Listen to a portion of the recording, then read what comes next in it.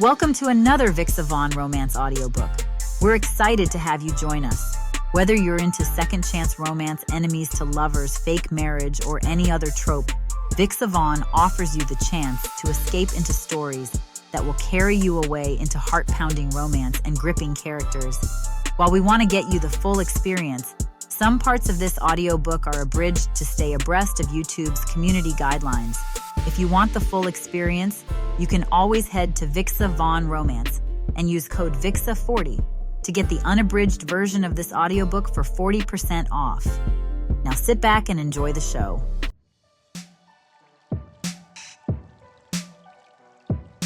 Chapter 1. Jasmine. I wake to the sound of rain, a soft, steady rhythm against my window pane that always feels like a secret just for me. It's still dark outside, the city's early light, a faint gray smear on the horizon, but my world is already in full bloom. The air in my tiny Brooklyn apartment is thick with the sweet, heady perfume of peonies and the sharp, clean scent of fresh-cut eucalyptus. Every surface, the small kitchen table, the cluttered bookshelves, the old piano my grandmother Nana Jo left me, is covered with vases and buckets of flowers, a riot of color and life. This is the hour before the world begins, when it's just me and the quiet hum of growing things. My hands, even in my sleep, seem to remember their purpose. They're stained green with chlorophyll, the calluses on my palms, a testament to years of snipping, arranging, and tending. I run a hand through my natural curls, a tangle of soft brown that I'll soon gather with a silk scarf, and catch a whiff of my own scent, a mix of roses, rich soil, and the cinnamon I'd used in last night's tea. The world for me is measured in these small details. The feeling of a dew-kissed leaf against my skin, the earthy fragrance of a freshly filled pot, the whisper of a bloom unfurling in the morning light. My shop, Roots and Remedies, is both my rebellion and my sanctuary. Nana Jo used to say, "Flowers have a language all their own, Jasmine. They talk to you if you listen." When my mom died, that loss felt like an endless winter. But Nana Jo, with her wise eyes and steady hands, showed me how to find solace in the tiny, resilient miracles of the garden. How to turn grief into growth. My ambition to expand my business isn't just about success. It's about proving that I don't need anyone to bloom. It's my monument to their memory, a testament to my own strength. I am my own root and my own remedy. I carefully lift 2 large wicker baskets, their woven sides a familiar scratch against my arms. They're filled with the day's bounty, deep magenta dahlias, delicate sprigs of baby's breath that look like constellations, and bundles of fragrant lavender. As I tie my hummingbird scarf, I glance at my inner wrist, where a tattoo of lavender vines reminds me to stay grounded. I also take a moment to tuck a single, small dahlia behind my ear, a habit from Nana Jo that makes me feel ready for the day. The city is still hushed as I start my bike ride to the farmer's market. My bicycle, a vintage cruiser with a wicker basket and a worn leather seat, feels like an extension of me. The wheels hum a low song on the wet pavement, and the cool morning air kisses my brown skin, which has a golden undertone that catches the light beautifully. I pass brownstones with sleeping windows, the scent of fresh-baked bread escaping from a nearby bakery, and a coffee shop where the lights have just flickered on. The world is coming to life, and I am the pulse of it.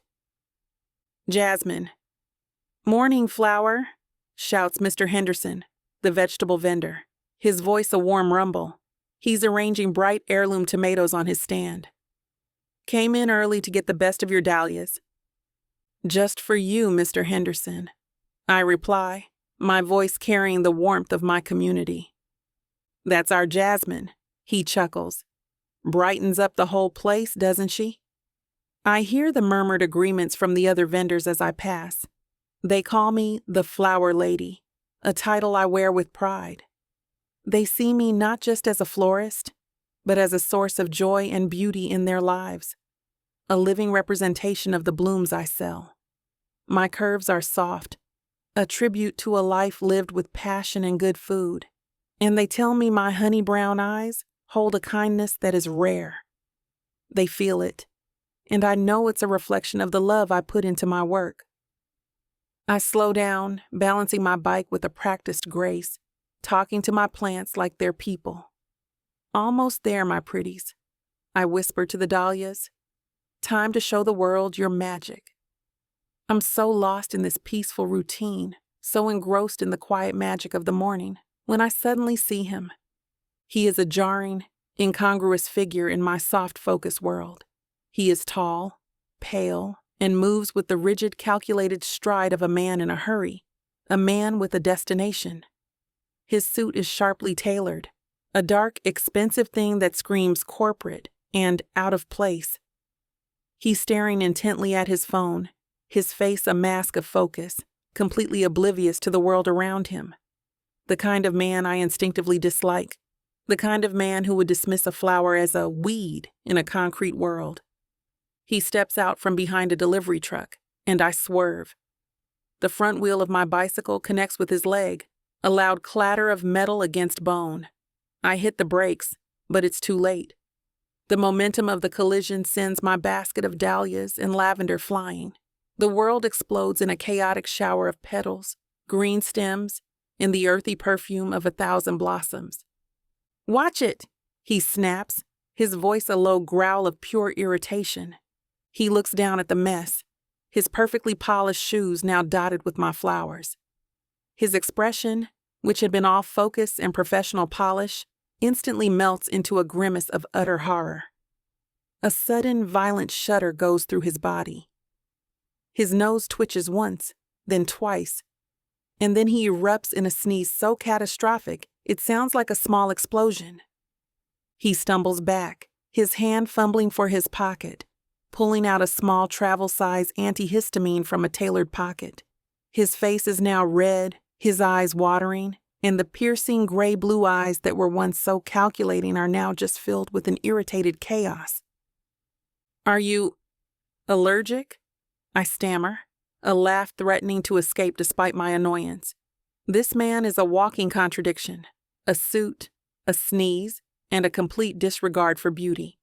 As I slowly start to gather my ruined blooms, a single potent question blooms in my mind, far more intriguing than the man himself. Who is this man? And what kind of soul could be so allergic to flowers? Chapter 2. Conrad. The scent of old wood and quiet ambition. That was the only perfume I'd ever needed. Back in Chicago, my apartment was a study in clean lines and minimalist design. The only color came from the dark mahogany of my desk and the spine of a few carefully chosen books on architectural history. My suits, tailored to a perfect fit, hung in a closet organized not just by color, but by fabric weight and occasion. My mornings were a ritual of strong black coffee, the quiet hum of a financial news channel on mute, and the calculated calm that came from knowing my next 5 moves before I even made the first one. I didn't believe in fate, in serendipity, or in the kind of whimsical chaos that defined a place like Brooklyn.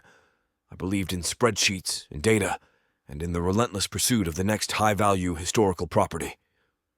The Sinclair Mansion was that property, a listing tied to my late mentor's legacy, and it was the only reason I was in this godforsaken city.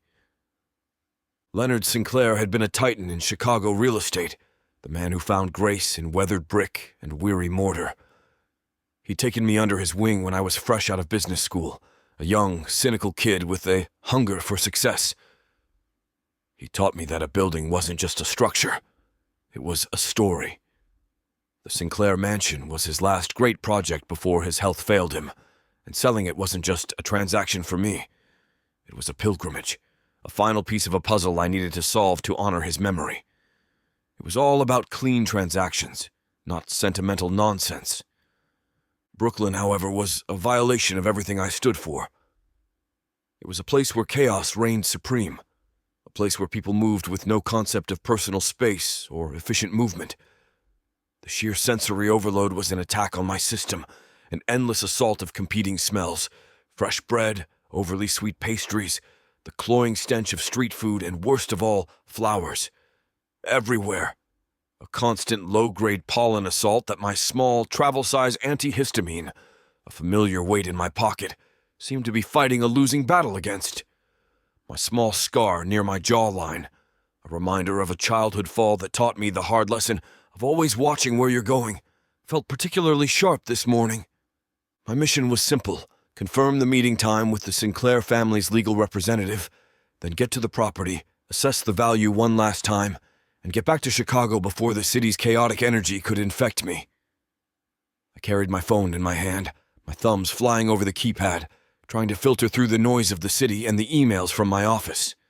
My piercing gray-blue eyes, which people often said were calculating, were doing exactly that, calculating the fastest route, the most efficient plan. A plan that was about to be obliterated.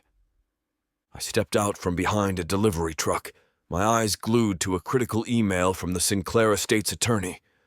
My mind was already in the mansion, mapping out the structural integrity, when a blur of brown skin and vibrant colors came hurtling towards me.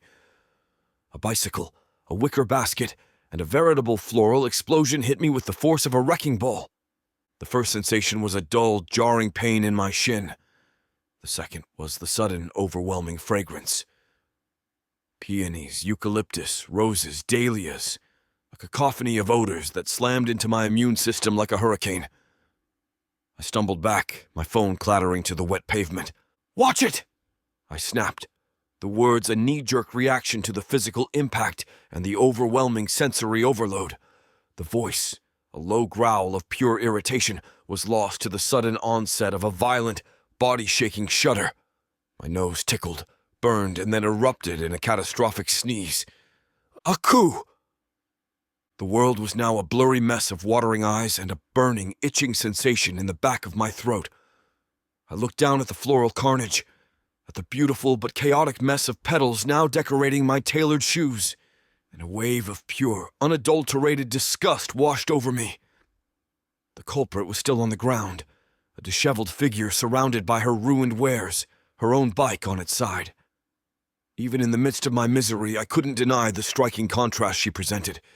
A warm, witty chaos, a living representation of everything I disliked. "Are you allergic?" she asked, her voice carrying a note of amusement that only fueled my irritation. I fumbled in my pocket, my fingers finding the familiar blister pack of pills. The logical part of my brain, the part that was a master of client relations, screamed for me to apologize, to offer to pay for the damages. But my lizard brain, the one that was currently under a full frontal pollen attack, just wanted to escape. "That's a stupid question," I managed to rasp out, my throat tight and scratchy. "What does it look like?" "It looks like you walked into a moving bicycle," she retorted, her honey brown eyes, which were a surprisingly captivating shade, flashing with annoyance. She was pulling herself to her feet, her hands stained green, sifting through the scattered blooms. "And that you have a very expensive suit covered in my flowers. What is wrong with you?" "What's wrong with me?" I repeated, incredulous. "You're the one who just assaulted me with a florist's shop." She stood up, brushing petals from her curls. I noticed a single dahlia tucked behind her ear, its deep magenta, a sharp contrast to the golden undertones of her skin. She was undeniably beautiful, a fact that only made me more irritated. She was a distraction, a variable, an element of chaos I couldn't account for. "I was in my lane," she said, her voice firm. "You were glued to your phone, walking into traffic. This is your fault." "My fault?" I laughed, a bitter, sarcastic sound that ended in another tickle and another pathetic, watery sneeze. "I had a critical email. I'm on a schedule. You're a public hazard. I finally managed to pry a single antihistamine from its packaging and shoved it in my mouth, swallowing it with a gulp of air. The relief was almost immediate, but the lingering rage was not. She just stared at me, a soft, almost pitying look in her eyes. "You think flowers are a hazard?" she asked quietly. "I think you're allergic to life." The words hit me like a blow. Allergic to life. That's what my last girlfriend had said before she left me. I had to get away. I turned and walked away with a furious stride, my cufflinks needing a frantic adjustment, a nervous habit I hadn't realized I still had. I left her in the pollen-filled wreckage, a beautiful but utterly bewildering distraction I had no time for. My mind, which had been so ordered and focused just moments before, was now a jumbled mess of irritation, professional stress, and a lingering question that played no part in real estate. Who was that woman? And why did a flower allergy, a condition I'd lived with my entire life, feel like a personal attack? Chapter 3. Jasmine. He said I was a public hazard, Esme. I was back at Roots and Remedies, a place that usually felt like a warm hug, but today felt like a crime scene of crushed dahlias. My best friend and business partner, Esme, a whirlwind of energy and glittery headbands, was sweeping up the last of the petals. She was humming a mournful jazz tune, a perfect soundtrack for my dramatic recounting of the morning's events. I was sitting on an overturned crate, my arms crossed, a dramatic scowl on my face. A public hazard, I repeated, the insult stinging more than the crash. And he called my flowers cloying. My flowers. My beautiful dahlias that took months to grow. Esme leaned on her broom, her dark eyes sparkling with a mix of sympathy and barely contained laughter. Jasmine, honey, you have to admit it's a little bit funny. A hot guy in a suit, allergic to your flowers. It's like a bad rom-com. It wasn't a rom-com, it was a tragedy, I said, gesturing to the remnants of my bouquet. My dahlias are dead. My dignity is bruised, and he was not hot. He was a walking block of ice with a travel-size antihistamine habit. A block of ice with piercing gray-blue eyes and dark tousled hair. Esme teased, mimicking my description from earlier. Sounds like an irresistible force meets a movable object to me. He was just a problem, I sighed, running a hand through my curls. He was everything I can't stand. Insincere. Corporate. Allergic to life. Literally. The shop bell tinkled as the door swung open, and in walked Mrs. Sinclair, the very woman whose family had owned the legendary Sinclair mansion for a century. She was an elegant, no-nonsense matriarch who had the kind of grace that made you straighten your posture just by being in her presence. I adored her. Jasmine, my dear. Her voice came out low and smoky. I do apologize for dropping in unannounced, but I simply had to come see you. We have a new real estate agent in town, a lovely young man from Chicago, and he's having the most dreadful time getting the mansion sold. It's too empty. It has no soul. And you, my dear, you are the only one who can fix that. My heart did a happy little jig. Mrs. Sinclair had a way of speaking that made you feel like you were the most important person in the world. I loved her enthusiasm, and the chance to work on the Sinclair mansion, a historic landmark I'd walked past 1,000 times, was a dream come true. Of course, Mrs. Sinclair, I said, my earlier foul mood evaporating. I'd love to help. Staging the mansion with flowers, that sounds perfect. Yes, you simply must. Your flowers, your touch, they have a way of bringing life to a space. You remember the arrangements you did for my granddaughter's wedding? The roses you used? They filled the entire room with love. I want you to fill the Sinclair mansion with that same feeling.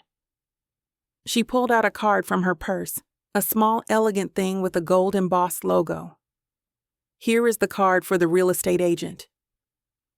He's the one managing the property. He's a bit of a realist, shall we say. He'll be in touch to schedule your first visit. I've already told him you are non-negotiable. She gave me a conspiratorial wink. My excitement was at an all-time high.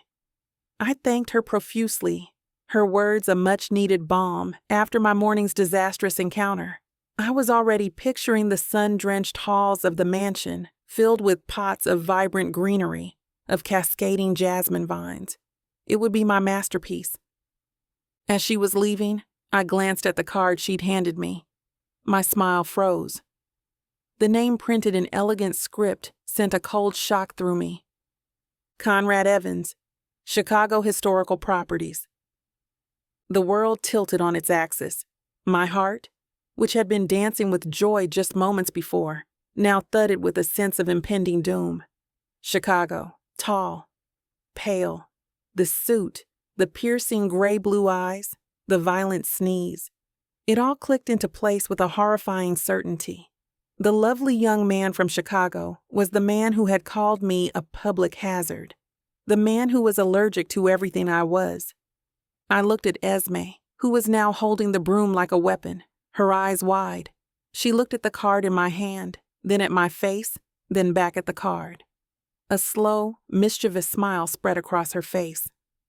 "So," she said, her voice a hushed tease, "it looks like the immovable object is about to be a very forced proximity." My phone, which had been silent all morning, buzzed in my hand. I looked at the caller ID. An unknown number. I knew, with the sinking certainty, exactly who it was. The man who had walked away from me and my flowers was now about to be my boss. My chest felt tight, a mix of apprehension and a spark of something else, a fierce determination not to let him ruin my dream. He was a problem, a suit, and a sneeze, and I was Jasmine Brooks. I wasn't allergic to life, and I wasn't about to let him be allergic to my magic. I inhaled slowly and even and answered the phone. Chapter 4. Conrad. The small, independent coffee shop smelled of roasted beans and something else. Cinnamon, I think.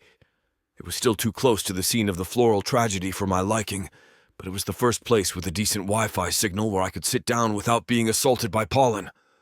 I took a slow sip of my strong black coffee, the bitterness a welcome jolt of normalcy after a morning that had felt anything but. My phone, which had been abandoned on the small round table, buzzed to life. It was a call from Mrs. Sinclair, the Sinclair family matriarch. My spine straightened. I ran a hand over my hair, a nervous habit, ensuring it wasn't too tousled from the morning's debacle. I had to compose myself to return to the man of spreadsheets and data. This was about business. "Conrad Evans," I answered, my voice a practiced, steady baritone. "Mrs. Sinclair, to what do I owe the pleasure?" "Conrad, dear, thank you so much for taking my call," she said, her voice warm and melodious, a stark contrast to the irritation still simmering in my chest. "I've been so worried about the mansion. It's simply not selling. The other agents you've had tour the property, they look at it as a house, a building. They have no vision." I clenched my jaw, a subtle mannerism I used to hide my frustration. I'd spent weeks preparing that property for sale. I had the numbers, the historical significance, the demographic data for ideal buyers. "Mrs. Sinclair, the market data is all there. We've had some interest, but these things take time. It's a high-value historical property, not a starter home." "Yes, but you're a realist, aren't you, dear?" she said, her tone suddenly shifting to one of knowing command. "You deal in facts, and the fact is, the house is cold, it has no soul. It needs life, and there's only one person in Brooklyn who can give it that." A tight, cold knot began to form in the pit of my stomach. This was not the direction I had expected this conversation to take. "I'm not sure I understand, ma'am." "The property is empty to allow for a clean slate for the buyer. We've prepped it for an efficient sale." "Yes, and that is precisely the problem," she said with a sigh. "I've decided to hire a local decorator. Someone with a unique touch. And she, my dear boy, is going to bring the mansion to life. I will not have this conversation with you, so don't even try to argue. This is happening. With all due respect, Mrs. Sinclair, bringing a decorator in at this stage, especially without consulting with my team, is a liability," I insisted, already thinking of the logistical nightmare this would be. It introduces variables, not to mention the cost. We had a plan. Your plan is not working, Conrad, she said, with a sharpness that left no room for debate. My decision is final. Her name is Jasmine Brooks. I'm sure you can get in touch with her. She is non-negotiable. I won't take no for an answer. My blood runs cold. The cinnamon haze turns cloying. Too sweet for a morning I'm trying to scrub from memory. Her, the cyclist with an armful of blooms. The stranger who called me allergic to life. Why am I thinking about her? Jasmine Brooks, I repeated, my voice flat, incredulous. Is she a florist? Yes, she has a darling little shop. Roots and remedies. She has a way with things, you'll see, Mrs. Sinclair chirped, completely oblivious to my inner turmoil. I've already told her you'll be calling her to schedule your first meeting. Now I have a luncheon to get to. Good luck, dear. I'm sure you two will get along just famously. The line went dead.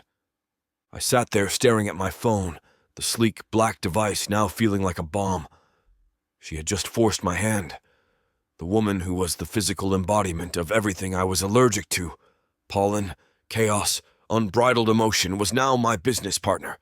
I wanted to scream, to throw my cup against the wall, but I was Conrad Evans. I was a professional. I was controlled. My first impulse was to call Mrs. Sinclair back, to reason with her, but I knew it was useless. She was a force of nature, an immovable object in a world of variables. My next impulse was to call my office, to have someone else handle this. But no. My late mentor had put me in charge of this project, and I wouldn't pass the buck. I would deal with this. I would meet this florist, set a schedule, and get her in and out of the Sinclair mansion as efficiently as possible. I would find a way to manage the chaos. I pulled out my phone again, my finger hovering over the contacts. I didn't have her number. I would have to call my assistant to get it, and that would involve a conversation I wasn't ready to have. I needed to do this myself. I looked up her shop name, Roots and Remedies, and found the business number online. I took a deep breath, adjusting my cufflinks out of a purely nervous habit, a signal that I was preparing for battle. I dialed the number, and after a few rings, a voice answered. A voice that was both melodic and slightly tinged with annoyance. Roots and Remedies. This is Jasmine. The sound of her voice, so full of warmth and life, was a clear contrast to the crisp, sterile atmosphere I preferred. I cleared my throat, forcing myself into a calm, professional tone. This is Conrad Evans. We need to talk. There was a moment of silence on the other end, a pause I filled with a growing sense of dread and irritation. And then, her voice, laced with a mix of sarcasm and disbelief, cut through the line. Conrad Evans? The walking block of ice with the travel-size antihistamine habit. I was beginning to think you were a figment of my pollen-addled imagination. I closed my eyes. This was going to be more difficult than I had anticipated. That's a rather unprofessional greeting, Miss Brooks. And your greeting this morning was, "Watch it," followed by a full-body sneeze. I'd say we're even, she retorted. What can I do for you, Mr. Evans? I chose to ignore her sass, pushing through with the business at hand. I understand you've been hired to stage the Sinclair mansion. Mrs. Sinclair informed me of the arrangement. I almost choked on the word. She did, she said, her voice now serious with a professional edge. And it's not an arrangement. It's a design, a vision. The mansion needs life, and I'm going to give it to it. I'm a realist, Ms. Brooks. The mansion needs to sell, I countered. Not a fantasy. I'm calling to schedule a walkthrough. I need to see what you're planning to do, and I need to set some ground rules. Ground rules? She scoffed. You sound like a man who lives by a very strict set of ground rules. I do, I said a little too forcefully. I'm a professional, Ms. Brooks. I don't believe in chaos. I need a plan, a timeline, and a clear budget. Your flowers are a complication I'm going to have to manage. My flowers, she said, her voice now a low, dangerous growl. are not a complication. They're a solution. But fine, let's talk about ground rules. My ground rule is that you do not sneeze on my creations, and you do not call my work a complication. Agreed? I sighed, a long, weary sound. This was a battle I was not going to win over the phone. I needed to see her, to face this chaos head-on. Agreed, for now. I'll meet you at the Sinclair Mansion tomorrow morning at 9. Don't be late. I'm a small business owner, Mr. Evans. My schedule is just as demanding as yours, she said, her voice dripping with a mix of pride and indignation. I'll be there. The line went dead. I sat in the coffee shop, the scent of cinnamon now, a distant memory, replaced by the ghost of her floral perfume and the sound of her voice. I was the guy who always planned for every contingency, who prepared for every outcome. But this was an unknown variable, a force of nature I was now contractually obligated to manage. I had a feeling that managing Jasmine Brooks was going to be a lot harder than selling the Sinclair Mansion. A quiet, terrifying part of me found the thought not entirely unpleasant. Chapter 5. Jasmine. The scent of old brick and forgotten memories filled my lungs as I stepped through the grand oak doors of the Sinclair Mansion. The air was cool and still, thick with the weight of a century of history. Sunlight, fractured through a dozen leaded glass windows, created a silent ballet of dust motes dancing in the empty space. This wasn't a house. It was a story waiting to be told. The grand staircase, worn from countless footsteps, beckoned me upward. The fireplace, though cold, held the ghost of long-ago fires. My heart, which had been thrumming with nervous energy, now beat with a quiet excitement. This was my canvas. This was my chance to bring a little life back into these hallowed halls. I was alone for now. My bike was chained to a cast-iron fence outside, a vibrant, modern splash of color against the mansion's gray austerity. My floral baskets were at my feet, their contents safely packed, but the smell of my work still clung to me, a warm, earthy perfume. I had a vision, a plan already taking shape in my head, a cascading arrangement of jasmine and ivy on the staircase, a lush centerpiece of white roses and eucalyptus on a mahogany table, potted ferns to soften the sharp angles of the grand parlor. The house needed to feel lived in, loved. It needed a soul. Don't touch that.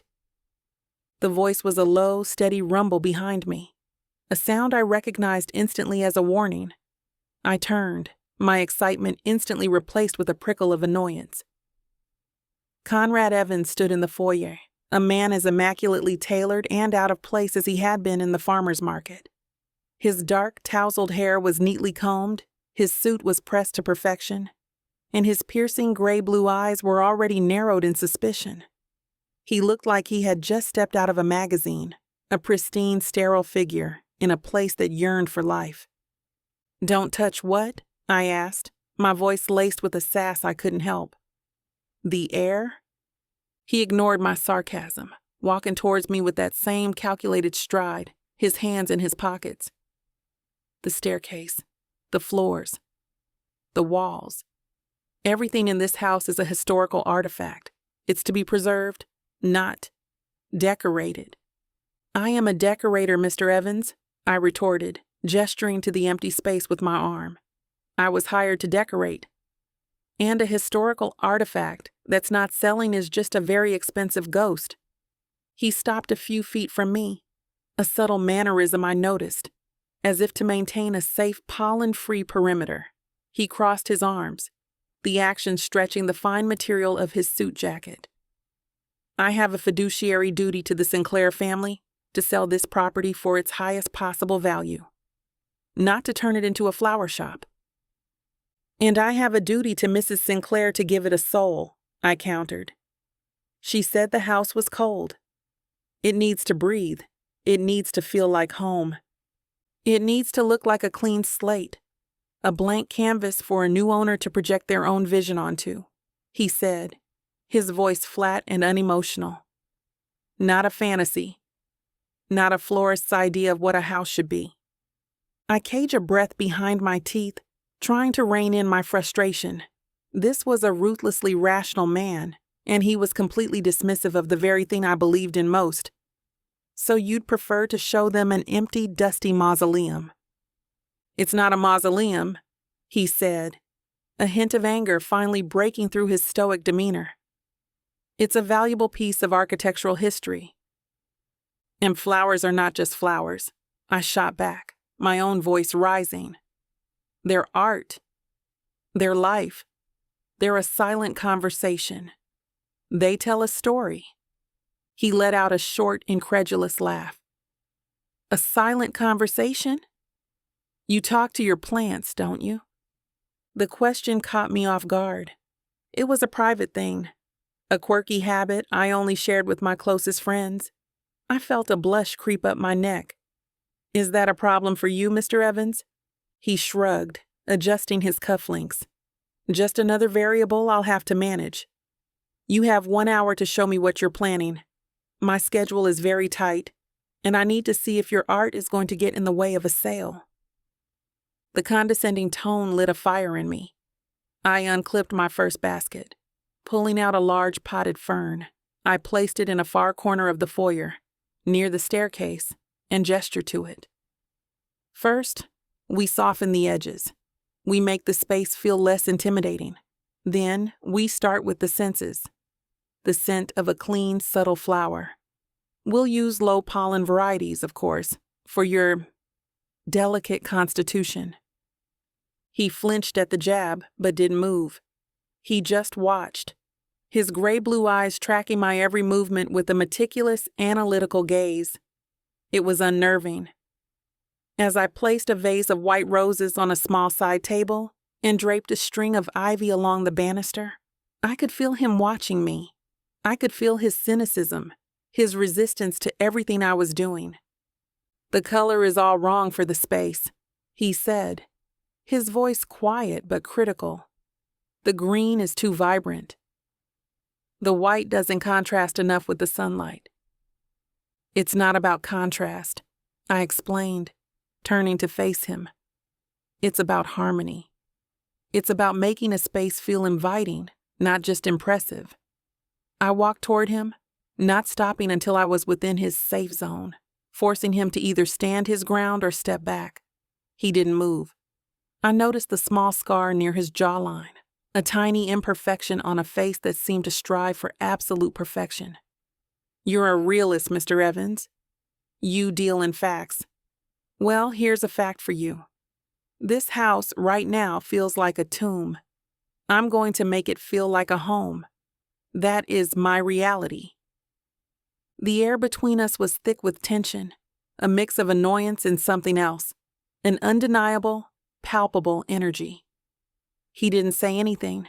He just stared at me, his intense eyes searching mine, as if trying to decipher the unquantifiable equation that was Jasmine Brooks. The silence stretched between us, a battle of wills. Fine, he said at last, his voice a low growl of defeat. Do what you need to do. But I want a timeline, a budget, and a detailed list of every single flower you plan to bring into this house. I need to be prepared. It was an uneasy truce, a grudging agreement to coexist. The first victory was mine, but the battle was far from over. As he turned to walk away, a faint metallic scent reached me, the smell of old wood mixed with his own unique aroma of strong coffee and a subtle musky cologne. It was a scent that, surprisingly, didn't trigger any negative feelings in me. In fact, it was kind of nice. I was Jasmine Brooks. I was a romantic who dealt in color and emotion. And he was Conrad Evans, a realist who dealt in spreadsheets and clean lines. We were opposites, destined to clash. But as I looked at the old, empty space of the Sinclair mansion, I couldn't help but wonder if our two opposing worlds, like the yin and yang, could somehow find a way to balance each other out. Chapter 6. Conrad. Weeks. It had been weeks of this floral insurgency. Every Tuesday and Thursday, like clockwork, Jasmine Brooks arrived at the Sinclair mansion with her wicker baskets and her infuriatingly cheerful attitude. My carefully planned schedule now had 2 glaring, pollen-filled holes, a logistical nightmare I had been forced to endure. And yet, I had to admit reluctantly that the mansion was changing. It was no longer the dusty, empty monument to history I had so meticulously curated. It was inhabited. I stood in the grand parlor, my hands in my pockets, watching her work. She was kneeling by the cold fireplace, arranging a cluster of potted ferns and a low vase of white tulips. The room, which had been a stark, echoing space, now felt like a secret garden.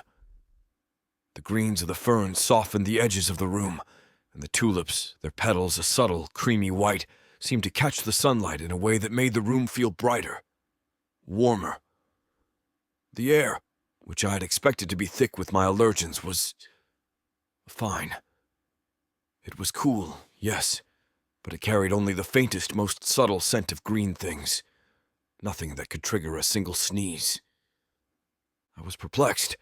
I had taken my antihistamine this morning out of pure nervous habit, but for the last 3 weeks I hadn't had a single allergic reaction in her presence.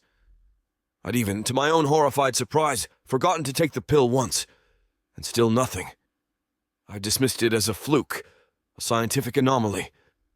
Perhaps the Sinclair Mansion's ancient air purification system was working in my favor, or maybe the low-pollen flowers she used were actually tolerable. It didn't matter. It was a variable I couldn't account for, and it was deeply unsettling. "You're watching me again, Mr. Evans," she said, without looking up from her work. Her curls, gathered in a simple scarf, fell over her shoulder as she leaned forward, her hands moving with a practiced, soothing grace. "I'm observing my investment, Ms. Brooks," I said, a little too quickly.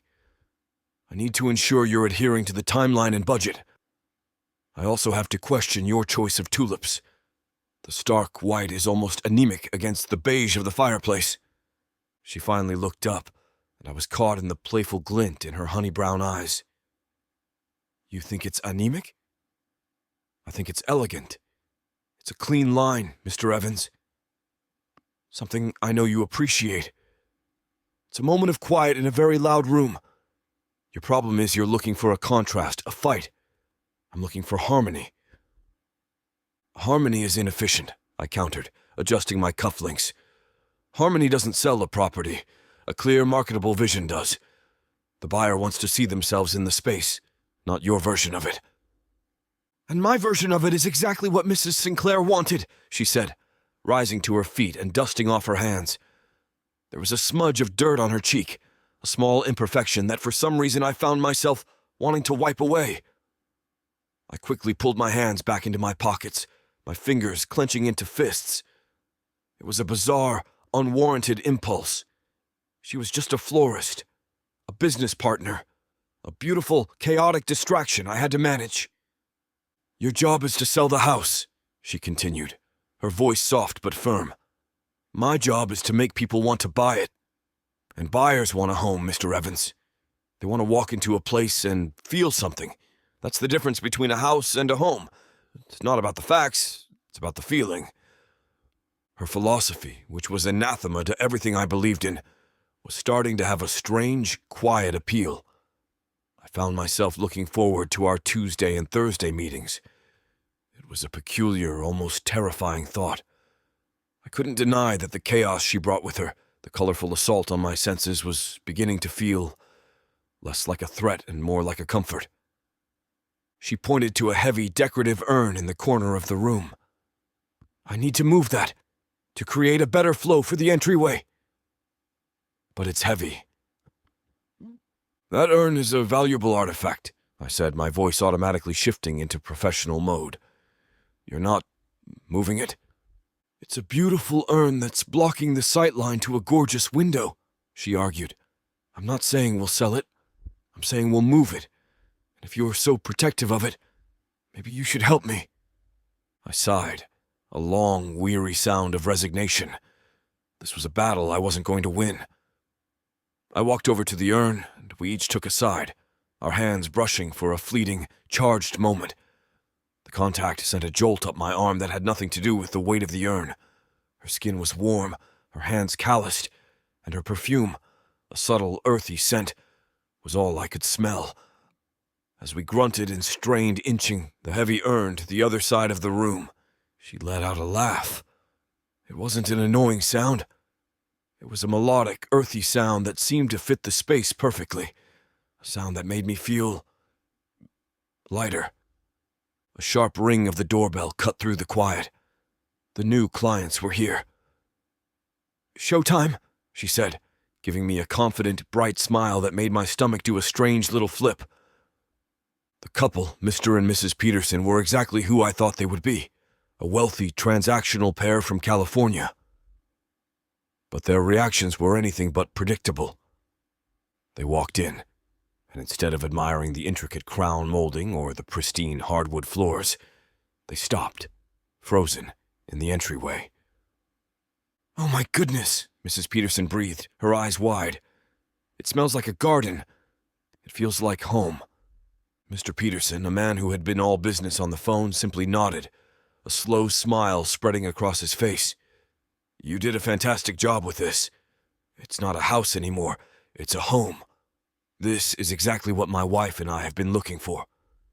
My gaze met Jasmine's across the room, and I saw a quiet triumph in her eyes.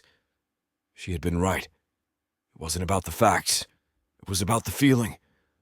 And she had filled this sterile, empty space with a feeling so potent, a desire so palpable, that it was impossible to ignore.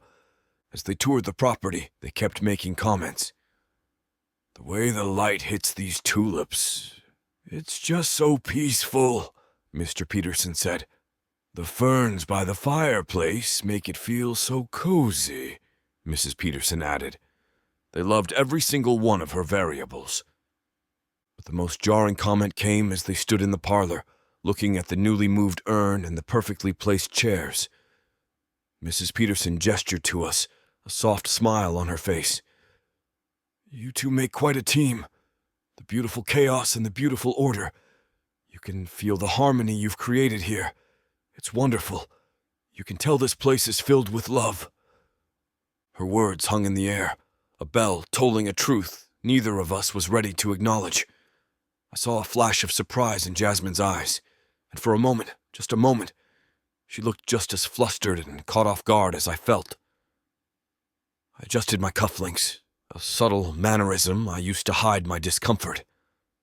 After they left, I stood in the now silent room, surrounded by the beautiful, blooming chaos she had created.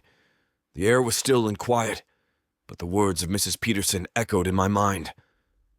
"Filled with love." I had a flower allergy, it was a fact. But as I stood there, surrounded by the blooms that should have sent me into a sneezing fit, I had to confront a new, more unsettling fact. My allergy was mysteriously disappearing, and in its place, a different kind of reaction was taking root. A feeling I had no name for, a variable I had no way of managing, and a quiet, terrifying interest that was far more potent than any pollen. It's been so long I didn't reach for the antihistamine in my pocket. I just stood there, in the middle of a beautiful, blooming chaos, and realized I might just be allergic to love. Chapter 7. Jasmine.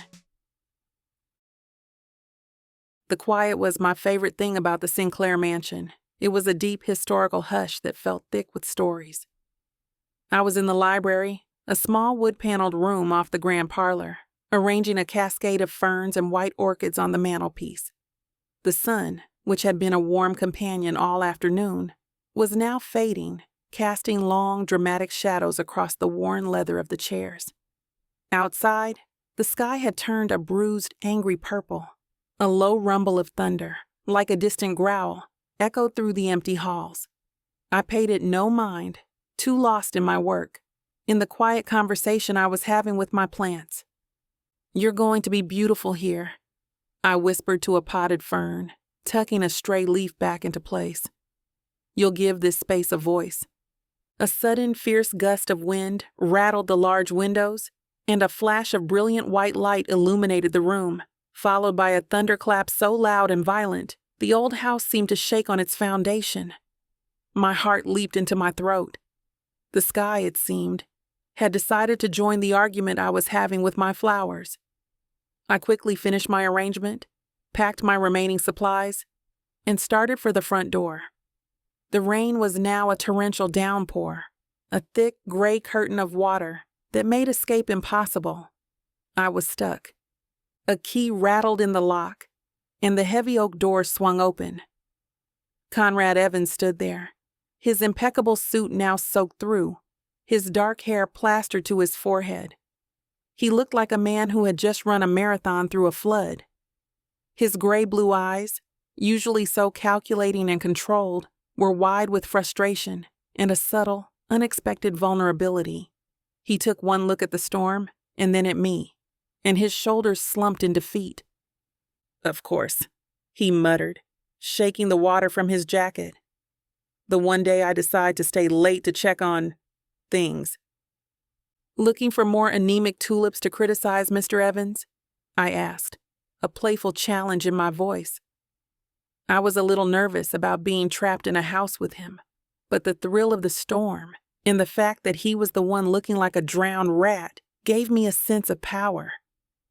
"I was checking on the structural integrity of the roof, Ms. Brooks," he said, his sarcasm a shield, "a task that, I might add, you seem to be making far more difficult with all of your decorative obstructions."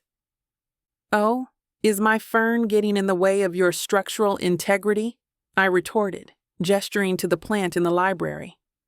"I'll be sure to inform it of its insubordination." He let out a sigh, a long, weary sound of resignation. "We're stuck.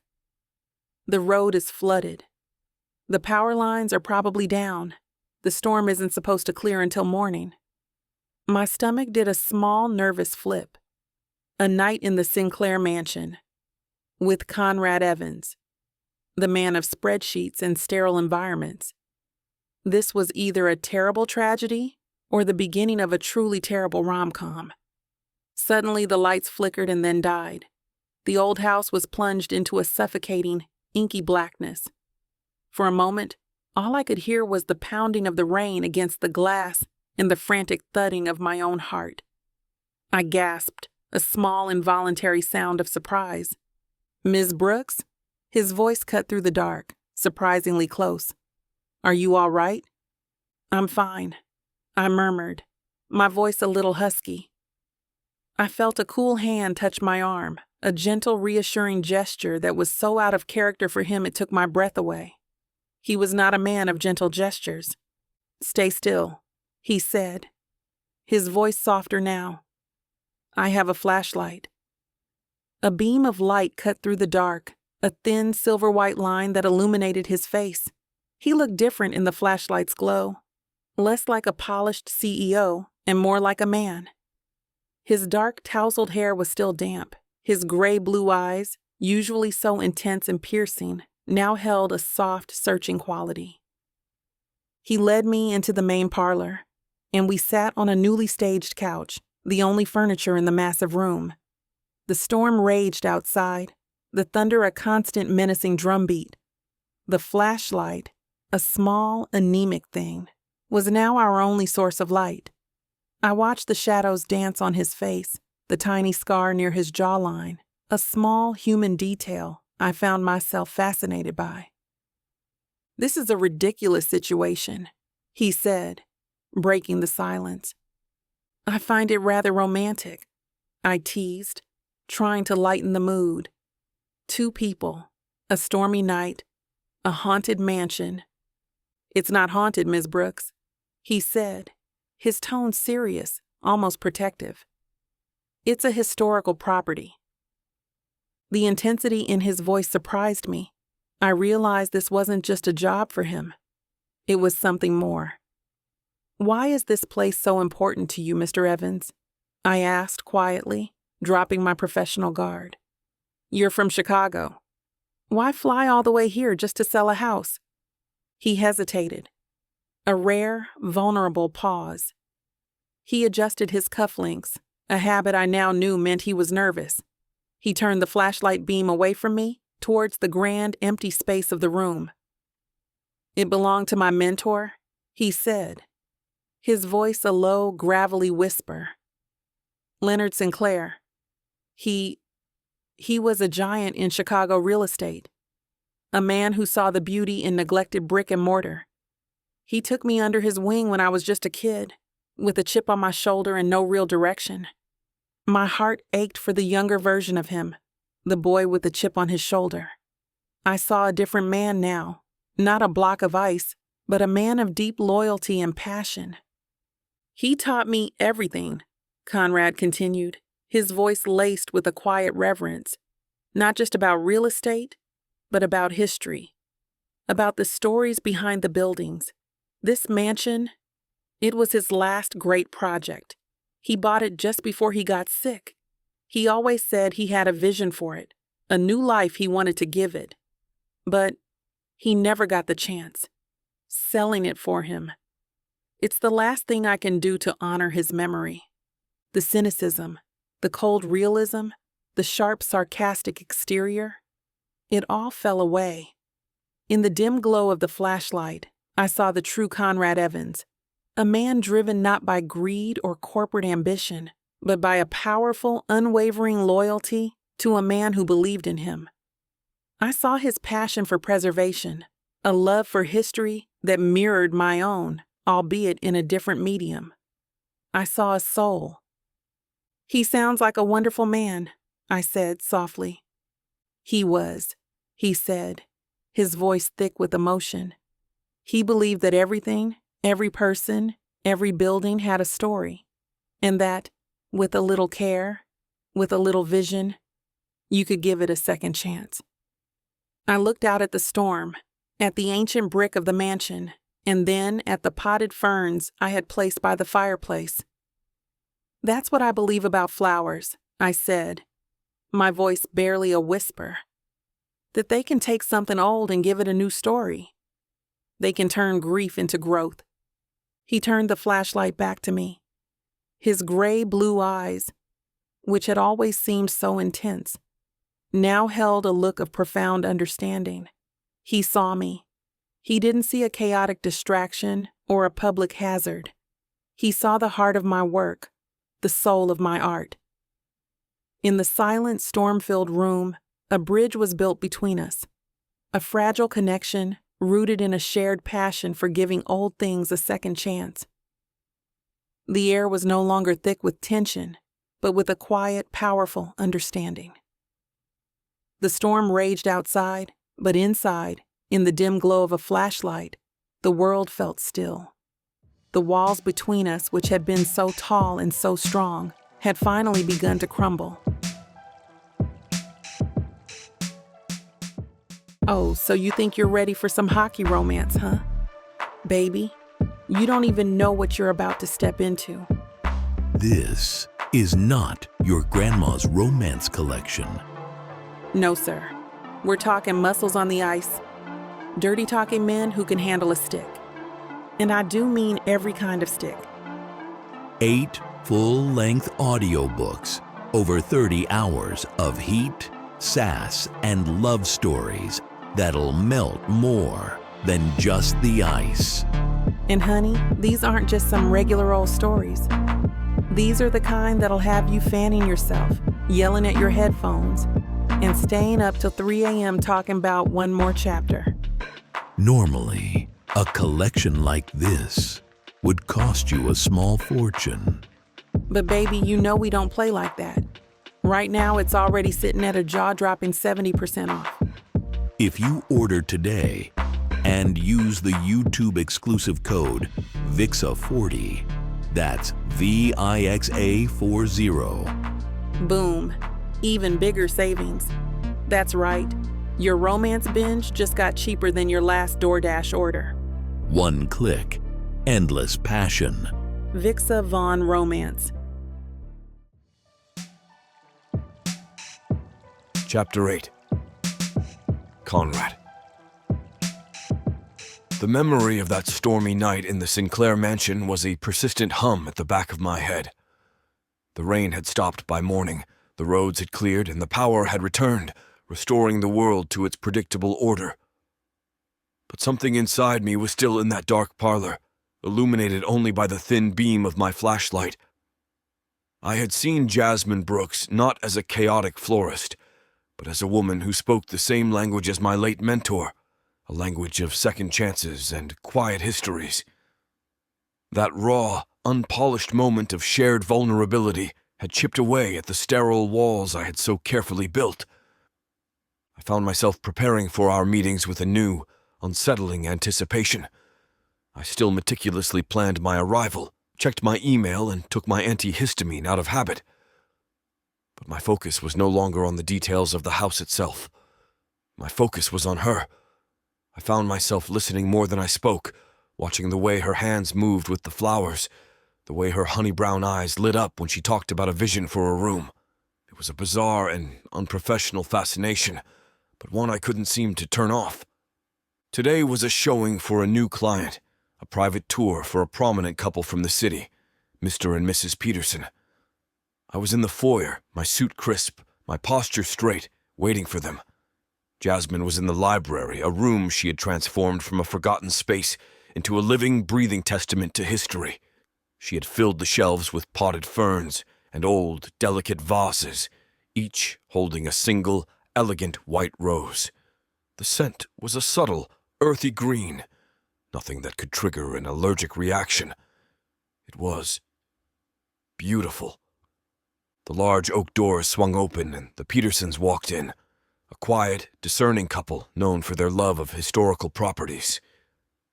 Mrs. Peterson's face, which had been tight with the fatigue of a long day, softened immediately as she stepped inside. Her eyes went straight to the corner where Jasmine stood, a quiet, reassuring presence. "Mr. Evans, a pleasure," Mr. Peterson said, his voice polite but distant. "This place is magnificent, though a bit stark, isn't it?" "We've opted for a minimalist staging to allow the potential buyer to project their own vision," I explained, falling back on my professional script. "The architectural details speak for themselves." Just then, Jasmine stepped forward, a single loose rose in her hand. "I think the house speaks, but it needs a little help."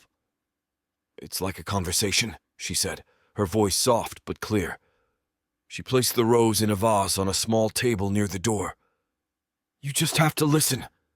Mrs. Peterson smiled, a genuine, warm expression that hadn't been there a moment ago. "You must be the florist Mrs. Sinclair told us about. This is lovely. It smells like a garden." The tour began, and I launched into my professional spiel, rattling off architectural details and structural integrity. My words were precise, analytical, and completely lost on them. They were not listening to me. They were listening to the house and to Jasmine. As we entered the library, I pointed to the original wood paneling. "This is a truly unique feature of the property, meticulously preserved. And here," I said, gesturing to a small, empty nook, "is the perfect space for a built-in bookshelf or a private reading corner." "A reading corner," Jasmine mused, walking over to the space and placing a small potted fern on the floor. "I think this space feels like it's meant for quiet afternoons. For reading. For the low light of a summer evening with the windows open." "It does," Mrs. Peterson breathed, her eyes wide. "It really does." I felt a prickle of annoyance. "The plant is a temporary feature, of course. For the feel." "I'm not so sure it's temporary," Mr. Peterson said, a small smile on his face. "My wife and I have been looking for a new home for months. Everything is so sanitized. So perfect. This feels more authentic." We moved to the main parlor, where I gestured to the wide windows and the grand fireplace. "The light in this room is spectacular in the mornings, and the fireplace is in perfect working order. The space is large enough to accommodate a variety of furniture arrangements." "It's a beautiful room," Mrs. Peterson said, but her eyes were on Jasmine, who was carefully rearranging a vase of tulips on a side table. "What are you doing over there, dear?" "I'm just adjusting the tulips," Jasmine said, her cheeks flushed with a mix of concentration and embarrassment. "The white is a little stark against the dark mahogany. I think if they're tilted slightly, they'll catch the morning light better and give the room a softer glow." "A softer glow?" I challenged, my professional facade starting to crack. "The room's main selling point is the natural light. It's a clean slate. You're turning it into a nursery." Jasmine stood up, her hands on her hips, her eyes flashing with fire. "It's about harmony, Mr. Evans. Not about stark contrast. This isn't a museum. It's a potential home. The tulips aren't there to be seen. They're there to be felt. And you think that's an effective sales strategy?" I scoffed, adjusting my cufflinks. "It seems to be working, dear," Mrs. Peterson interjected, her tone amused. She looked at her husband and smiled. "The way you two bicker, it's rather charming. You have a very nice chemistry. It's obvious you both love this house. You just have different ways of showing it." I felt my heart thud in my chest. A blush, a rare hot flush of embarrassment crept up my neck. I saw a flash of surprise in Jasmine's eyes, and for a moment, just a moment, she looked just as flustered and caught off guard as I felt. The tour ended late, with the promise of a follow-up call. I stood in the doorway, shaking their hands, giving them my card. As I watched them walk away, I felt an unfamiliar and deeply unsettling pang of something that felt suspiciously like pride. She had done it. She had won them over. The house was empty again, silent save for the quiet hum of the old refrigerator in the kitchen. I turned to find Jasmine in the main parlor, wiping a smudge of dirt from a large potted ficus tree. She was trying to drag the heavy pot across the room, struggling with the immense weight. Her curls were pulled back, a single stray tendril falling across her forehead. She let out a small grunt of frustration, her back arching with the effort.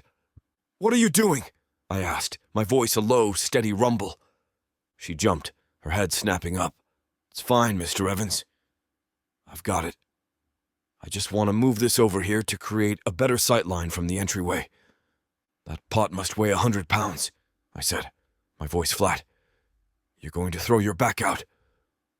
"I'm a florist, not a damsel in distress," she retorted, her cheeks flushed with the effort. "I can handle a plant. You've been so protective of every last brick in this house, but I'm telling you, this is a good move. It will make the space feel more open." "And I'm telling you to stop," I said, walking towards her. She pulled again, and the pot tilted precariously, threatening to topple over and shatter. Without a word, I was at her side, my hands reaching out. My large, pale hand, with its clean lines and long fingers, came into contact with her smaller, warmer, dirt-stained one. A jolt, a current of electricity shot up my arm. It was a shock, a sudden powerful realization of a connection that had been purely intellectual until this moment. My fingers, which were used to the cool, sterile touch of a keyboard or a pen, were now a part of her warmth, her strength, her chaos. Her hand was soft, yet strong. The calluses on her palm, a testament to a life lived with passion. We stood there for a moment, our hands fused to the heavy pot, the air thick with an unspoken energy. Her honey-brown eyes, which were usually so full of fire, now held a soft, surprised look. I felt my heart thud in my chest, a panicked, frantic rhythm that was unrelated to physical exertion. "On 3, I teased, my voice a little low. 1, 2, 3. We lifted the pot and moved it, placing it perfectly in the corner she had designated. The action was seamless, a beautiful collaboration of strength and vision. Our hands stayed on the pot for a moment longer, a silent, lingering connection that felt more significant than any conversation we had ever had. I finally pulled my hand away, a feeling of loss washing over me. "It's better there," I said, my voice barely a whisper. "It is," she agreed, her own voice soft. She didn't look at me. She just stood there, staring at the plant. I should have left. My day was over, my professional duty fulfilled, but I didn't. I stayed, a silent, watchful presence in the beautiful, blooming chaos she had created. I realized I wasn't just looking forward to our meetings anymore. I was looking forward to her. To the way her voice filled the empty halls. To the way her passion for flowers mirrored my own for history. To the way her small, calloused hand felt in mine. I was looking forward to the feeling. A terrifying, beautiful, and completely illogical feeling. I was a man of clean lines and quiet mornings, but I couldn't stop thinking about the beautiful chaos. All I could think about was her. Chapter 9. Jasmine. The old-world quiet of the Sinclair mansion is no longer a historical hush. It is a comfortable silence, filled with the faint rustle of my gardening gloves, the whisper of water being poured, and a low, melodic jazz tune I've put on my phone. The house, which had once felt like a hollow echo, now feels like a warm living space. The grand parlor, once a stark emptiness, now has a pulse. Potted ferns and cascading ivy soften the cold angles, and the afternoon sun, filtering through the leaded glass windows, turns the air into a golden living thing. I'm on my knees, my hands deep in the soil of a large pot, repotting a lemon tree. My apron, which is more of a canvas for my work than a clean cover, is dusted with earth. My curls are pulled back with a scarf, and a single small marigold is tucked behind my ear, a habit that makes me feel grounded. I am in my element, lost in the quiet conversation I have with my plants. My mind, however, keeps replaying the feel of his hand on mine. The memory of that warmth, that unexpected partnership, is a persistent hum I cannot shake. A low, resonant voice breaks the spell. "Are you talking to that tree?" I don't look up. It's him. I know his voice, the low, steady rumble that used to irritate me and now just exists. I am, I say, without missing a beat. She's new to the space. She needs encouragement. It's a big house. "And you think a tree needs encouragement?" he asks, his footsteps a soft sound on the polished wood floor. I can feel him standing behind me, a large, quiet presence. I finally look up, pushing a stray tendril of hair from my face. Conrad Evans stands there, his impeccable suit a stark, dark line against the golden light. He is a man who moves with the clean precision of a mathematician, yet here he is, standing in my beautiful chaos, and he seems at home. His gaze, once so filled with suspicion, now holds a quiet curiosity. "Every living thing needs encouragement," I say, my voice soft. "Even people, even houses, especially houses that have been waiting for someone to love them for 100 years. He doesn't respond to my jab. Instead, he just watches me. A rare, vulnerable pause in his controlled world. He walks over to the mantelpiece, a space I've decorated with delicate orchids, and runs a single finger along the intricate carvings. "You know," he murmurs, "some people see an old house, and they see a financial opportunity. A tear down, a lot line. I see a puzzle." My heart does a small, quiet flutter. This is not the man of facts and figures. This is the man from the stormy night, the man who mapped futures onto falling masonry. He is speaking my language, a language I didn't know he understood. "A puzzle?" I ask, intrigued. "The greatest puzzle in the world," he breathes, barely a sound, thick with a quiet reverence. "This house, it has secrets, stories in its walls. Its worn floors tell you where people used to stand. Its light tells you where they spent their afternoons. I've always found it compelling, this silent history, and my job is to find the one who hears that history, who can honor it." He takes a sip of his coffee, and the silence that falls between us is not awkward or tense. It's comfortable. It's the silence of two people who, against all odds, have found a rhythm. I walk over to the small table I've set up with my supplies and start sorting through my ribbons. What brings you here on a day that isn't a Tuesday or a Thursday, Mr. Evans? Did you come to critique my ribbon choice? I was under the impression that ribbons were beneath your attention. He lets out a small laugh, a rare, genuine sound that surprises me. I came because I wanted to hear you bicker about ribbon choice, and I brought coffee. I noticed you seemed to run on it. He gestures to the mug in his hand. Black, 2 sugars. It's a habit of mine. Not that it's any of your business. My heart does a strange little flip. He remembers. He remembers the small details, the throwaway comments.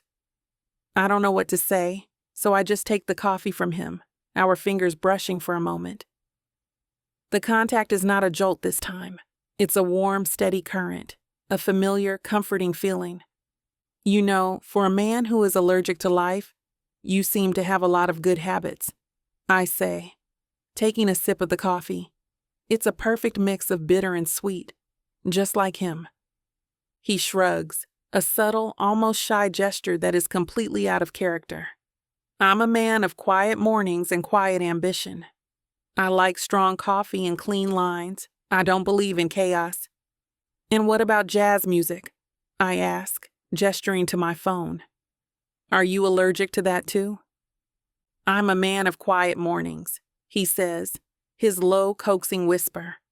But I'm a man of quiet ambition, and sometimes a little rhythm helps with the quiet. I like jazz. I just don't admit it often. Another wall crumbles. He is not a man of cold, hard logic. He is a man who loves jazz, a man who remembers my love of cinnamon rolls, a man who saw my flowers and saw a story. He is a beautiful contradiction, a puzzle I am suddenly desperate to solve. The sun, which had been a warm companion all afternoon, is now starting to sink below the horizon, painting the sky in a dramatic wash of fiery orange, soft pink, and deep purple. The light filtering through the windows turns the parlor into a breathtaking spectacle of color. It's beautiful, isn't it? I say, my voice a whisper. It is, he agrees. He walks over to the wide French doors that open onto a stone porch and pushes them open. The air is cool, a soft, welcoming contrast to the warmth of the room. Come on. I follow him, and we sit on the edge of the porch, our legs dangling off the side. The sunset is a masterpiece, a final, beautiful act of the day. The city is a soft, gentle hum in the distance, a sound that is no longer a threat, but a beautiful rhythm. We sit in silence, a comfortable, shared silence. I feel his presence beside me, a solid, warm presence that feels completely right. I am not a chaotic florist, and he is not a sterile businessman. We are just 2 people sitting on a porch, admiring the sunset. And for the first time in a long time, I am not thinking about my business, my ambition, or my past. I am just thinking about the now. And as I look at the way the light catches his dark, tousled hair, the way his gray-blue eyes are soft and reflective, I know with a terrifying certainty that this is no longer a job. It's a journey, and I am ready to take the next step. Chapter 10. Conrad. The city, once a jarring symphony of chaos and noise, now felt like a low, soothing rhythm. I sat on the porch of the Sinclair mansion, my legs dangling over the edge, the last of the sunset painting the sky a breathtaking wash of color. Next to me, Jasmine Brooks, the very embodiment of that beautiful chaos, sat in a silence that was not awkward, but perfectly, completely comfortable. Her presence beside me was a solid, warm weight, a physical anchor that grounded me in a way I hadn't realized I needed. My world, a world of clean lines and quiet ambition, had been upended. My coffee, black with 2 sugars, was a perfect blend of bitter and sweet. Just like her. Just like this. I was supposed to be a strict rationalist, but every road in my mind led back to the way the fading light caught the golden undertones in her skin, the subtle scent of marigolds that clung to her, the quiet rhythm of her breathing. I was a man who believed in facts, and the undeniable fact was that I couldn't remember a time I had felt so at peace. "It's getting late, Mr. Evans," she murmured, her voice a promise and a warning that felt like a secret just for me. I should get home. The thought of her leaving sent a strange, cold pang of disappointment through my gut. I didn't want this to end. Not yet. Not ever. I had to manage this, to keep it from ending. "My car is parked a few blocks away," I said, my voice a low rumble. "I can walk you home." She turned to me, her honey brown eyes in the fading light, wide with surprise and a hint of a smile. "Walk me home, Mr. Evans. And what will your spreadsheet say about this? Unscheduled time, 0 return on investment?" "The spreadsheet is on a coffee break," I said, my own lips curving into a smile. "And besides, it's dark. A public hazard like you needs an escort." She let out a soft laugh that sent a shiver down my spine. A chivalrous gesture from a man who is allergic to everything I love? The world truly is a chaotic and beautiful place. We began to walk, the city's hum now a gentle rhythm in the background. The air was cool and soft, a strong contrast to the sterile, climate-controlled environments I preferred. So every few feet, our hands would brush, a fleeting electric contact that sent a jolt of warmth through me. I found myself instinctively moving closer to her, a magnetic pull I couldn't deny. "You know," I said, "I've been thinking about what you said. About buildings having a story. About finding the person who can hear it. I've been doing that for years. I just never thought about someone able to hear the story of the flowers." "And you think I can?" she asked, her voice laced with a subtle challenge. "I think you're the only one who can," I said, the words a quiet confession that felt more intimate than any touch. "You see the soul of things, the life, the potential. I just see the bones." She was silent for a moment, and I could feel her looking at me, her head tilted to the side. "And what about you, Mr. Evans? What story do your clean lines and strong coffee tell?" The question caught me off guard. My story. It was a story of a boy with a chip on his shoulder and a fierce, quiet ambition to prove he belonged. It was a story of a man who built walls to keep the chaos out. But it was not a story I had ever told anyone, not out loud. "My story is a work in progress," I said, the words a raw, vulnerable admission. "It's a puzzle I haven't quite figured out yet." "I like puzzles," she said, her low, baiting murmur. "I like finding the pieces that don't fit and putting them together to make something beautiful." We walked in a comfortable silence after that, the air between us thick with unspoken feelings and a new, quiet understanding. The city, which had once felt like a threat, now felt like a backdrop to our story. The neon glow of the streetlights, the distant sound of jazz music, the faint, salty scent of a nearby pizza place. It was all a part of this perfect, chaotic moment.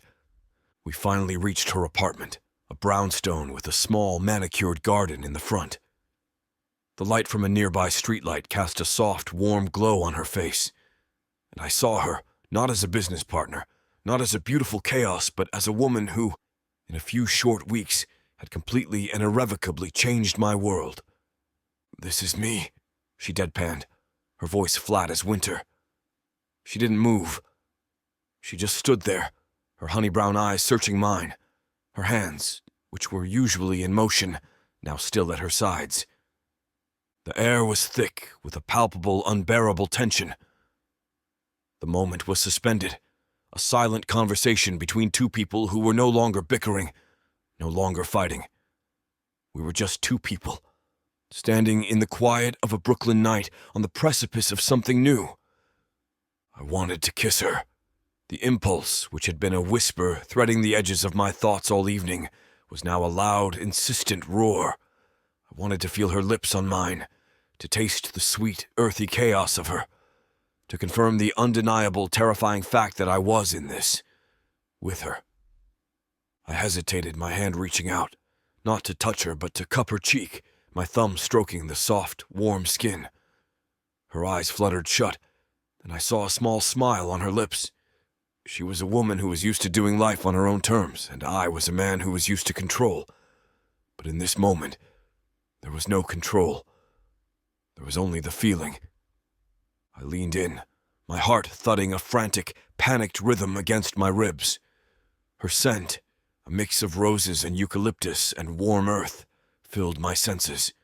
A beautiful, intoxicating perfume that no antihistamine in the world could have prepared me for. The kiss was not soft or tentative. It was a kiss born of built-up tension and unspoken longing, a fierce, hungry meeting of two souls who had been on a collision course since day one. My arms went around her waist, pulling her flush against me. Her arms went around my neck, her fingers tangling in my hair, and the sound she made, a soft, breathless gasp, was the most beautiful music I had ever heard. It was a kiss that tasted of cinnamon and coffee, and the quiet, sweet victory of a shared moment. It was a kiss that confirmed everything I had been feeling, everything I had been so terrified to admit. When we finally broke apart, we were both breathless. Her cheeks were flushed, her honey-brown eyes wide with a mix of surprise and a dazed, over-the-moon happiness. I couldn't help myself. I reached out and tucked a stray curl behind her ear, my fingers lingering on her soft skin. I should go, I rasped, my voice a little raw. Before I do that again. She just smiled, a beautiful, dazzling smile that could have lit up the entire street. "Good night, Mr. Evans," she whispered. I didn't answer. I just walked away, a man who had left a kiss behind, a man whose world was no longer a matter of spreadsheets and clean lines. It was a world of cinnamon rolls, of marigolds, and of a beautiful, chaotic woman who had just made me feel, for the first time in my life, that I was right where I belonged. Chapter 11. Jasmine. The quiet of my apartment has been replaced by the comforting, familiar chaos of my shop. But even here, with the sun streaming through the windows and the scent of 1,000 flowers in the air, my mind is still in that Brooklyn street, on that front porch at that moment.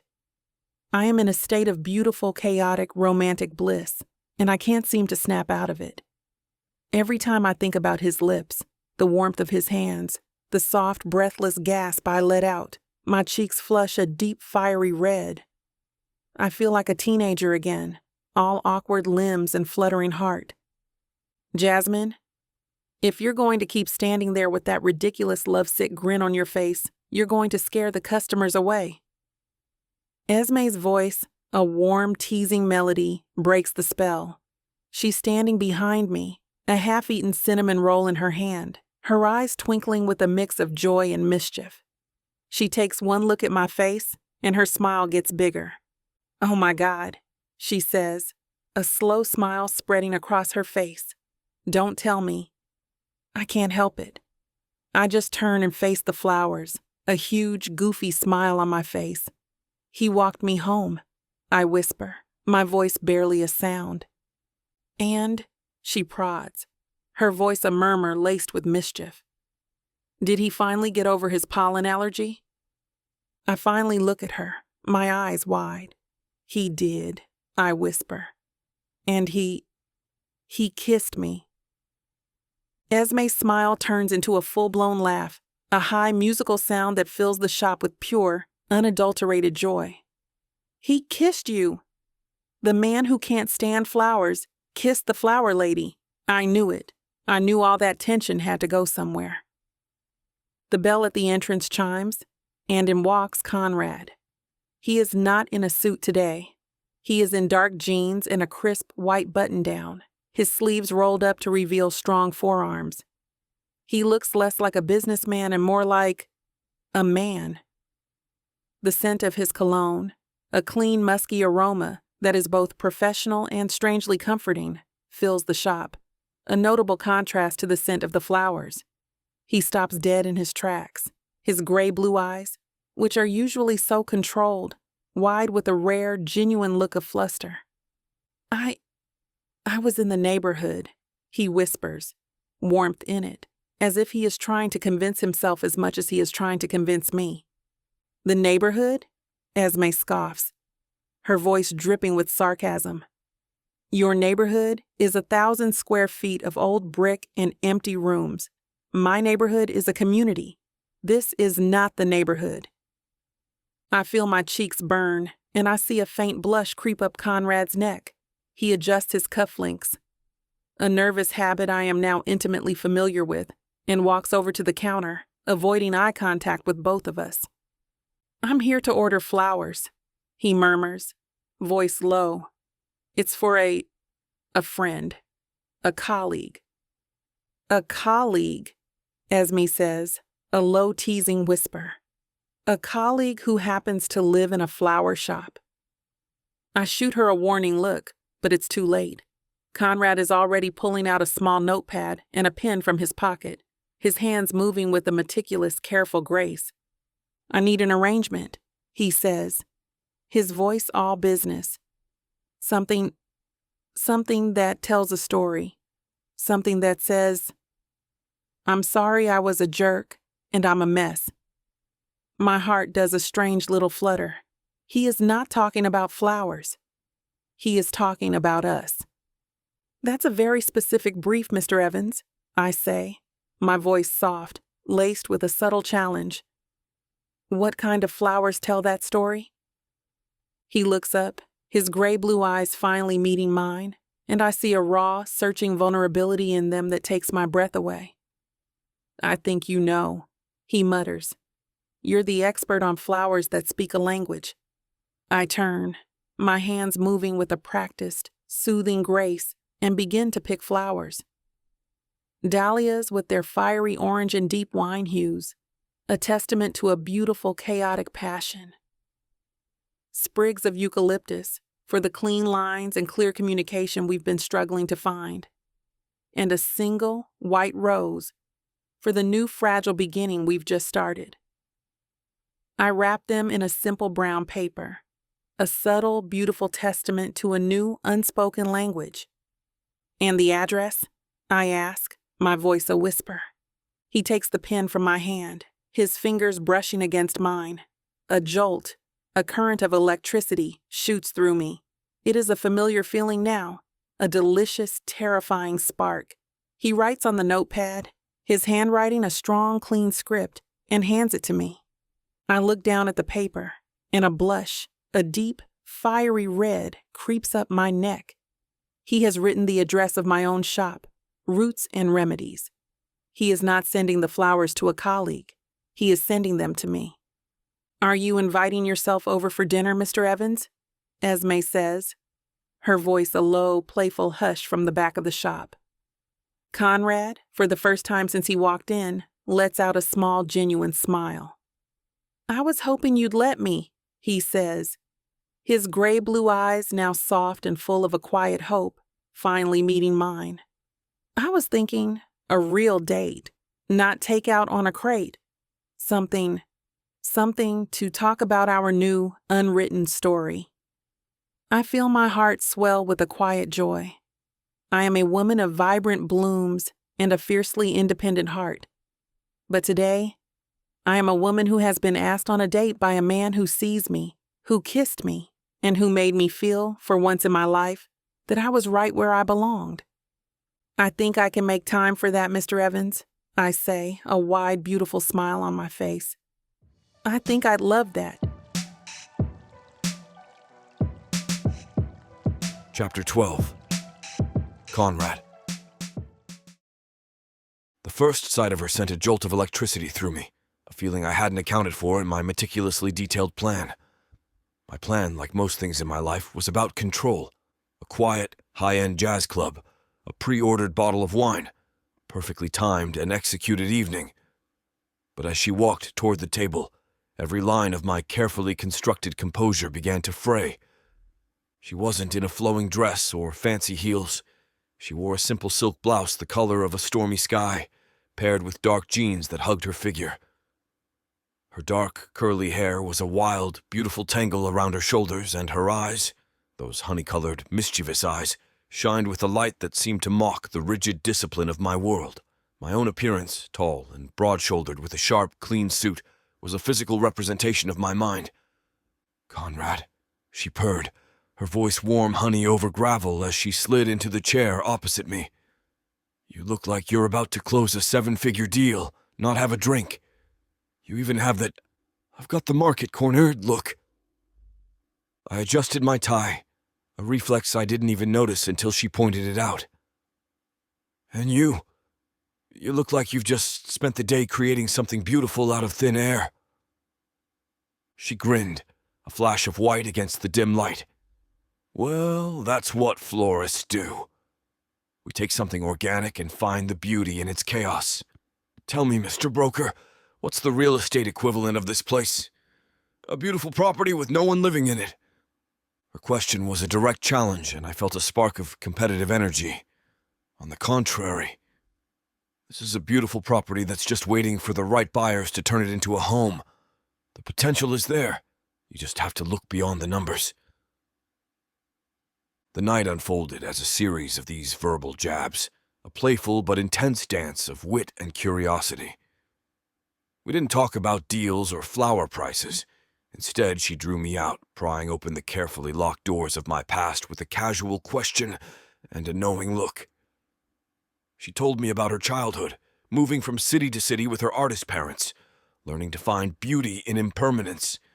She spoke about her passion for flowers not just as an art, but as a way to create moments of joy for others. "It's about finding the right arrangement," she said, leaning forward. "You can't force a flower to bloom. You have to give it the right environment." I listened, captivated by her words. "So, you're an expert on patience and growth," I mused. "You could probably teach me a thing or two." "I think you're learning," she said, her smile genuine and warm. "I think you're ready to bloom a little too." The air between us grew warmer, thicker.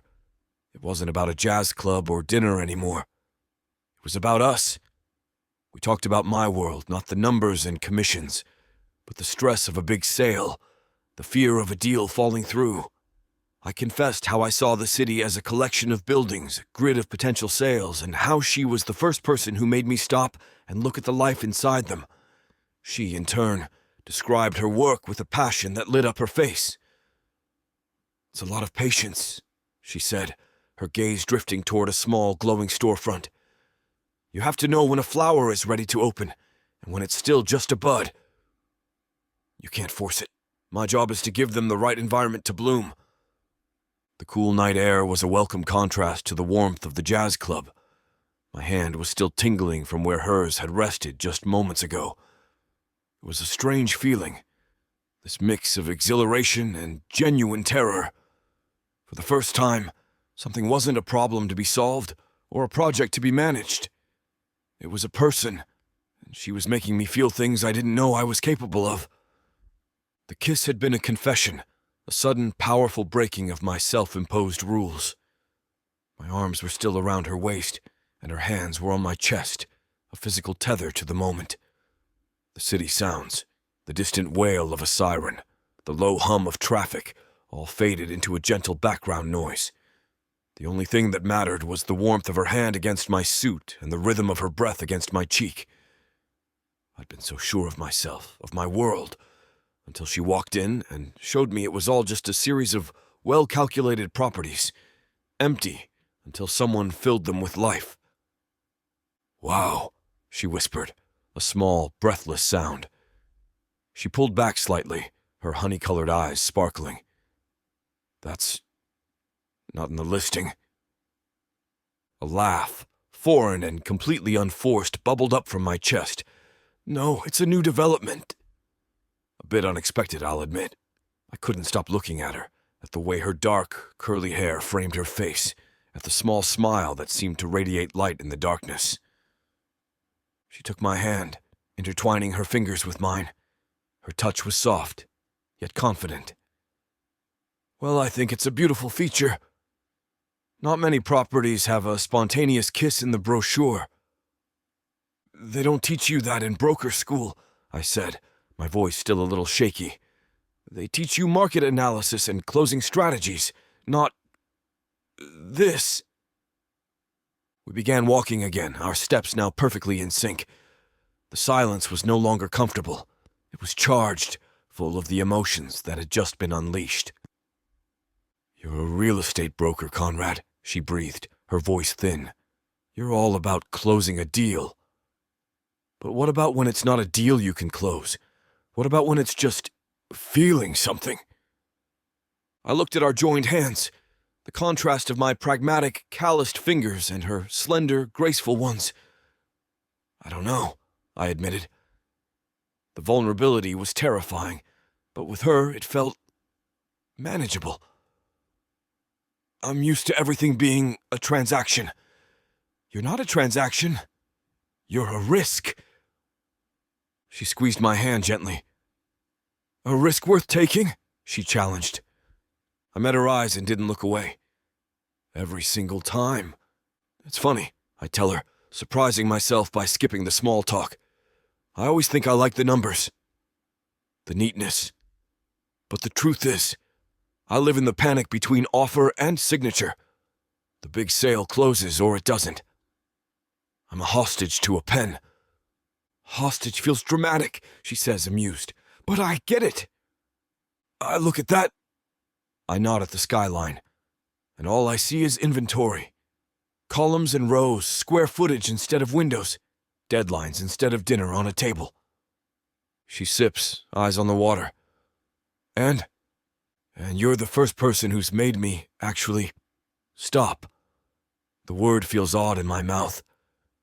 To remember there are people inside those grids, doing their lives. Not just numbers I'm wrangling into behaving.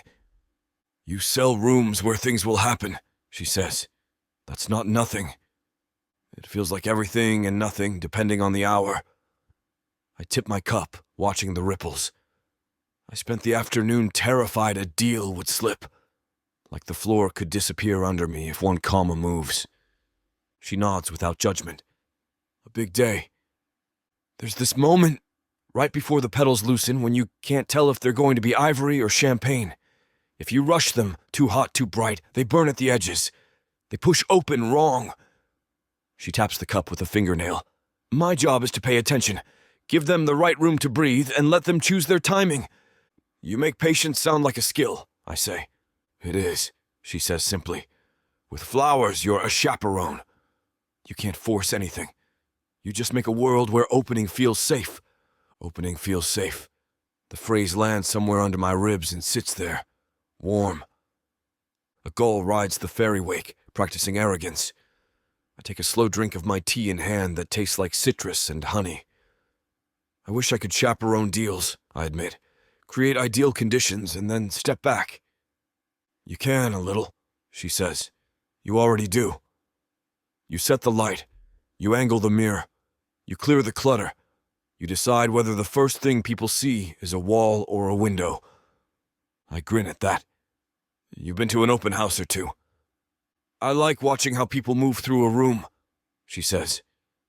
You can tell who needs an anchor and who wants to wander. Anchors and wanderers, I echo. In my head, they're all line items. You could try an experiment, she offers. Next showing, count the cups on the kitchen counter instead of the heads. 3 mugs means a morning argument and a makeup kiss before work. 1 mug means someone's alone and brave. Same room, different hearts. I glance at the skyline again. The rectangles of light stop being tally marks and start being, well, evenings. You're dangerous, I tell her. I'm badly caffeinated, she corrects, and we both smile. The wind presses the city's reflection into shards. What scares you the most? She asks, not to pry, but like we're swapping weather. The space between handshake and signature, I say. That half hour where anything can kill it. A whisper. A second thought. I hold my breath until I forget I'm doing it. She nods, looking toward the dock, where a row of storefronts glows like a string of lanterns. "There's a version of that in my world," she says. "A bride changes her mind. A truck gets delayed. A hot day makes hydrangeas faint." She keeps her voice easy. "But there's also the exact second a tight bloom sighs and gives. You can't schedule it, but you can feel it coming if you're paying attention." "Like a deal crossing the line," I say. 6 minutes of quiet when I hand over the keys. Her gaze slips sideways to me. "That's your bloom." I laugh, surprised. "Maybe it is." "So," she purred, "tell me one thing about yourself that you can't put on a listing.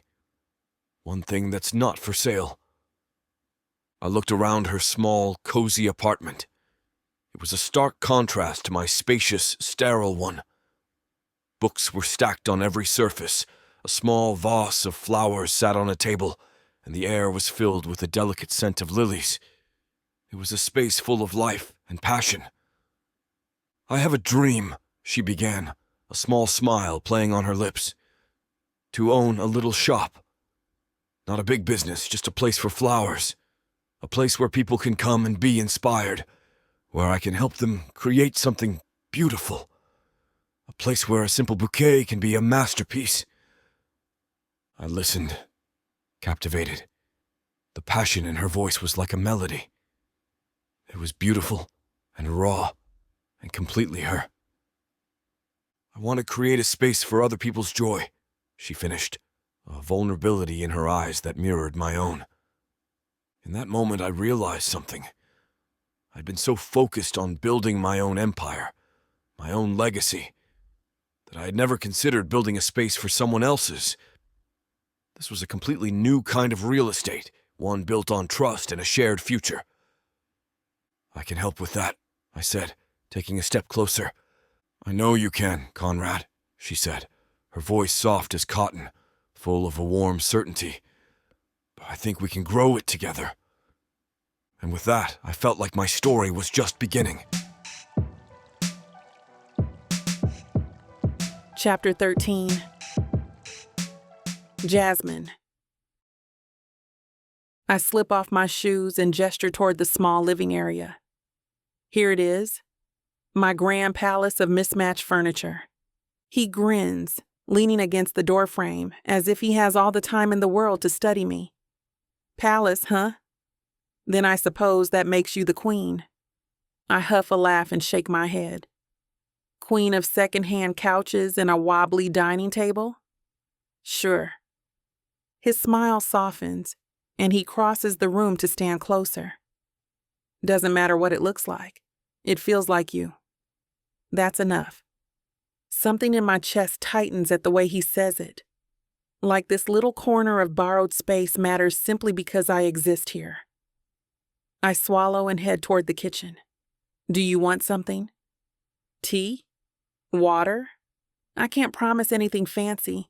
My fridge is tragically empty."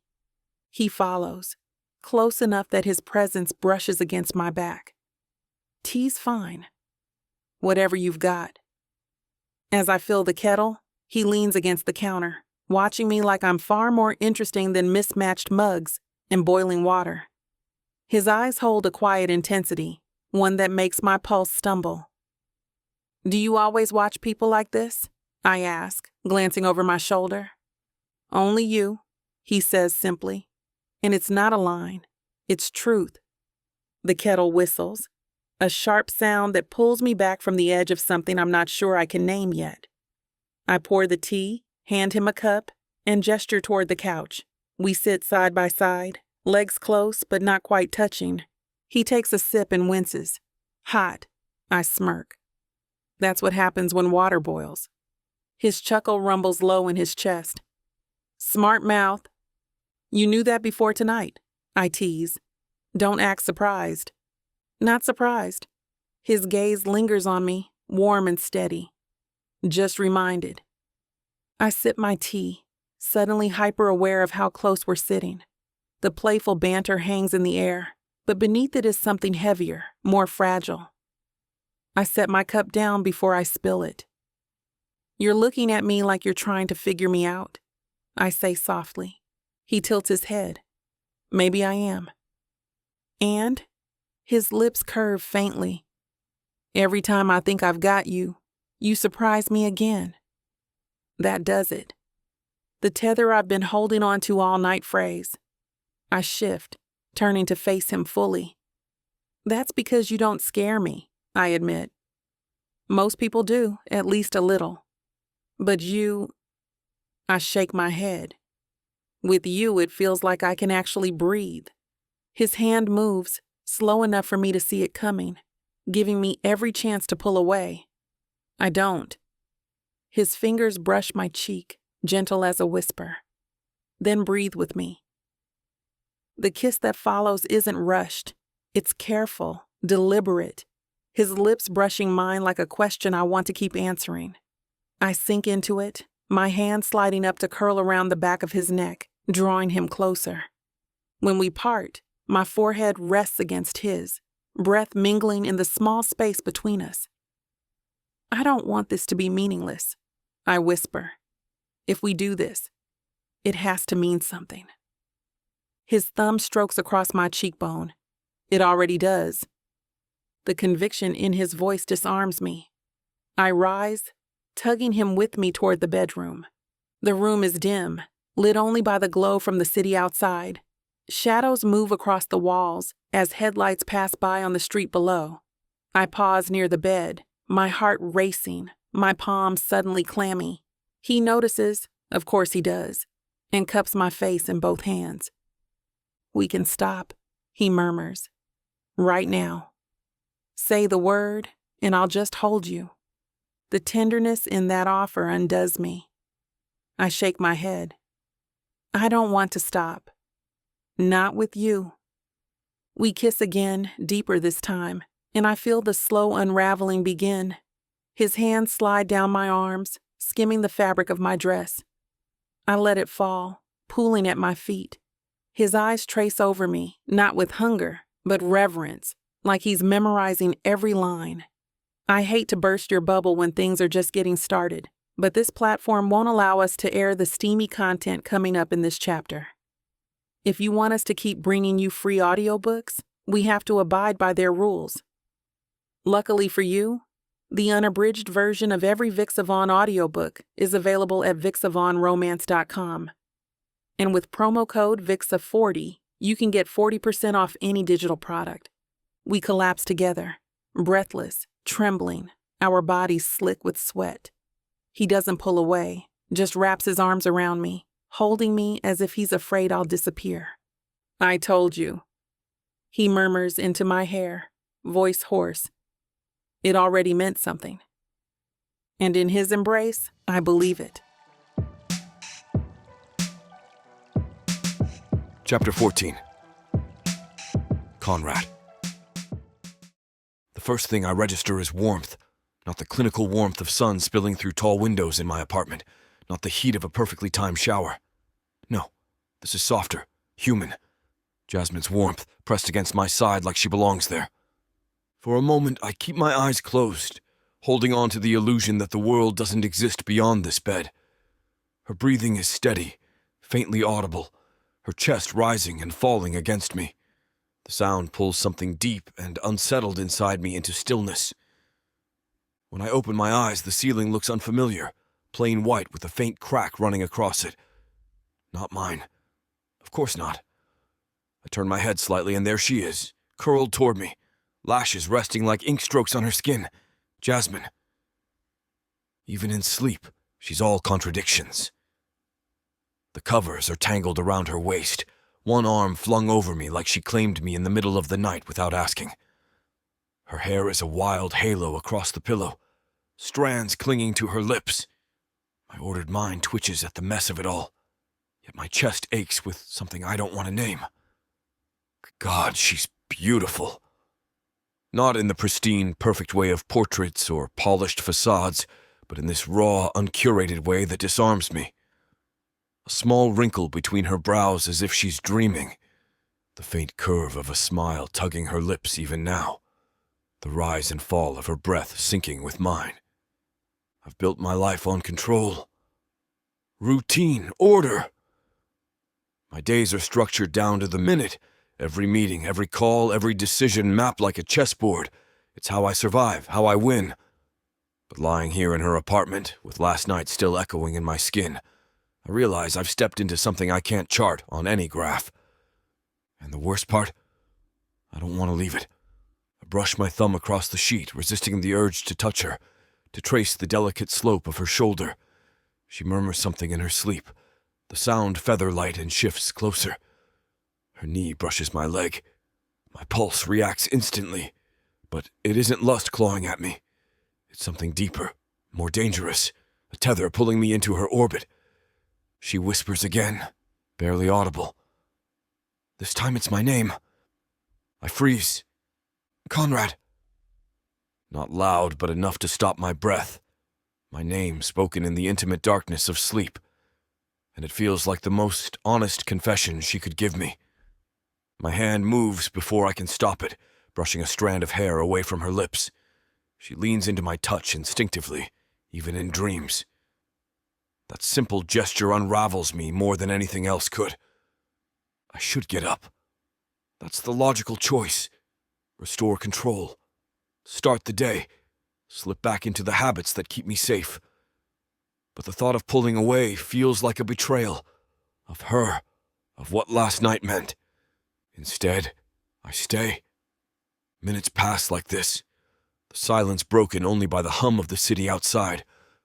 Then her eyes flutter open, hazy with sleep, pupils adjusting to the faint morning light slipping past the blinds. Hey, she whispers, her voice raspy, soft in the way mornings make it.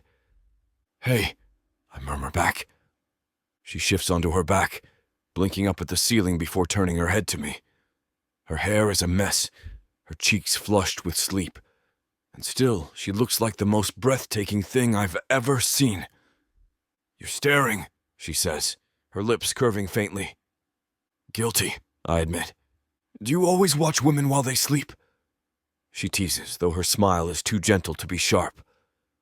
Only you, I reply without hesitation. That draws a quiet laugh from her, the kind that melts through me like sunlight. She stretches, the sheet slipping lower across her chest, and I have to look away before reverence becomes hunger. I should warn you, she says, her voice still thick with sleep. I'm not a morning person. I figured, I answer, smirking. She narrows her eyes playfully. What gave me away? The grumpy little sigh you made when the sunlight hit your face.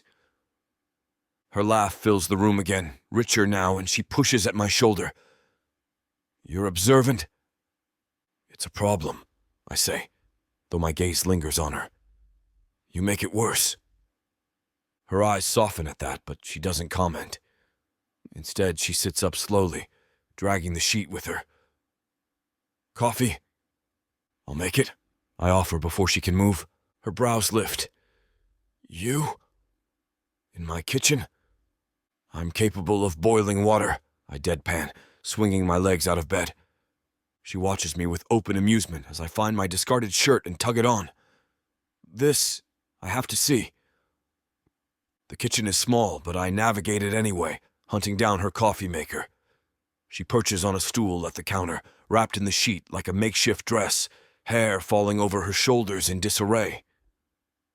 The picture of unfiltered morning, and yet somehow it knocks the breath from me more than her elegance last night ever could. Filters are in the cabinet above, she directs, hiding a smile. I find them, set up the coffee and pour water into the machine. The hum fills the silence, and for a moment it feels like something frighteningly close to domestic. See? I say, turning back to her. Competent. She grins, resting her chin in her hand. I'm impressed. Who knew Conrad Evans, master of control, could handle a drip machine? My lashes lift, lingering on the ceiling, but jab doesn't sting. If anything, it disarms me. I thrive on efficiency.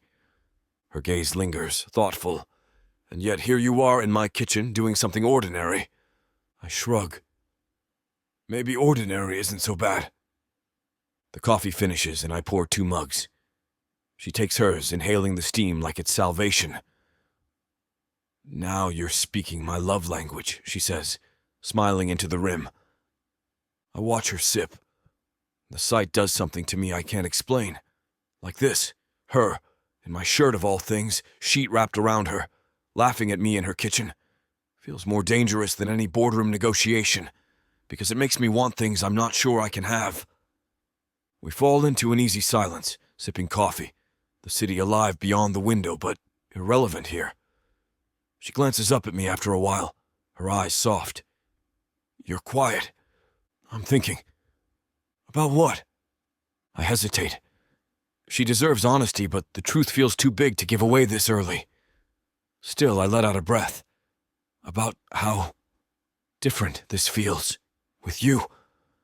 Her lips part, surprise flickering across her face. Then she sets her mug down and reaches across the counter, her fingers brushing mine. Different good? I meet her gaze, steady and unflinching. Dangerously good.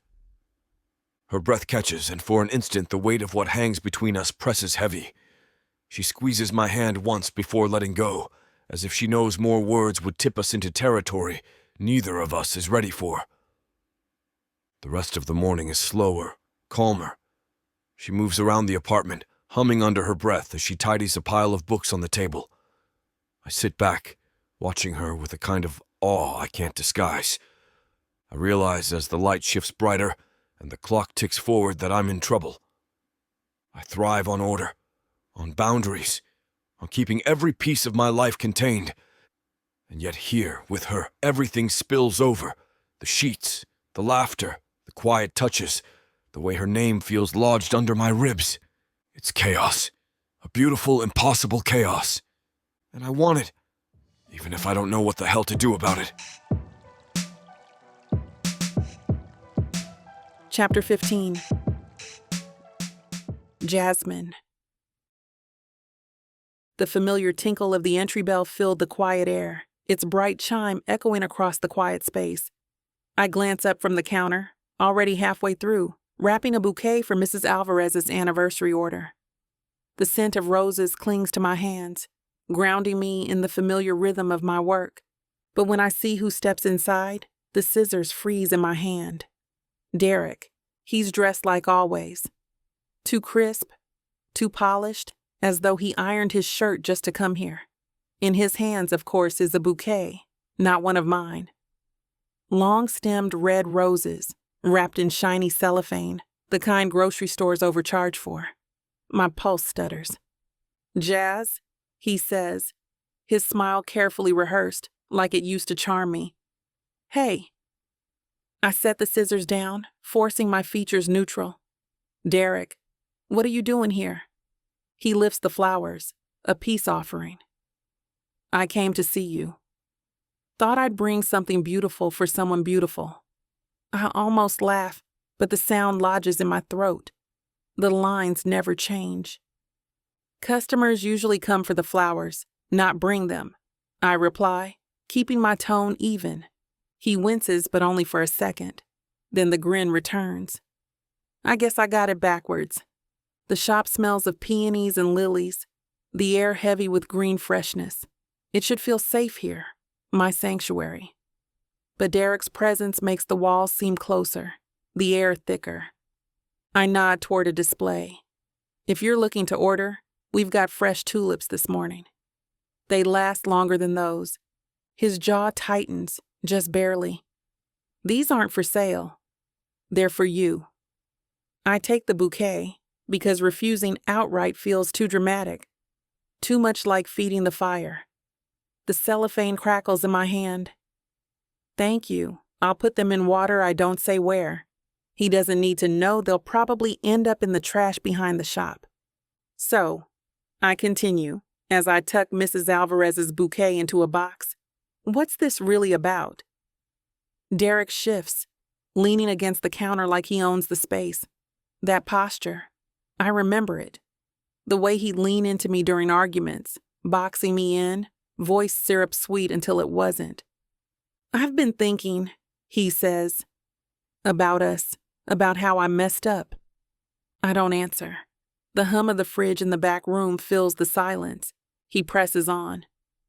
I wasn't the man you needed me to be. I see that now.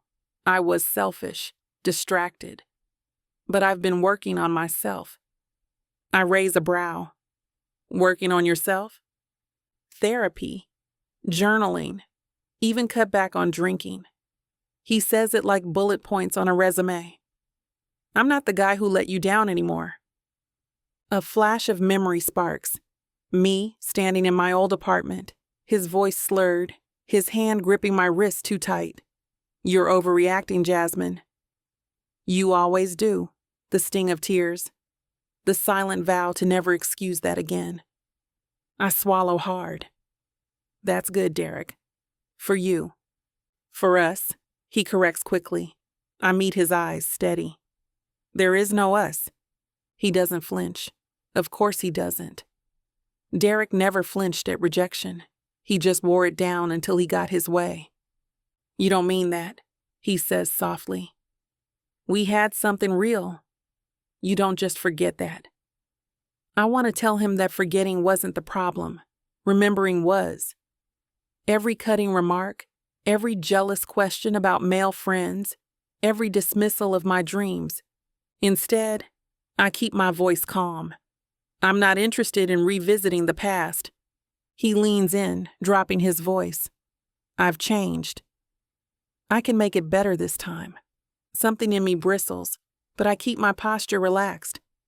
Derek, I'm sure you believe that, but I'm happy with my life now. His eyes narrow, searching. Is there someone else? My pulse skips. Conrad's name burns on my tongue, but I bite it back. He's mine, private, too precious to expose to Derek's poison. That's not relevant, I say evenly. His smile fades, replaced by the steel beneath. It's relevant if he's the reason you're shutting me out. I grip the counter edge, grounding myself. You're the reason, Derek? That's enough. A flicker of silence stretches, thick as molasses. Then he sighs, stepping back, the charming mask sliding back into place. You're stubborn. Always have been. That's what I liked about you. What you liked, I repeat softly. Past tense. Something unspoken flashes in his eyes. His hand twitches like he wants to reach for me, but he doesn't. He chuckles instead, though it doesn't reach his eyes. You're sharper than I remember. Guess running this place toughened you up. I let out a small laugh, humorless. Or maybe leaving you did. He blinks, caught off guard, then shakes his head. I deserved that. You did. We stand there, the flowers between us wilting in their plastic wrap. He finally sets them on the counter, like an offering to a god that won't listen. I'll go, he says, though the words sound reluctant. But I'll be back. You'll see. I'm not giving up on us. I open my mouth, but nothing comes. Because what good would it do? He'll hear what he wants, no matter what I say. The bell chimes again as he leaves, the door swinging shut behind him. The silence afterward is loud. I stare at the bouquet, red roses glaring up at me like a warning. Another flash, our anniversary years ago. Derek pressing roses into my hands after a fight, his lips brushing my temple, whispering, "Don't cry, baby. You know I didn't mean it." The cycle of apology and injury. I take the roses now, strip off the plastic, and drop them unceremoniously into the trash bin. They hit the bottom with a hollow thud. I breathe out slowly, pressing my palms flat to the counter. My hands are trembling, though my voice never did. I don't tell anyone. Not my mother when she calls later, not my coworkers when they stop by, and certainly not Conrad. Some things, I want to handle myself. But deep down, I know this isn't the end of Derek. It's just the beginning. Got 30 minutes? Then baby, you've got just enough time to fall in love. Get your heart broken, and maybe have a toe-curling moment or two. Introducing the Lunchtime Listens Romance Audiobook Bundle. Enemies to lovers, hot hookups, Bad boys who don't knock, they kick the damn door in. Short, spicy, addictive. Perfect for your commute, your lunch break. And you already know, we don't do full price around here. Get 85% off 28 full-length audiobooks right now with extra steamy and extra savings. Because lunch breaks are temporary, but book boyfriends are forever. Vixa Vaughn Romance.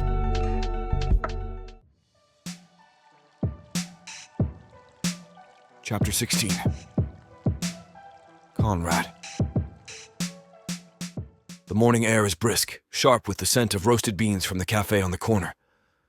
My day is already mapped. Emails before 10, a lunch meeting at noon, calls with investors stacked neatly like dominoes waiting to fall. Everything in place. Order, as always. And yet, I find myself detouring. My feet carry me down the block, past the row of small businesses, past the shop I've started to think of as hers. Jasmine's. It's absurd how often I end up here. Sometimes I tell myself it's coincidence, that I needed to stretch my legs, or that the coffee here tastes better than anywhere else. But I know the truth. I come because I want to see her, even if it's just through the window, bent over an arrangement, a streak of pollen across her cheek. I slow as I approach, hands in my pockets, eyes drawn to the familiar bell over the door, the colorful bursts of blooms crowding the display window. And then I stop, because she's not alone. Through the glass, I see Jasmine standing behind the counter, and across from her is a man I don't recognize. Tall, clean-cut, holding a bouquet in his hand like it's a gift. Something sharp lodges in my chest. I move closer, angling myself so I can see without being seen. The man leans across the counter, his body language easy, practiced. Jasmine's smile is polite, but it doesn't reach her eyes. And then he touches her arm, just a light brush of fingers across her sleeve, casual to anyone else, but not to me. My jaw tightens. Heat floods my chest, low and violent. It's an unfamiliar burn, not the irritation I feel in boardrooms when someone wastes my time, not the annoyance when plans fall apart. This is raw. Jealousy. I don't even recognize myself in it. Her head tilts slightly, lips parting as she replies to whatever he said. I can't hear the words, but I can read the exchange well enough. He's trying to charm her. He's trying to claim something. And it makes me want to put my fist through the glass. My hands ball in my pockets, nails biting into my palms. I force myself to breathe evenly, to stay still, but every muscle in my body is screaming to move, to intervene. I don't have the right. She isn't mine. We never defined what last night meant. Hell, it's barely been 24 hours since I woke up with her tangled against me, hair messy, breath warm against my throat. But the memory is so visceral, it claws at me now. The way she gasped when I slid inside her. The way she whispered my name like a prayer. The way she held on after, as though she didn't want to let go. And now, this man, standing where I should be standing. I shift, teeth gritted, every instinct telling me to storm inside and make myself known. To put my hand on her lower back, kiss her in front of him, erase any doubt about who she chose. But discipline chains me. Years of control, of calculated restraint, hold me in place. I don't do scenes. I don't reveal cracks. So I watch. The man says something, his grin spreading too wide. Jasmine's smile flickers, brittle at the edges. I know that look. She's being polite, not warm. There's a difference, and he's too arrogant to see it. Still, when he leans in again, my vision blurs red. I turn sharply, walking away before I can do something reckless. My stride is clipped, too fast, each step hitting the pavement like a strike. My blood pounds in my ears.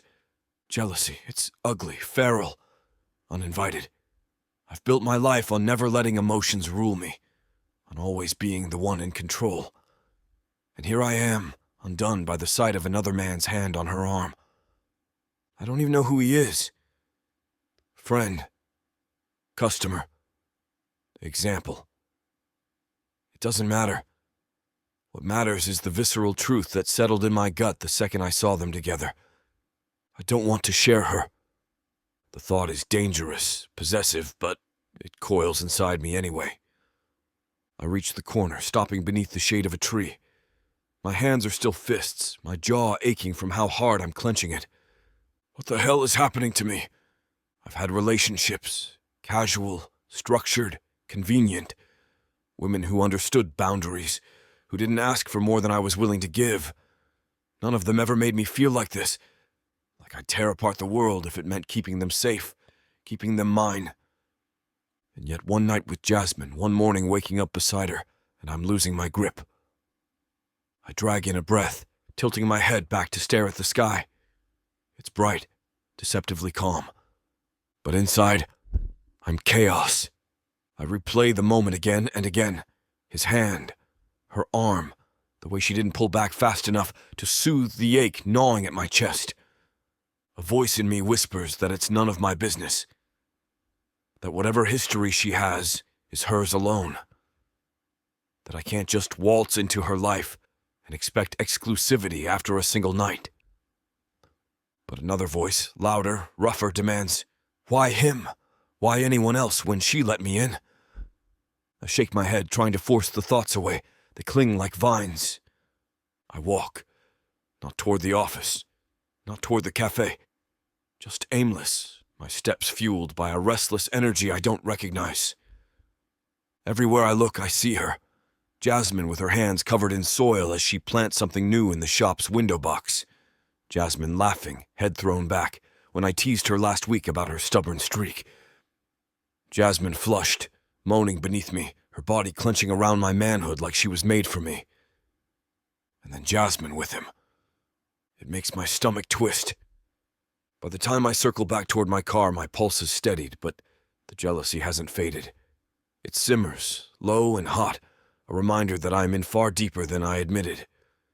I grip the steering wheel once I'm inside, staring at my reflection in the rearview mirror.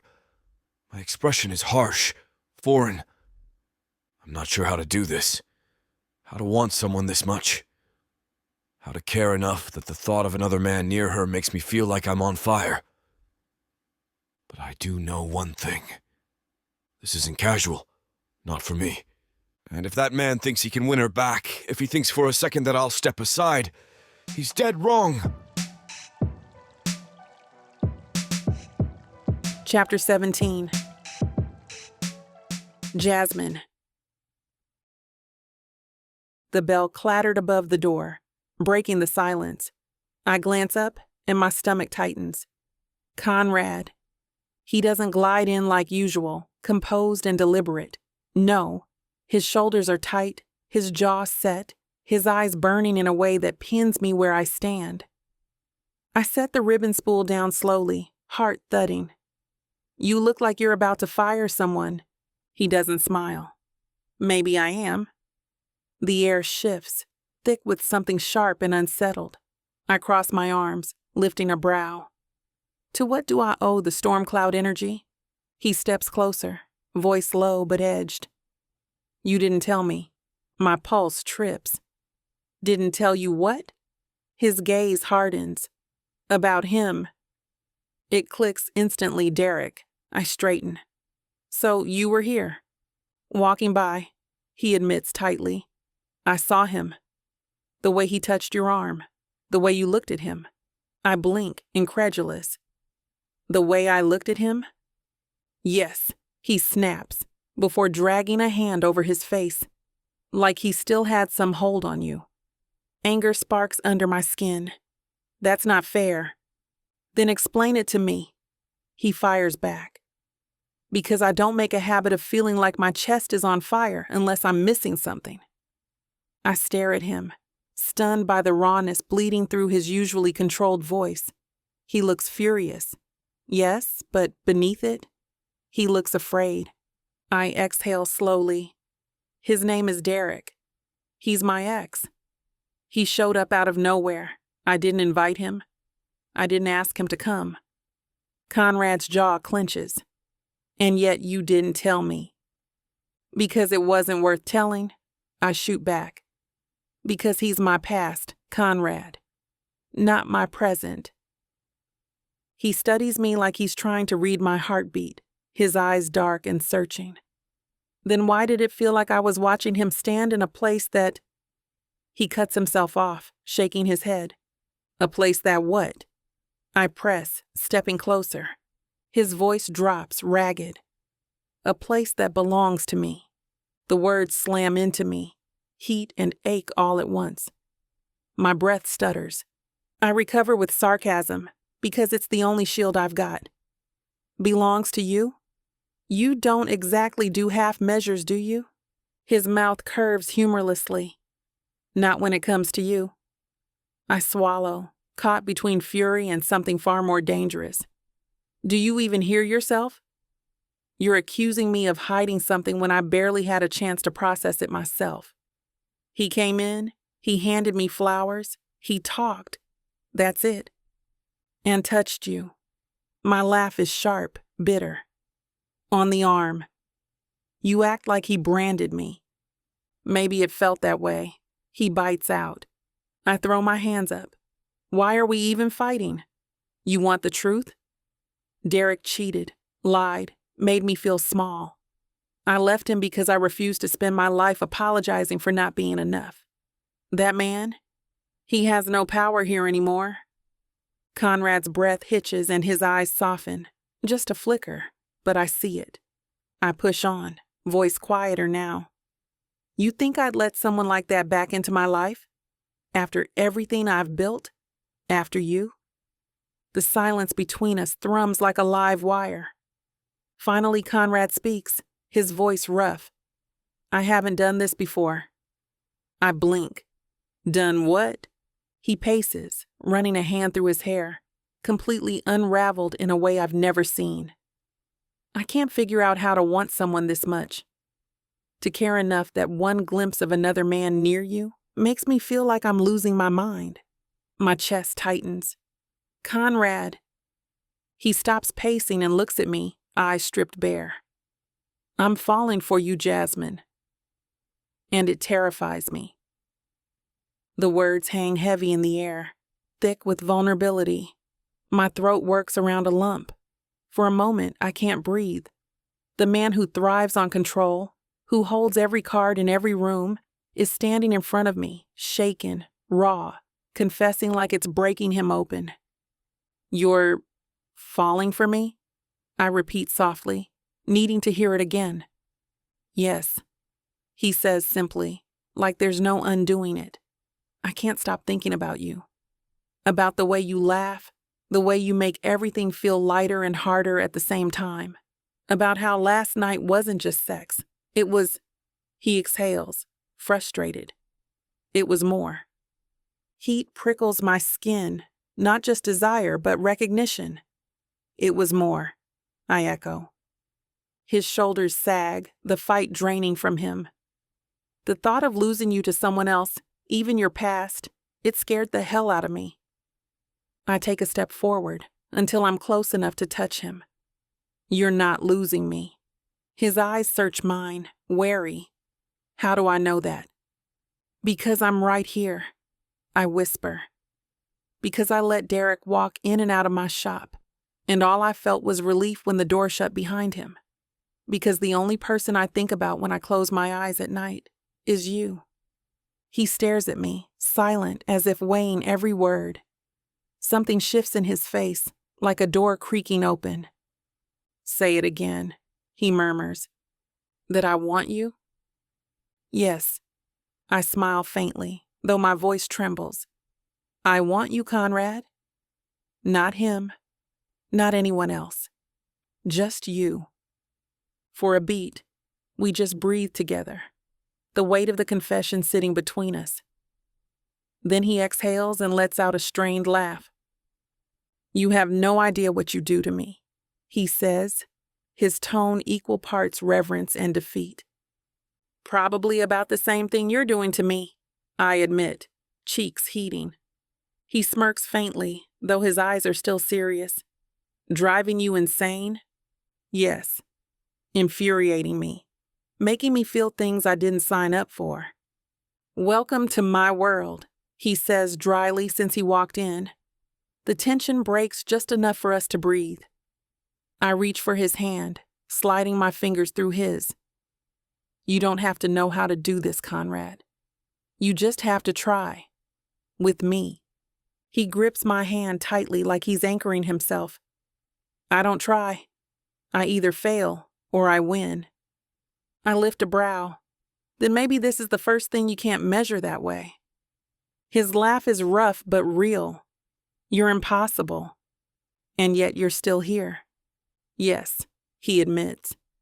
His thumb strokes across my knuckles, slow, deliberate.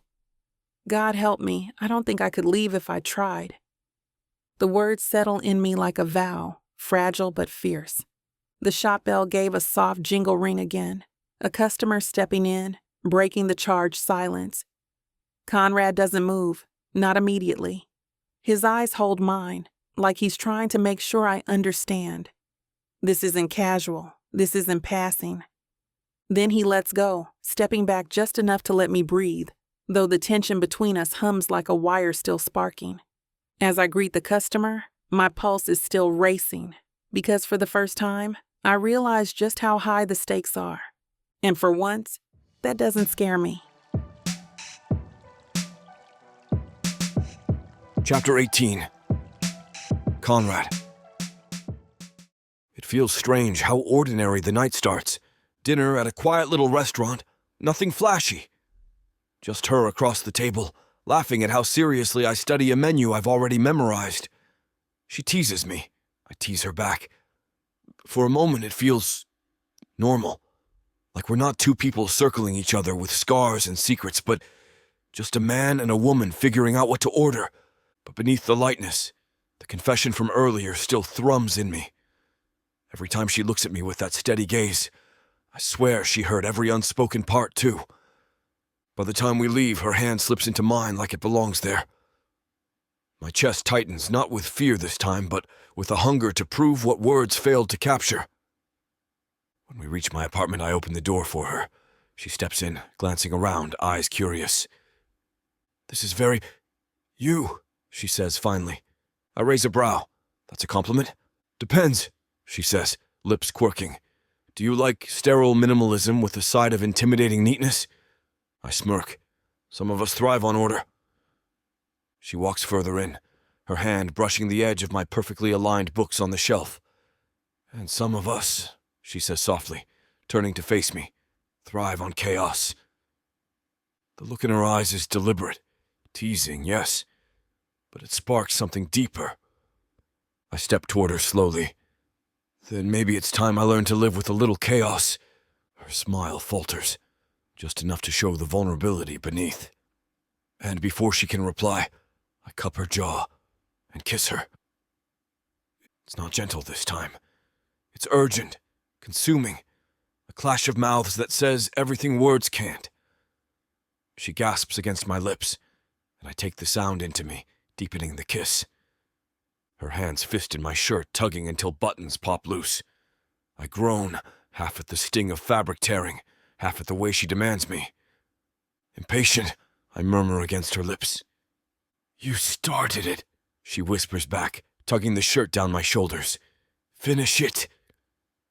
The challenge in her voice sets me on fire. Well, things are heating up here. You know what to do. Go to BWWM to get the dirty details that this platform won't put on the air. I know it sucks, but at least you can get a 40% discount with code VIXA. 40 to make up for it. Use it while it lasts, and apply it to every digital product in your cart. Back to the story. For a moment, there's only silence. Just our breathing, sinking, steadying. Then she laughs softly. "So, normal couples just do dinner and then absolutely wreck each other?" I smirk, kissing her damp hair. If that's normal, I'm fine with it. Her fingers trace circles on my chest, gentle. "You really scared me earlier, when you were jealous." I scared myself, I admit. My voice is low, stripped bare. But seeing you with him, I realized how much you matter. How much I don't ever want to lose this. She tilts her head up, eyes soft. Then don't. Just stay. My chest tightens, but this time it doesn't feel like fear. It feels like home. I kiss her, slow and deep. The kind that says everything I can't. After years, maybe ever, I'll let myself believe I can have this. Chapter 19. Jasmine. The first time Conrad shows up at the shop to pick me up after work, Mrs. Alvarez nearly drops her hydrangeas. "Oh," she says, eyes darting between us. "So this is the young man." Conrad raises a brow, perfectly composed as always, though I can feel the subtle tightening of his hand around mine. "The young man," he repeats, amused. I elbow him lightly.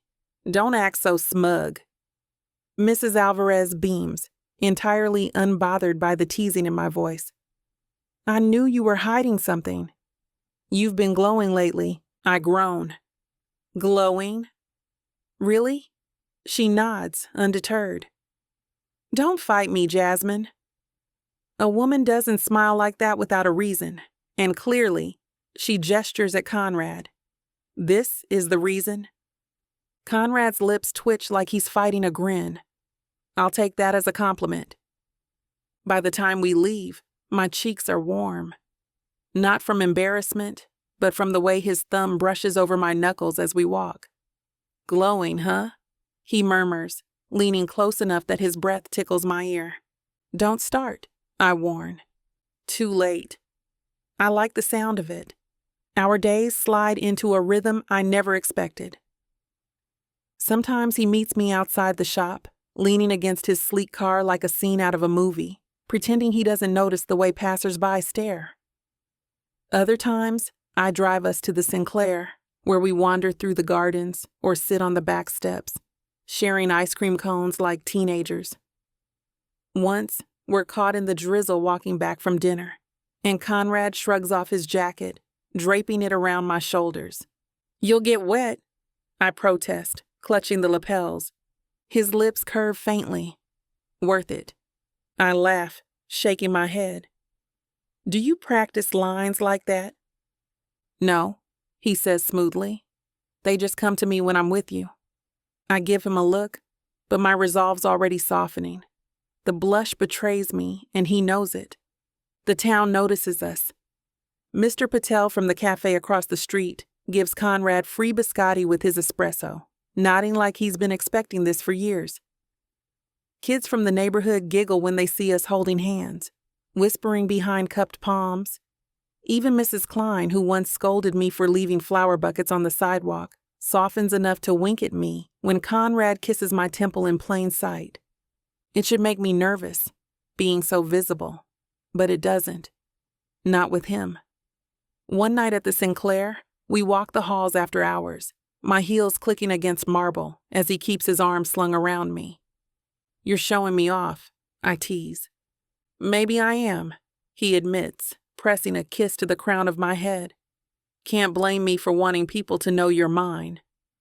"And what if people say you're mine?"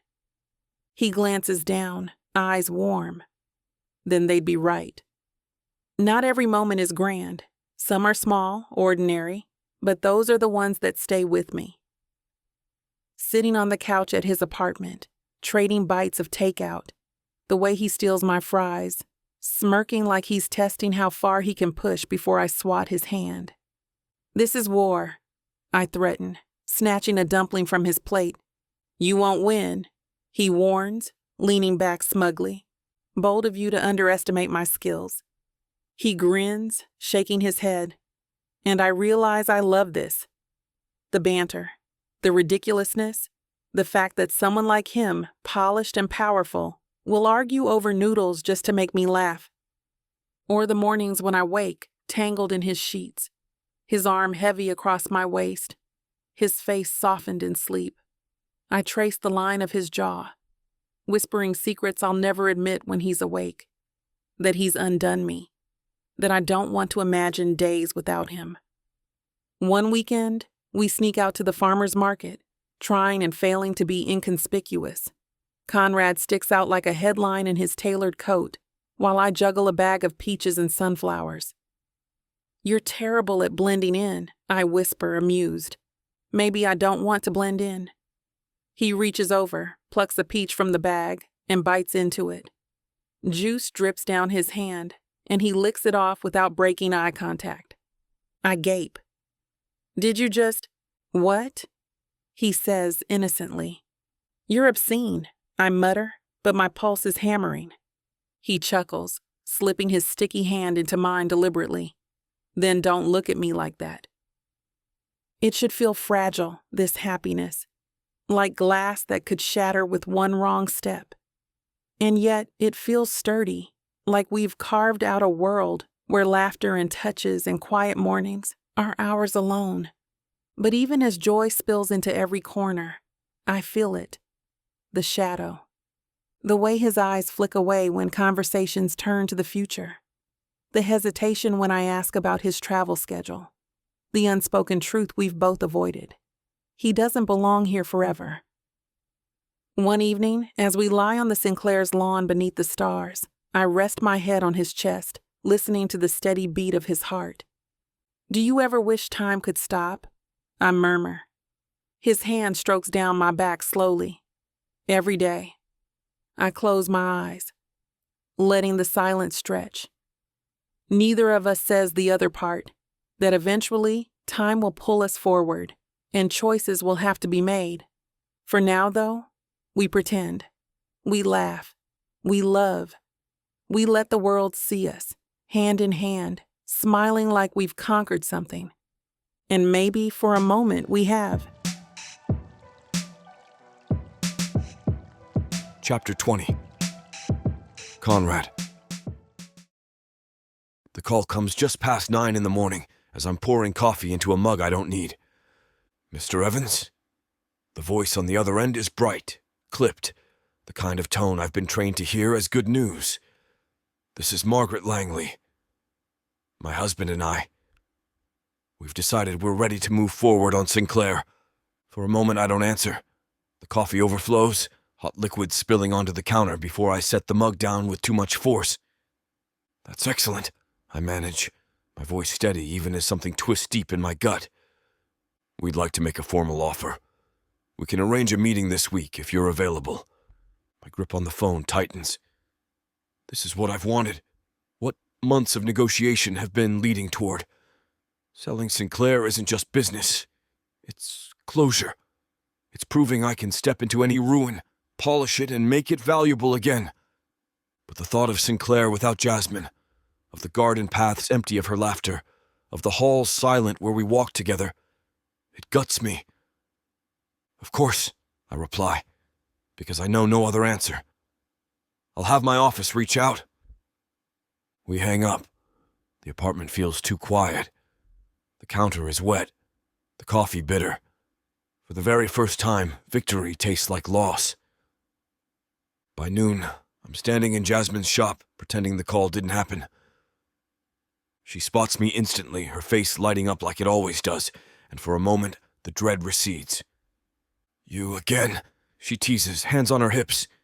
"You know people are starting to think you actually like flowers." "Maybe I do," I counter, stepping closer. She snorts. "You like me, not the flowers." "True," I admit easily, leaning on the counter. "But I'll take both." She laughs, shaking her head, and it hits me again. How natural this feels. How much I'll miss it when Sinclair is gone, when my life pulls me somewhere she isn't. Her eyes narrow slightly. "You're brooding." "I'm not." "You are," she says firmly. "Your eyebrows are doing that tense thing." I arch one brow deliberately. "This?" "Yes, that, which means something's wrong." I sigh, running a hand through my hair. "I got a call this morning." She stills. "From who?" "Buyers. For Sinclair. They're ready to make an offer." The smile slips from her face. For a moment, the shop is silent, except for the hum of the cooler. "Oh," she says softly. I hate the way the sound cuts into me. This is good. Professionally. And personally? She asks, searching my face. I meet her eyes, unable to lie. Personally, it feels like losing something I only just found. Her breath catches, and she comes around the counter, standing close enough that I can smell the faint sweetness of roses clinging to her skin. "You're not losing me," she says fiercely. "You're not." I wish I could believe that, I admit. Her hand finds mine, warm, steady. Then let me prove it. Before I can answer, the bell above the door jingles. "Jasmine!" A too familiar voice drawls. Derek. I stiffen, my hand instinctively tightening around hers. He strolls in, too casual, holding nothing this time. No flowers, no gifts, just that smug look like he's entitled to stand here. His eyes flick to me, narrowing slightly. "Well," he says, lips curling. I was wondering when I'd meet him. "Derek," Jasmine says firmly, "this is not a good time." "It never is it?" he replies smoothly. "But you'll make time." "You always do." I bristle, stepping forward before I can stop myself. "She doesn't owe you anything." His gaze snaps to mine, sharp. "And you are?" "The man she chose," I say without hesitation. Jasmine sucks in a breath. Derek laughs, low and derisive. "That's what you think. You don't know her like I do." "Enough!" Jasmine cuts in, voice trembling but steady. "Derek, you need to leave." He smirks, but there's heat in his eyes now, something ugly. "You can play at this little fairy tale all you want, Jasmine. But when he's gone, when the deal's done, you'll realize who's still standing here." The words land like a punch. He knows about Sinclair. My blood runs hot, fury coiling low in my chest. "You should go," I say coldly, "before you regret staying." Derek's smile sharpens, but he backs toward the door. "We'll see who regrets what." The bell jingles again, and he's gone. Jasmine exhales shakily, pressing a hand to her forehead. I'm sorry." "You shouldn't have to—" "Don't apologize," I cut in. My voice is harsher than I intend, but the sight of Derek's smug face still burns in me. He's the one who should be sorry. She looks at me then, eyes wide, vulnerable. I don't want him to come between us. "He won't," I promise, cupping her face. "But I need you to tell me there's nothing left there. That he doesn't still have some part of you." She grabs my wrists, holding them tight. "There's nothing left, Conrad. He's a ghost I buried a long time ago. You're the one I want. Only you." Relief crashes through me, fierce and overwhelming. I pull her into my arms, holding her like the world might rip her away if I don't. For a moment, the shop is silent, just the beat of her heart against mine. But pinging at the edge of my brain, dread lingers. Sinclair is slipping from my hands. Derek is circling like a vulture, and I can't shake the fear that the peace we've built is temporary. That night, I lie awake with Jasmine curled against me. She's asleep, her breath soft against my chest. But my mind won't quiet. I think of the Langleys' call, their eager voices, the future they see for Sinclair. I think of Derek's smirk, the threat in his words. And I think of Jasmine, how she feels in my arms, how her laugh lights up every room, how the thought of leaving her guts me more than any business failure ever could. The end is in sight. Winning feels like losing everything that matters. Chapter 21. Jasmine. A delicate chime drifted through the shop as the door opened, and I looked up expecting a customer. But it's him. Conrad steps into the shop, sharp in his suit, but his eyes give him away. He doesn't smile like he usually does when he sees me. "Hey," I say softly, wiping my hands on my apron. "You look like you came here straight from the battlefield." He exhales, leaning on the counter. "Close enough." My chest tightens, I know before he says it. It's sold, he tells me, voice low. The mansion. Sinclair. The words hit like a stone sinking in water, rippling out, heavy, inevitable. I nod slowly, forcing a small smile. That's good. For you. It's what I came here to do. He says it like he's reminding himself, not me. Congratulations, then. I reach for the scissors, trimming a stem, keeping my hands busy so he won't see them shake. You got what you wanted. There's silence. Then his voice, rough, and lost what I didn't know I needed. I glance up, startled, but he's already looking away, jaw tight.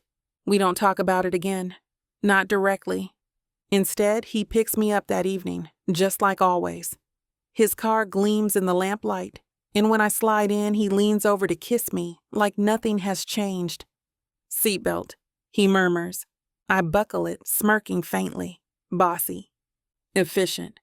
We laugh, but it doesn't reach the same place as before. Beneath every word, the silence presses. This is ending. He takes me to the little Italian place on the corner, the one with the mismatched chairs, and the waiter who always winks at me. The waiter grins when he sees us. My favorite couple, he declares, setting menus down. I glance at Conrad, expecting him to correct the assumption, but he only squeezes my hand beneath the table. Favorite couple, he repeats with a small smile. I'll take it. The waiter winks at him this time. Good man. I chuckle, head tipping side to side. You're getting used to it, aren't you? Used to what? Being mine in public. His eyes darken just slightly, but he smiles. It's not the worst fate. We eat slowly, dragging out the meal as though lingering can bend time. He teases me for stealing bites off his plate. I tease him for pronouncing the wine wrong. Say it again, I laugh, wiping sauce from my lip. He repeats the word, exaggerated, deliberately terrible. That's not even Italian, I choke out between giggles. Sounded convincing to me, he counters smoothly, sipping his wine. We laugh, we touch, we act like tomorrow isn't waiting. After dinner, we stroll through the town, hand in hand. People glance, some smile knowingly. Mrs. Klein from the bakery pauses mid-sweep of her front step. Well, Evans, I didn't think you had it in you. Conrad arches a brow. Didn't have what in me? She smirks, nodding at our entwined hands. That. I laugh as she disappears inside. She approves. Conrad shakes his head, lips twitching. God help me, I actually care. I bump his shoulder playfully. Because you like being mine in public. His gaze softens and he murmurs, because I like being yours. Period. Back at his apartment, we don't mention Sinclair, or leaving, or endings. Instead, we cook. Or try to. I chop onions while he critiques my knife skills. You're going to lose a finger, he mutters. Please, I scoff. I'm precise. You're reckless, he corrects, stealing a piece of onion and tossing it in his mouth. And you're bossy. Efficient, he says again, deadpan. And I laugh so hard I nearly nick myself with the knife. Later, when the pasta is overcooked, and the sauce too salty, we eat it anyway, sitting cross-legged on the counter, our knees brushing. This is terrible, I declare, wrinkling my nose. He smirks, twirling his fork. It's perfect. Why? Because it's with you. The words silence me. We end up on the couch, wine glasses abandoned on the table, his arm heavy around my shoulders. I lean into him, soaking in every second, memorizing the feel of his heartbeat through his shirt. You're quiet, he murmurs. Thinking. Dangerous, he teases, but his voice is soft. I glance up at him. Do you ever wish we could just freeze it? Right here, this night. Us. His hand tightens on my shoulder. every damn second. When he kisses me this time, it's different. Slow, lingering, like he's memorizing my mouth, like every brush of lips is an unspoken goodbye. We move to the bedroom, and the silence grows heavier, threaded with longing. He undresses me slowly, reverently, his hand shaking just slightly. If you want to know where this naughty scene is headed, you'll have to get it from BWWM This platform has rules and guidelines that we have to follow in order to keep these free stories coming. Find any Vixa audiobook on her website and use code VIXA40 for a 40% discount to make up for these interruptions. Let's return to the story. The words hover unsaid. I love you. Don't go. Instead, I whisper, thank you. He kisses my hair. For what? For this. For tonight. For you. His arms tighten. Always. But even as his warmth surrounds me, the silence says everything. We both know what morning will bring. So I close my eyes, memorizing every second, every breath, every beat of his heart, pretending just for tonight that morning will never come. Chapter 22. Conrad. The box in my jacket pocket is heavier than metal should be, not by weight, by meaning. I check for it again when I step out of the car, palm pressing the outline through fabric. Still there. Still a promise. I don't know how to put it into words yet. The restaurant glows like a small sun against the evening.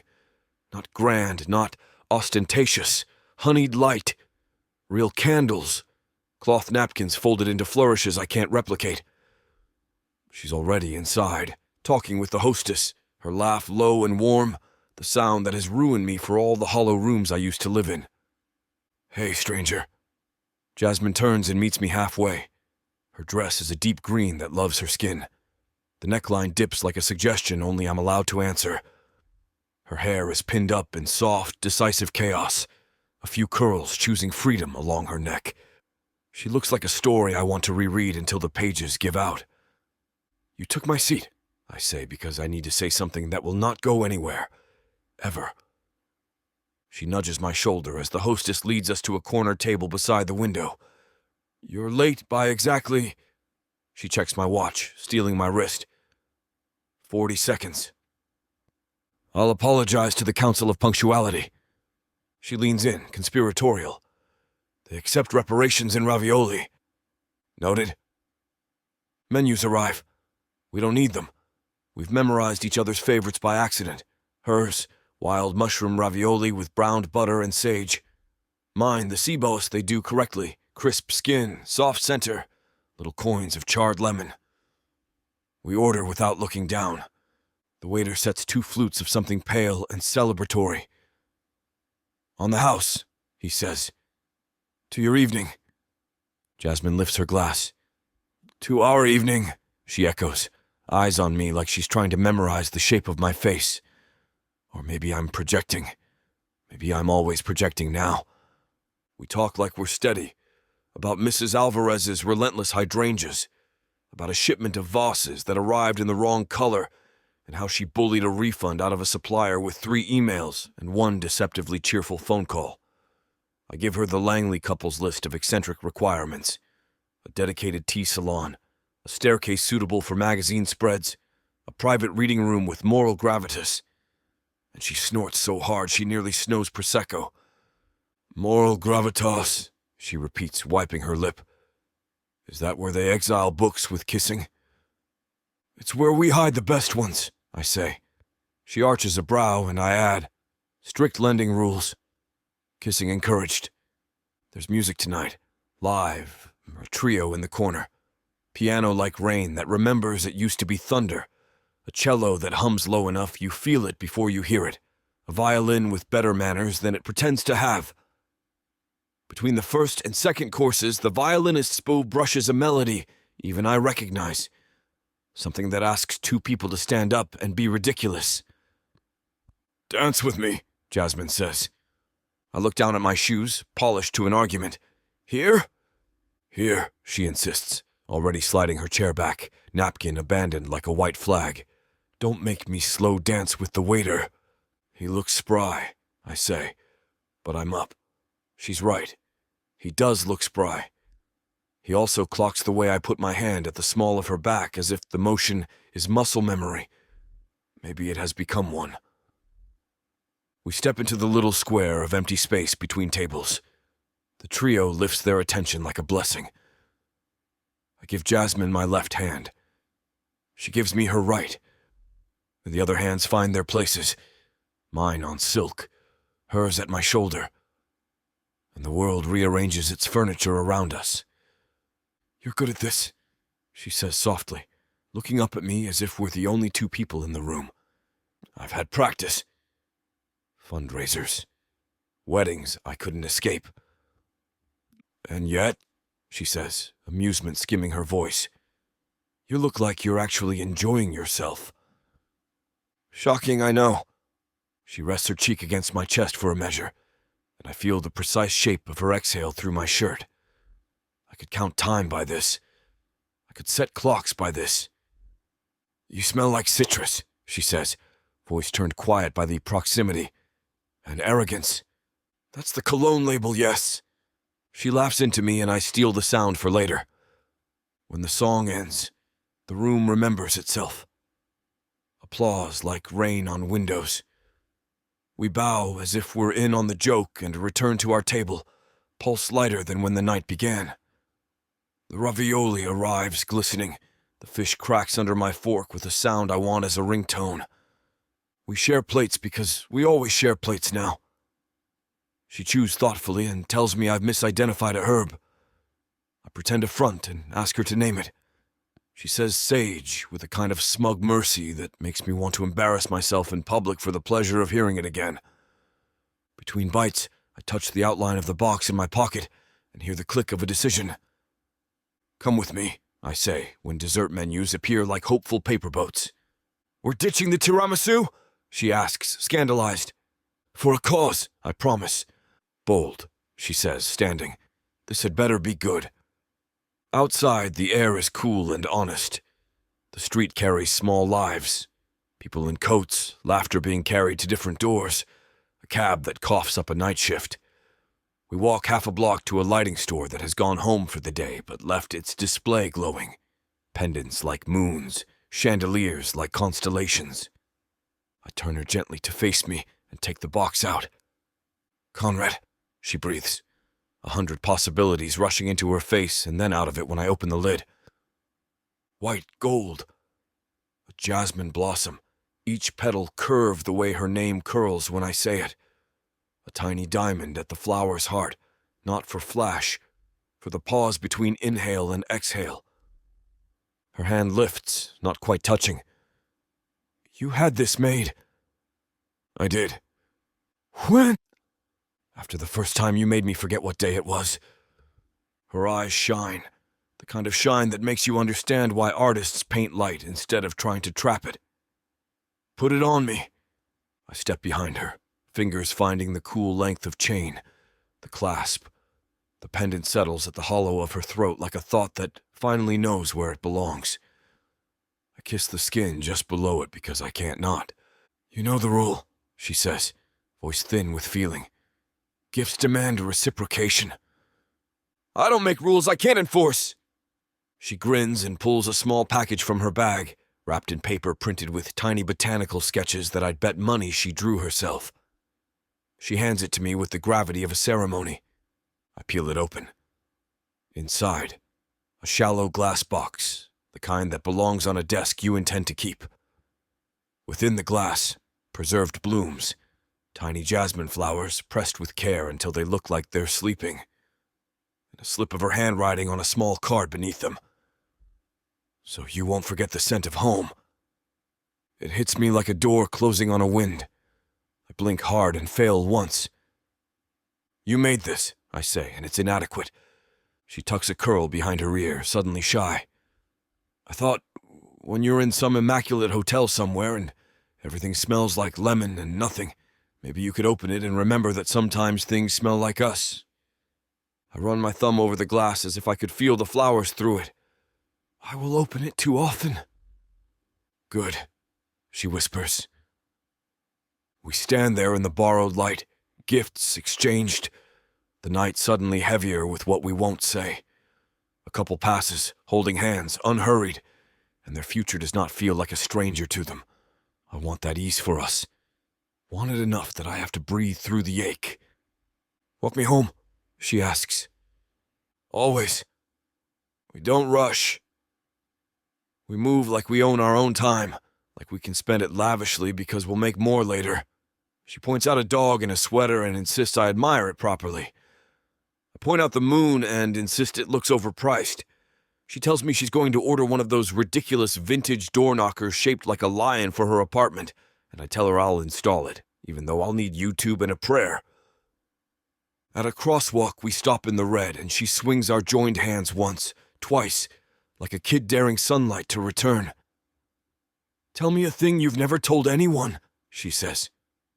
I once cried during a commercial, I say. You? The man with the calendar app for a soul. It was the one with the lost dog and the Clydesdale. Her laugh turns the light green. And you? I ask. She lifts our hands to her mouth, kisses my knuckles through a smile that can't decide if it wants to be brave. I keep a list of the ways people say goodbye without saying goodbye. What number are we at? Too many, she says, and I feel it. The floor shifting under a house you built quickly and loved immediately. By the time we reach her building, my hand has memorized hers again. She keys us in and leads the way up the stairs. Her perfume and night air and the faintest residue of flour because she always smells like the day she lived. Inside, her apartment is itself. Plants deciding whether to thrive or be dramatic. A stack of books that can't believe they're not furniture. The stupidly charming lamp with the shade she insists looks like joy. She kicks off her shoes. Do you want tea, or do you want to pretend we'll drink tea and then forget? We can pour tea so it can watch us forget, I say, locking the door. She pretends to consider it, then takes my jacket with ceremony, hangs it like she loves my things because they're mine. When she turns back, the jasmine pendant catches the lamplight and makes a small star on her skin. This is my favorite thing you've ever done, she says, touching it. I haven't started yet. Show off. Accurate. We don't bother with tea. We bother with each other. She steps in and places her hands flat on my shirt, right over my sternum, as if to check for a heartbeat I would lie about. The banter thins to a thread. We keep it for courage. You know this is terrible timing, she says, and it could be a joke, but it isn't. I know, I answer. I tilt her face up with one finger. I also know I'm here. And tomorrow? I swallow. I'm here now. Her eyes consent to this answer, even if her mouth wants to fight it. Then let's spend now properly. Instruction accepted. The kiss starts soft, respectful of how easily this could break if we move wrong. Then it learns us again, right where we left off last night, and not the same at all. Her mouth is wine and promise. Mine is apology and wanting. She opens under me like doors unlocked from the inside. I hate to burst your bubble when things are just getting started, but this platform won't allow us to air the steamy content coming up in this chapter. If you want us to keep bringing you free audiobooks, we have to abide by their rules. Luckily for you, the unabridged version of every Vixa Vaughn audiobook is available at vixavaughnromance.com, and with promo code VIXA40, you can get 40% off any digital product. Hi, she murmurs after a time. Words melted around the edges. Hi! She toys with the chain at her throat. The pendant winks against my skin. If I start crying, pretend I'm not. If I start, pretend you don't see it. She kisses my sternum like she's stamping a passport. Deal. Outside, a siren goes by on duty for someone else's emergency. Inside, the lamp hums and the plants pretend to sleep, standing up. We don't say I love you. We don't say don't go. We inventory skin instead, the curve at the base of her spine where my hand fits, The small knot of muscle in my shoulder she teaches with her thumb, the way her pulse slows under my mouth when I kiss the spot below her ear. Eventually, I slip free. She makes a small sound I file under things to think about on planes. I fetch a damp cloth, and we clean each other with a tenderness that feels more naked than the rest. She tugs me back into bed and we tangle again, the sheets forgiving our heat. The preserved flowers box waits on her nightstand now, my jacket forgotten beneath it. The necklace glows in the half-light like a new constellation that only shows up if you've earned it. "Tell me another secret," she says into my collarbone. I hate the word goodbye, I admit. Me too. She's quiet, then adds, "Maybe we don't say it." Maybe we don't, I agree, because denial is softer than accuracy, and tonight we are allowed soft. She traces slow circles on my chest, each one a small orbit. "What do we say then?" "Thank you," I answer, stealing from her ritual. She smiles against my skin. "For what?" "For this," I say. "For dinner. For dancing. For the necklace looking better on you than it did in my head. For the box that will ruin me. For your hands and your mouth, and the way you say my name like it belongs to both of us." She lifts her head and studies me as if she can catch the exact angle where I'm not pretending. "Always," she whispers, borrowing the only word big enough to cover what we can't name. We lie there and count the seconds like misers who finally understand what money is for. I stay awake longer than I need to, because morning has a job and I'm trying to delay its start time. Eventually, consciousness negotiates a truce. I'll sleep if I can keep one hand on her hip. She agrees on behalf of the universe. Chapter 23. Jasmine. Morning comes too early. I swear the sun must have cheated, crawling up faster just to spite me. I open my eyes to the pale light sliding through the curtains, and for a second I forget.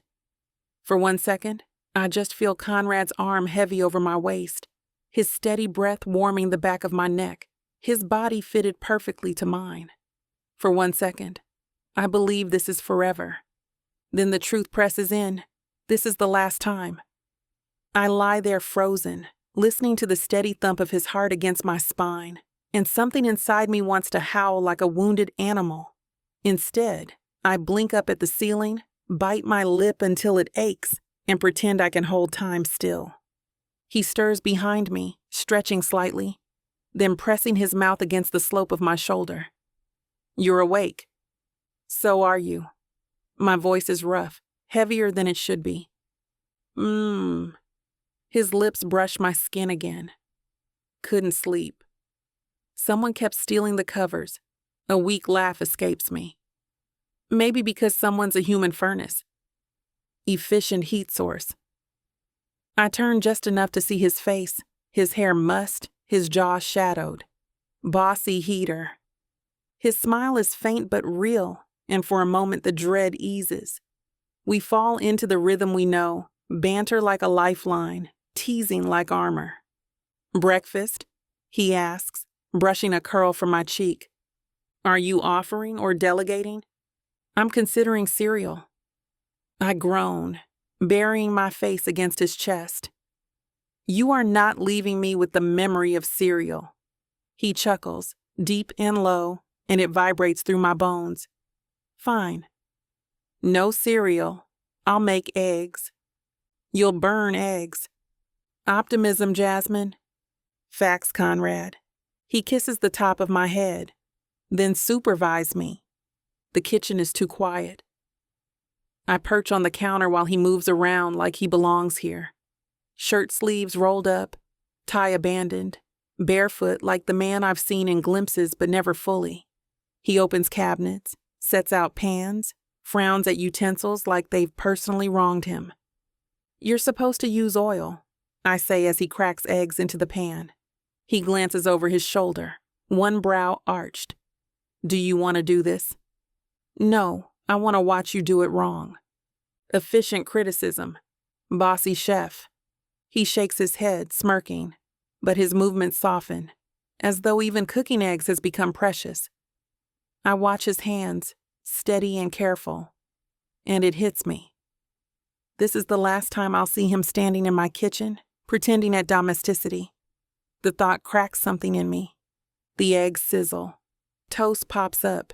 He plates it all with a flourish like it's fine dining. Voila, he says, sliding a plate in front of me. I stare at it. You know you burned the toast, right? It's artisanal. Charcoal chic? He smirks, settling beside me. Eat it, ungrateful woman. I take a bite, exaggerated, and wince. Crunchy. Delicious. He corrects. We laugh, but the sound lands heavy. It feels like we're both clinging to it, wringing the joy from every second, because when the laughter fades, there will only be silence. Halfway through breakfast, my fork stalls. My appetite vanishes, chased away by the clock ticking on the wall. I drop the fork, push the plate aside. Conrad, my voice trembles. He looks up instantly. Yes. I'm not ready. The words come out small, childlike. His hand finds mine, strong and warm. Neither am I. Tears sting my eyes, but I force a shaky laugh. You always have an answer, don't you? Not for this, he admits quietly. We sit there in silence, his thumb stroking circles against my skin. I memorize the feel of it, the weight of his hand, the steadiness that's always been his gift. I whisper, promise me you'll call. I promise. Not just once. Not just to be polite. He leans in, kisses my temple. Every day if you want. I nod, swallowing hard. Every day then, his forehead rests against mine. Every day. When it's time, when the clock insists, I follow him to the door. Each step feels like a betrayal, like my legs shouldn't move if it means moving closer to goodbye. He picks up his jacket, sliding it on with deliberate calm. His bag waits by the door, a small, cruel reminder. I hover, arms crossed tight over my chest, trying to keep myself together. So this is it. He studies me, eyes dark and unreadable. This isn't it. It's just, until next time. You make it sound easy. It isn't. His voice cracks, just enough to undo me. I step forward, clutching his shirt, pulling him down into a kiss that tastes like salt and desperation. He kisses me back like a man memorizing a language he may never hear again. When we part, my tears finally break free. They run hot and relentless down my face. I try to wipe them away, but he catches my hand. Don't hide from me, he whispers. Not now. I sob, ugly and raw, pressing my face into his chest. I can't do this. I haven't done this before. His arms crush me against him. Neither do I. But we will. The moment stretches, heavy and brutal. He finally pulls back, just enough to look at me. Jasmine. Don't, I beg, fresh tears spilling. Don't say goodbye. His jaw tightens. Then I won't. He presses one last kiss to my lips. Soft, reverent, devastating. Then he picks up his bag, opens the door. I stand frozen, my arms empty, my heart howling. He pauses in the doorway, glances back. Every day, he reminds me, then he's gone. I follow him to the window, pressing my hand against the glass as he walks down the street. The morning sun turns his figure into shadow, and I watch until he disappears around the corner. A single tear slips free, rolling down my cheek. The emptiness that follows is profound, hollowing me out. The apartment feels too big, too quiet. I stand there, staring at the empty street, and whisper into the silence. Every day. But the silence doesn't answer back. Danger, desire, secrets that could kill. Ooh, baby, you already know I'm staying for this ride. 8 full-length audiobooks. Stories tangled with mystery, betrayal, and the kind of passion you can't outrun. Oh, these heroes? They'll pin you to the wall 1 second and save your life the next. Talk about multitasking. Assassins, billionaires, men with dangerous pasts, and women strong enough to match them, secret for secret. Right now, you're snatching this up at a wild 70% off. 8 stories, endless passion, a love worth dying for. Click the link and buckle up, honey. 'Cause this ain't just romance. The romantic suspense audiobook bundle. Love has never been this dangerous. Vixa Vaughn Romance. Chapter 24. Conrad. Chicago feels different now. It greets me with its usual teeth. Wind sharp enough to cut across my cheekbones. Skyscrapers jutting like monuments to ambition. But the city doesn't have the same hold on me. The skyline glitters, sure, all glass and steel and light, but it's hollow. Beautiful in the way a diamond is beautiful. Precise, hard, cold. I used to thrive on this rhythm. The endless meetings, the pressure, the sense that the city was always moving 1 step faster than me, daring me to keep up.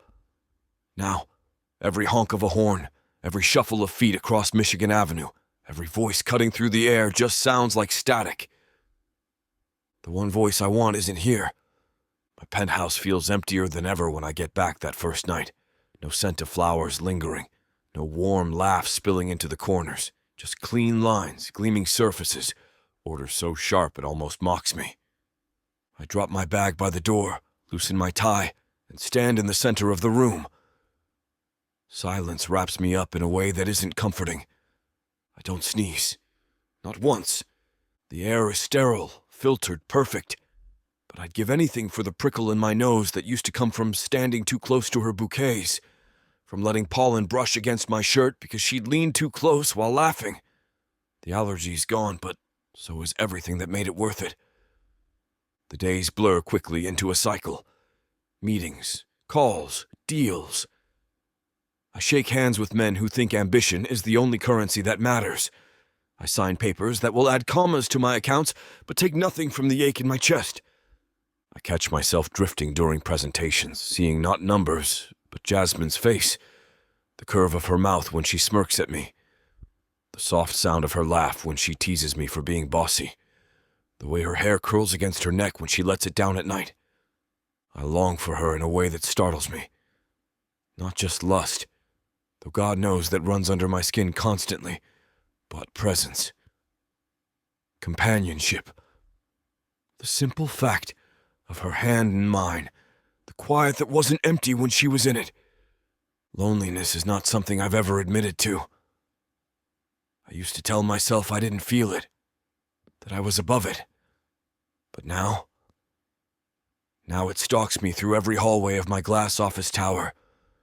It shadows me at dinners where I'm toasted as if I've won. Because I've lost, I know it. The Langley deal closes with a flourish that should have satisfied me. A multi-million-dollar property transfer, handshakes all around, celebratory champagne. I sign the final document and set the pen down. The ink's still wet and I feel nothing. Congratulations, Conrad. The voice belongs to Danielle, a senior associate on my team. Sharp, ambitious, always polished to perfection. Her dark hair is twisted into a sleek knot, her suit cut precisely, her lipstick just the right shade of power. She smiles at me like she's seeing something she wants. "You've done it again," she says, setting a hand lightly on my forearm as we rise from the conference table. That was one hell of a close.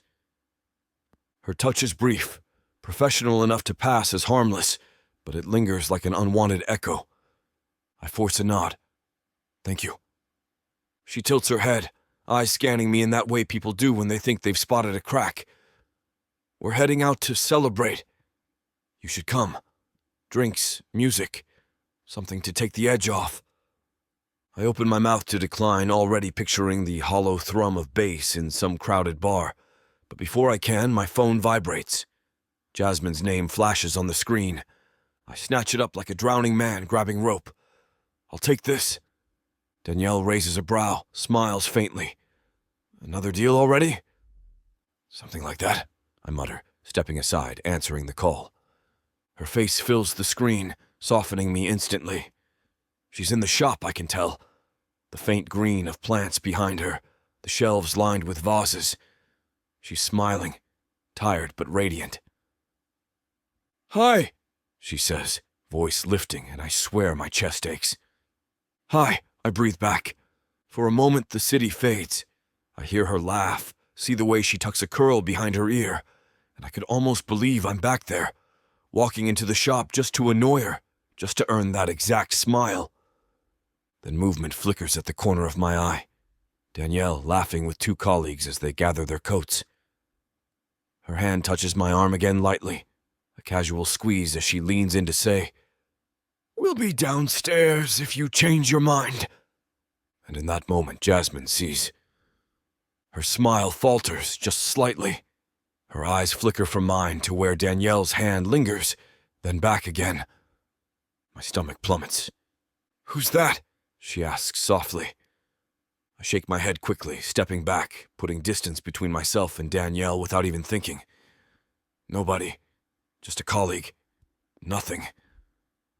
Her mouth presses into a line, but she nods. Right. Of course. Jasmine... It's fine, she interrupts, but her voice is tight, thinner than before. You're busy. I should let you go. Don't hang up, I say, desperate. But she's already pulling the phone away, already smiling that polite smile she uses when she wants to hide something. Congratulations on your deal, she says, too light. Then the screen goes dark.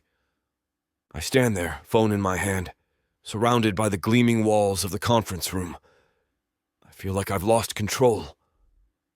I want to chase her, to fly back to her, to tear down the miles between us. Instead, I'm stuck here, in this city that feels less like home every second she isn't in it. Chicago hums outside, all glass and steel and noise. But inside, all I feel is the absence of her laugh, the ghost of her tears, the weight of her silence. And I know this distance isn't just measured in miles. Chapter 25. Jasmine. The shop is too quiet without him. It shouldn't be. The coolers hum like they always do. The chime of the entry bell still greets every customer. The scent of lilies and roses and lavender lingers thick in the air. I'm surrounded by blooms, by colors bursting open like fireworks in vases and planters. But none of it matters. None of it feels alive. I water orchids with steady hands, trimming the leaves and checking the soil. I make bouquets, ribbon them carefully, hand them to smiling faces. I move through the motions like an actress who's forgotten her lines but still mouths the shape of them anyway. Inside, I feel hollow. Since Conrad left, every day has stretched longer. My independence, once my pride, now feels like a cell. I built this life for myself, my shop, my rhythm, my choices. But all I feel is the absence of his presence, the absence of his voice teasing me into laughter, the absence of his arms holding me when the world felt too heavy.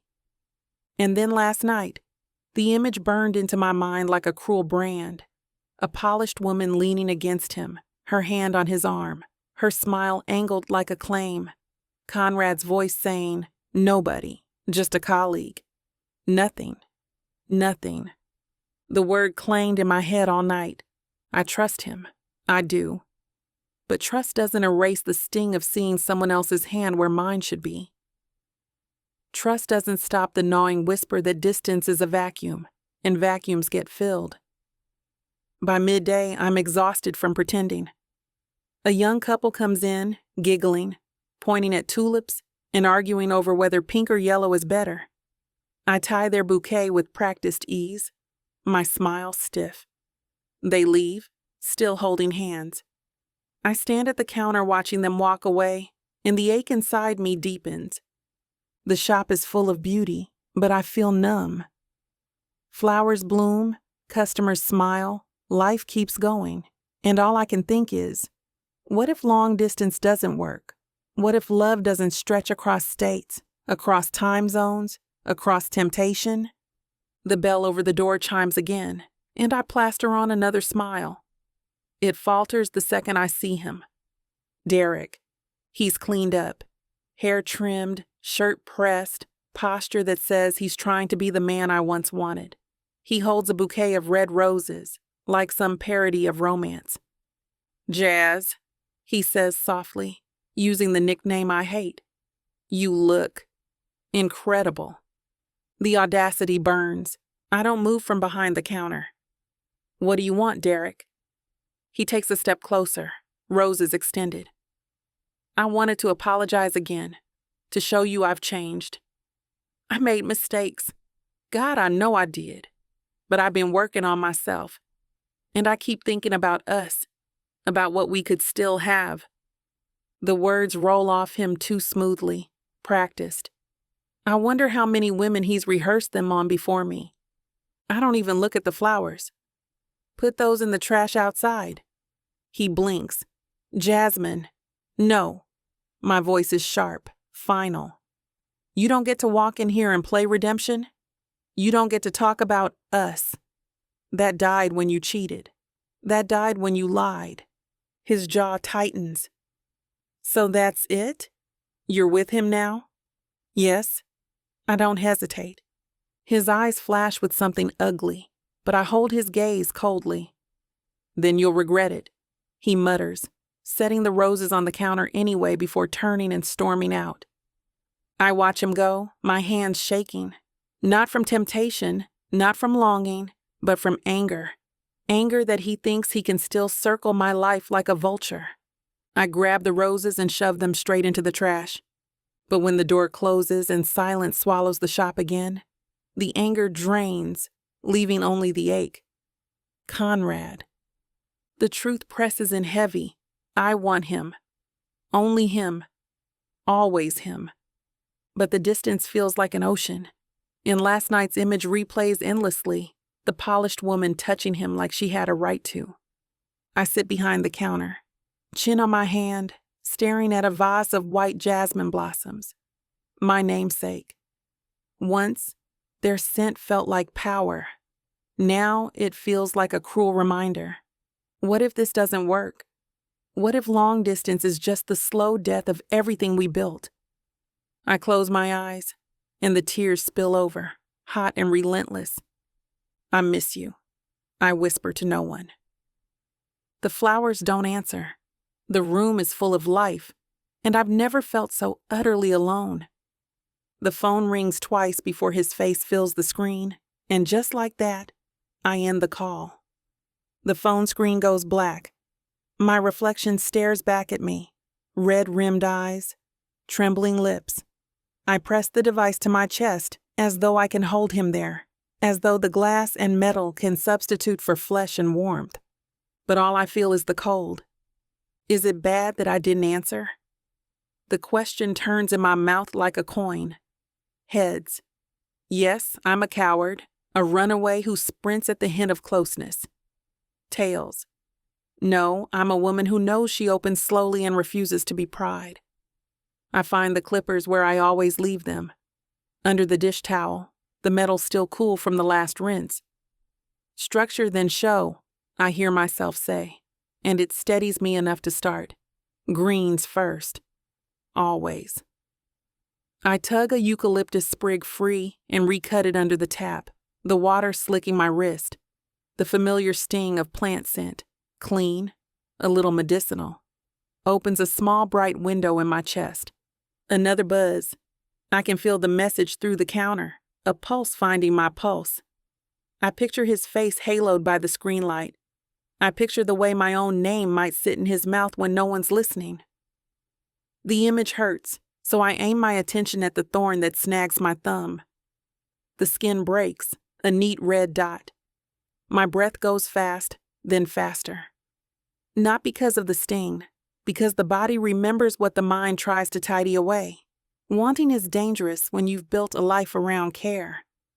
I press the pad of my thumb to the cold faucet until the ache quiets.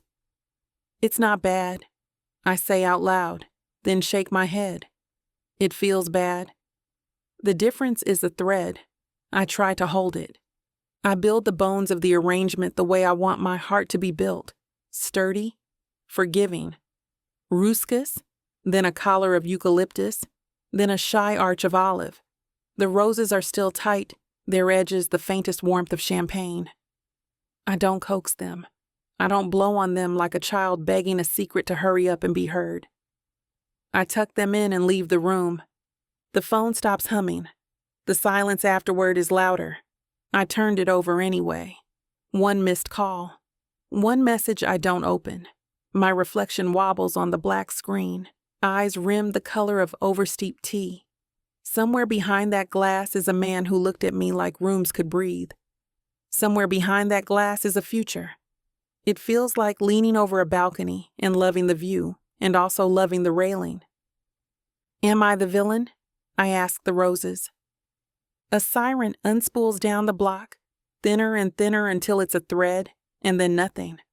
I wipe the counter for something to do. The cloth makes dark trails I immediately chase with dry towel, the way you chase doubt with reasons and end up with streaks anyway. I put the phone on Do Not Disturb. The act is small, almost petty. It lets me inhale more than a sip. I set it 2 steps away on the windowsill and stay where I am. If I can make a room for these blooms to open without burning, I can make one for myself. I can. The thought is brave for 10 seconds. Then it collapses under the weight of the simple truth. I wanted to hear his voice. I wanted the part where he says my name. And I wanted the part where I say his. And I wanted the cliff between those parts to feel like a bridge for once. The tears come without ceremony. No pretty preamble. No warning ache. Just water finding downhill. I catch the first with the heel of my hand and miss the second, and then it's useless to keep track. I bend over the sink like I'm rinsing greens and let it happen. Shoulders up, breath hitched, the kind of crying that sounds like I'm embarrassed about it, because I am. It isn't loud, it's steady. It's the sound of something thawing. When it slows, I rinse my face and press the cool dish towel to my eyes. The apartment is still itself. The fridge hum, the soft neon echo from the bodega downstairs, the faint sweetness of stems. My chest feels empty in a good way, like a field after rain. I pad to the window and look out. Across the street, a dozen lit rooms stack into a quilt. Someone's stirring sauce, someone's folding a shirt, someone's laughing on speakerphone. Life, stubborn and ordinary. I rest my forehead on the glass and let it chill me into clarity. I don't open his message. I don't draft a reply. I take the roses one by one and give each a fresh diagonal cut. Let them drink, turn them until their best faces find the light. I make the world gentle around them and step back. This is not punishment. This is not a door slammed. This is me choosing a slower hinge. If it's right, if he's right, then the bloom will happen in its time, and it won't scorch on the way out. The phone sits quiet on the sill, not angry, not expectant, just there. I leave it there and carry the finished arrangement to the table. Where the air is softest, where morning likes to spill, I sit, I breathe. It doesn't stop hurting, but it hurts clean. Chapter 26. Conrad. The view from the 47th floor is supposed to impress. Floor-to-ceiling windows stretch across Chicago's skyline, reflecting every shard of light off glass and steel. The conference room hums with chatter, clinking champagne flutes, and the hollow satisfaction of another deal sealed. Normally, this is my playground. These rooms, these victories, the applause of peers. For years, I told myself this was what success felt like. Tonight, it feels like standing inside an echo chamber. Another multi-million-dollar contract. Another tower claimed our name. And all I can think about is Brooklyn. All I can think about is her. Danielle is at my side, as polished as the glass table under our drinks.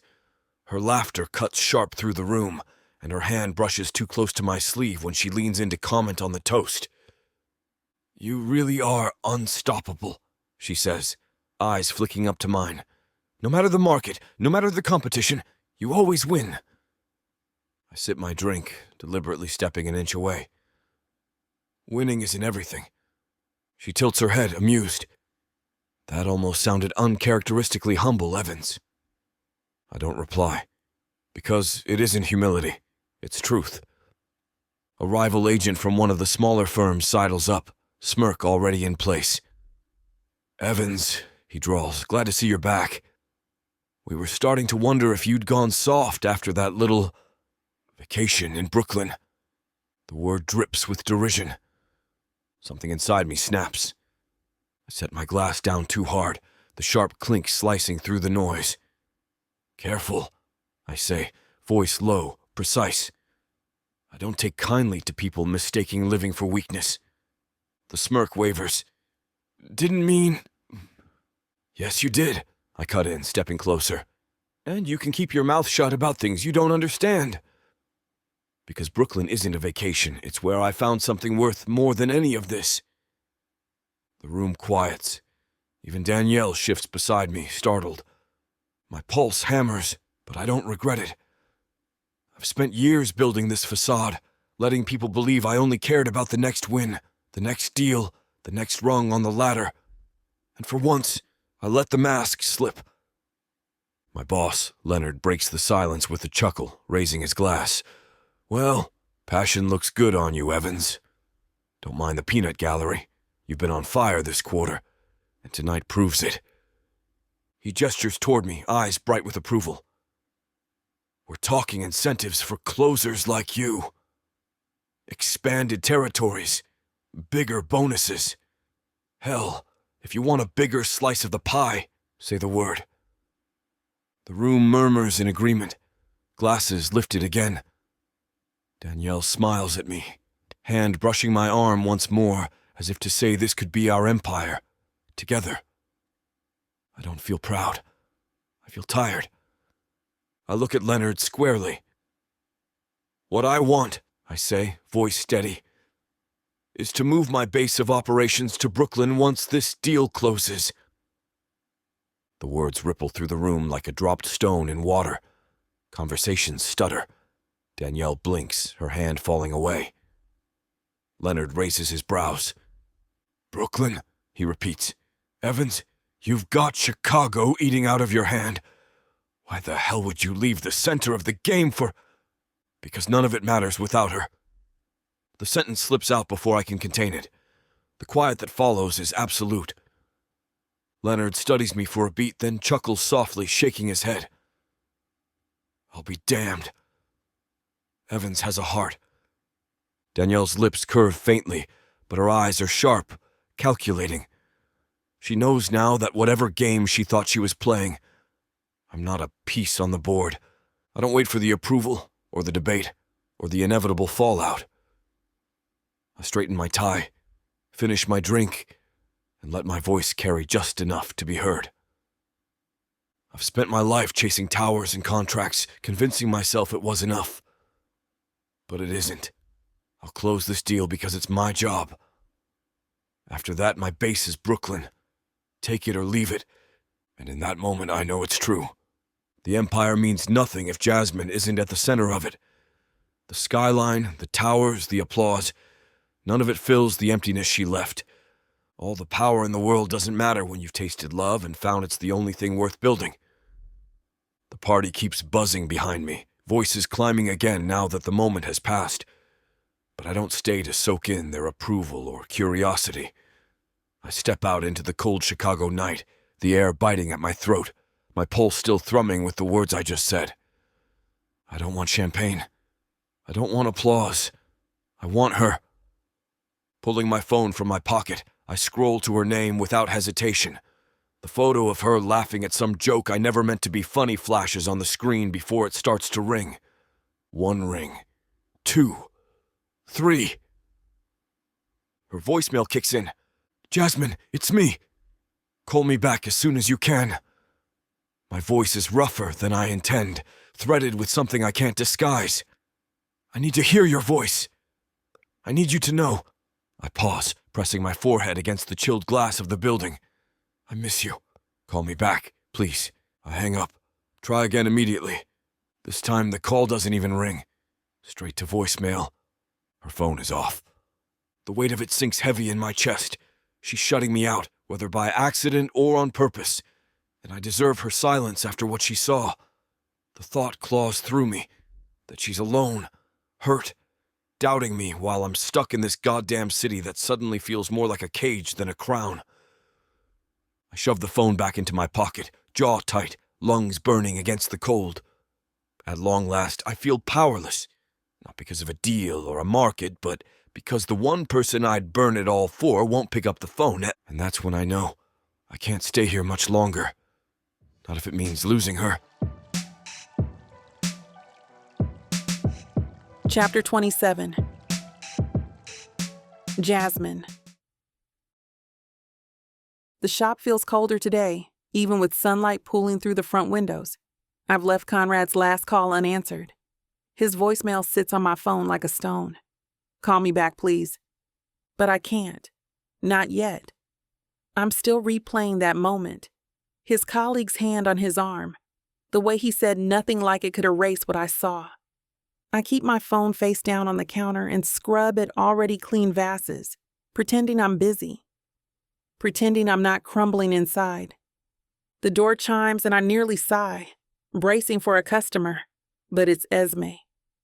"Wow," she says, stepping inside, carrying a bundle of flowers that look like they were just kidnapped from someone's garden. "Your face screams tragic Victorian widow, and I'm not even charging you for the analysis." I give her a flat look. "Hello, Esme. Don't sound too happy." She dumps the flowers on the counter and shakes out her hair. "I came to rescue you from your own brooding." "You're welcome." She fusses with the bundle, separating stems, lavender, roses, peonies, bright, fragrant, alive.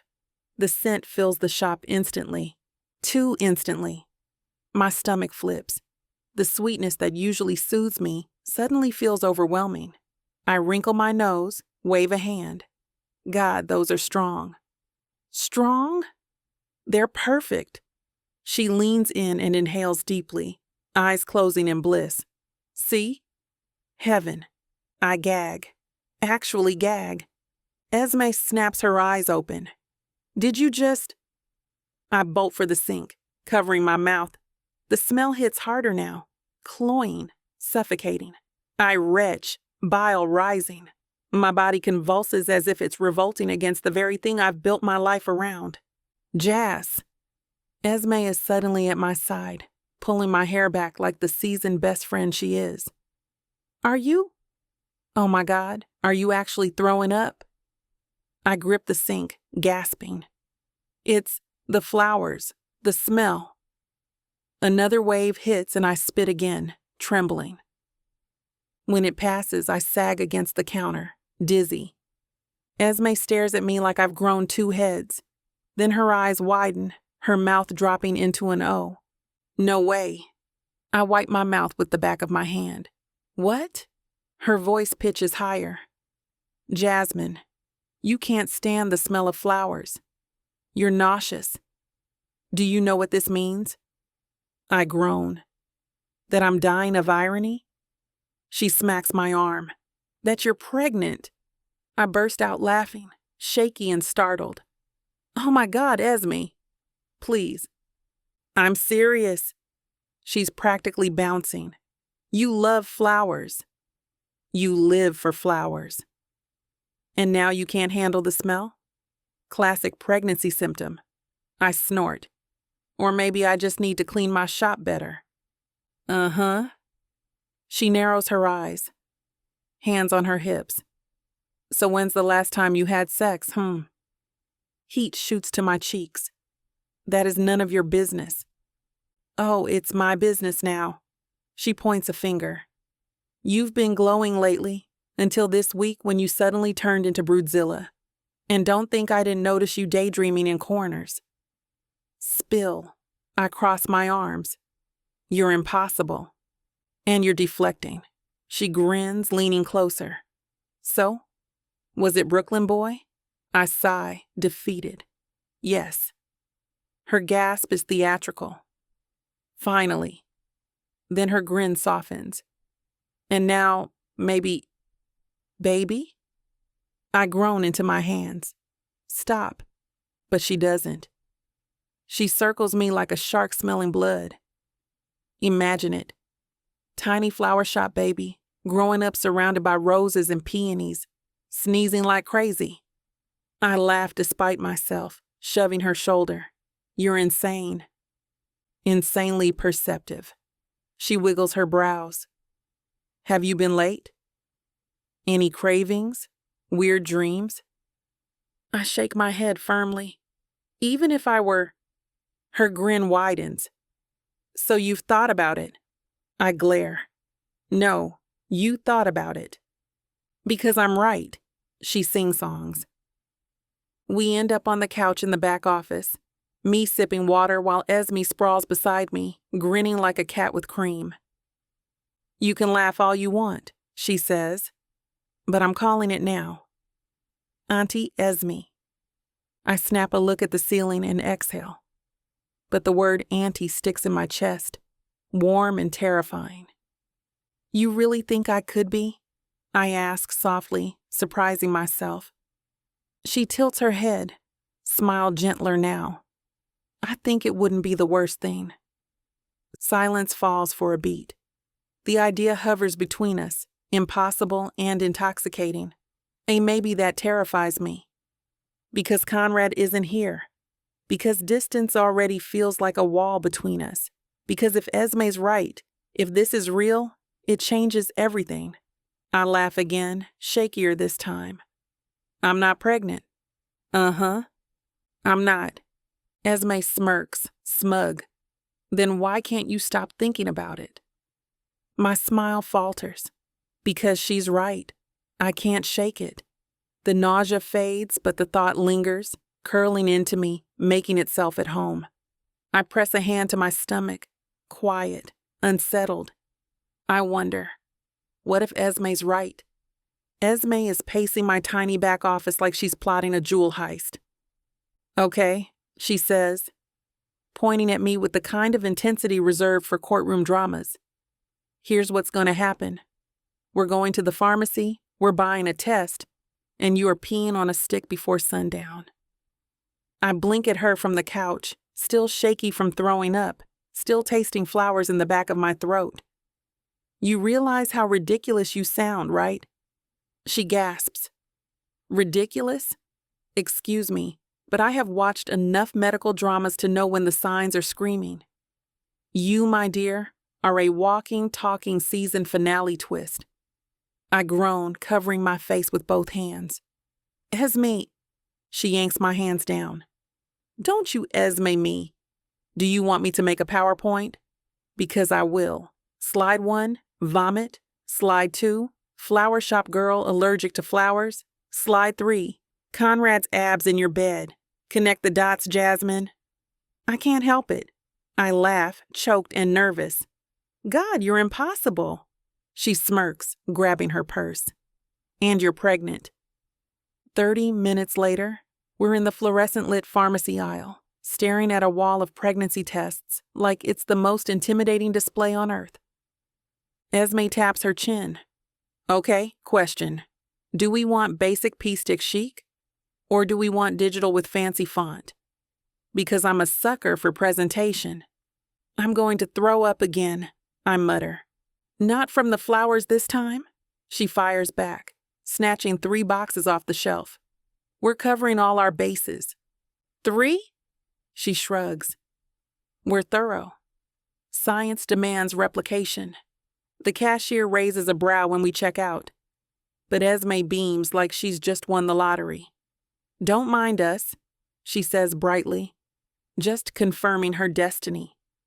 I wish the floor would swallow me.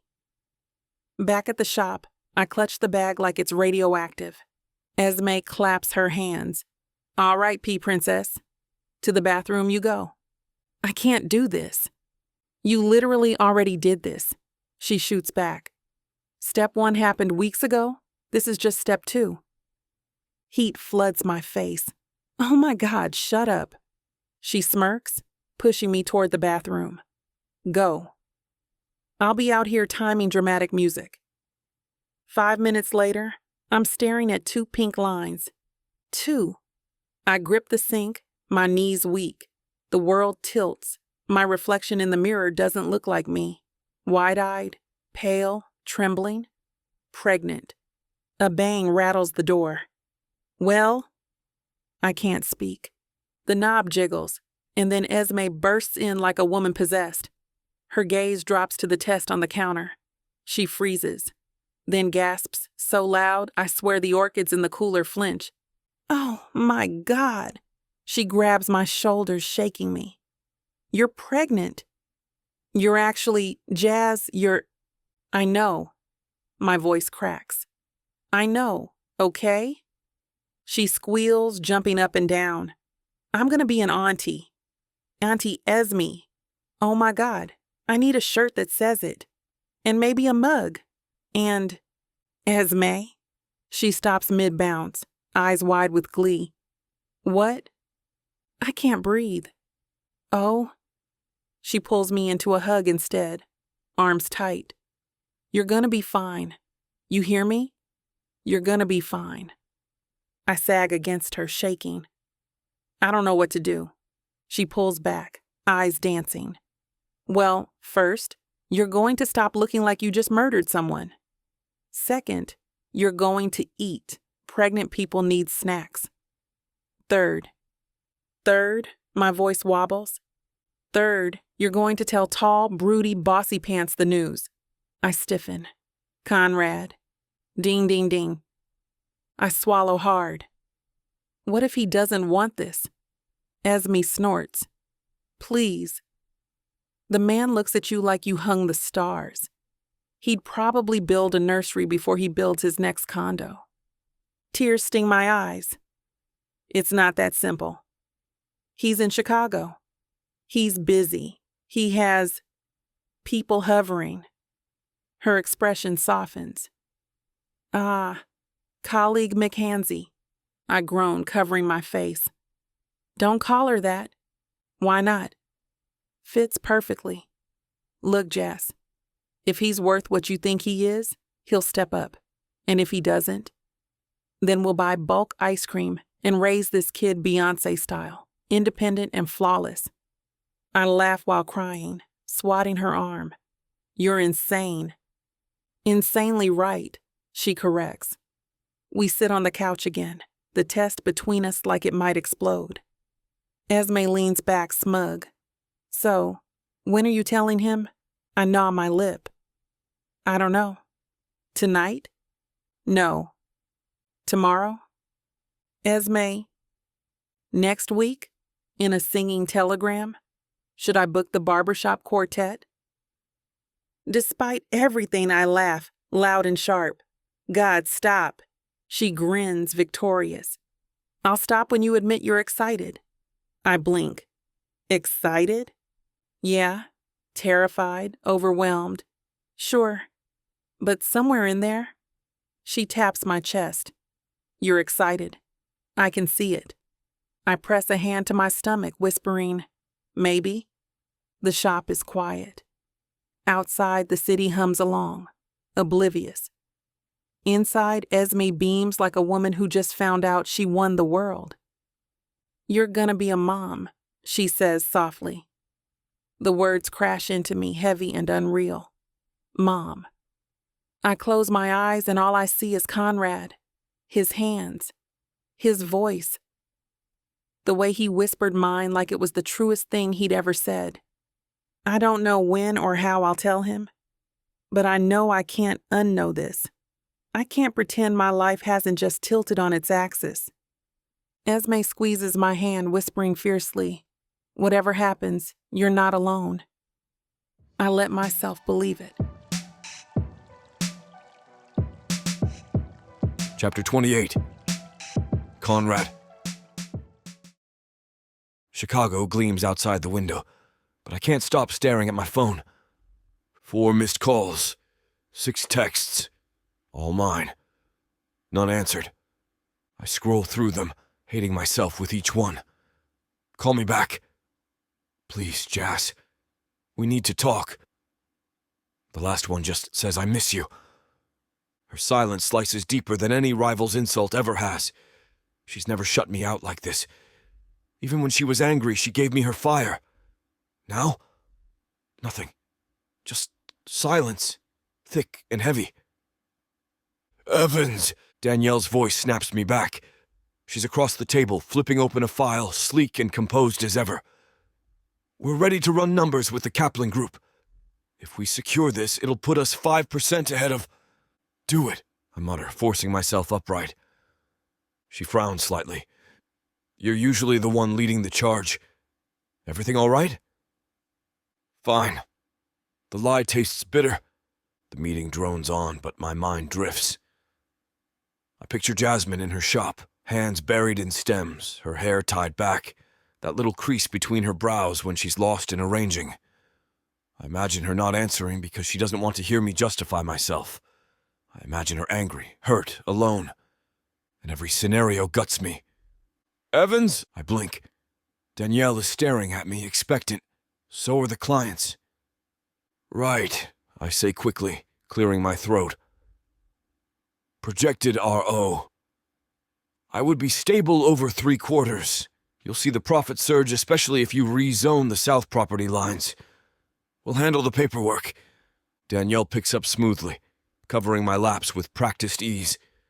She smiles at me afterward, too knowing. See, you're unstoppable. I don't smile back. Later, at the champagne reception, Danielle hovers again. Too close. Too available. To victory, she says, raising her glass. I barely lift mine. To paperwork. She laughs, tilting her head. You've changed since Brooklyn. Good. Her eyes sharpen, calculating. Whoever she is. I cut her off, my tone flat steel. Don't. Her lips twitch, but she backs off, sipping her champagne. Still, I feel her watching me, studying the cracks I can't quite patch. When I finally escape to the terrace, the night air feels like relief. Cold, honest, cutting through the artificial warmth inside. I take out my phone again, thumb hovering over Jasmine's name. It goes straight to voicemail. Jazz, I whisper, staring out at the skyline that once felt like mine. I don't care about the deals. I don't care about the towers. Just don't shut me out. Please. I hang up, the silence pressing in. And in that moment, surrounded by glass and steel, I realize how fragile it all is. Every building, every deal. It's nothing but reflections and weight. Without her, it's just empty glass. My phone lights up on the terrace, and for once, it's not a phantom buzz. It's her. Jasmine. Relief slams through me so hard my knees nearly give. I fumble to answer, nearly dropping the damn thing. Jazz! Jazz? I plead into the phone, my voice sharper than I want it to be. The pause on the other end tells me everything. She's there. She's listening, but something's already broken. I need to tell you something, she whispers. Then tell me, I say, desperate. Please, I'll listen. Whatever it is.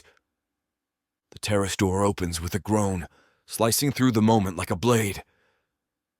Danielle steps out, champagne in one hand, smile polished to perfection. Evans. She says my name like it's a game she's already won. Of course you'd be out here. The brooding lone wolf with the skyline. Classic. Not now. God, not now. I turn slightly, phone tight in my hand. Danielle, I'm on a call. With her? She says, eyes flicking to my phone. The corner of her mouth curves. I thought so. Go back inside, I snap. Instead of leaving, she walks closer, heels striking the stone, each step deliberate. You don't have to pretend, Conrad. I see you. You've been different since Brooklyn.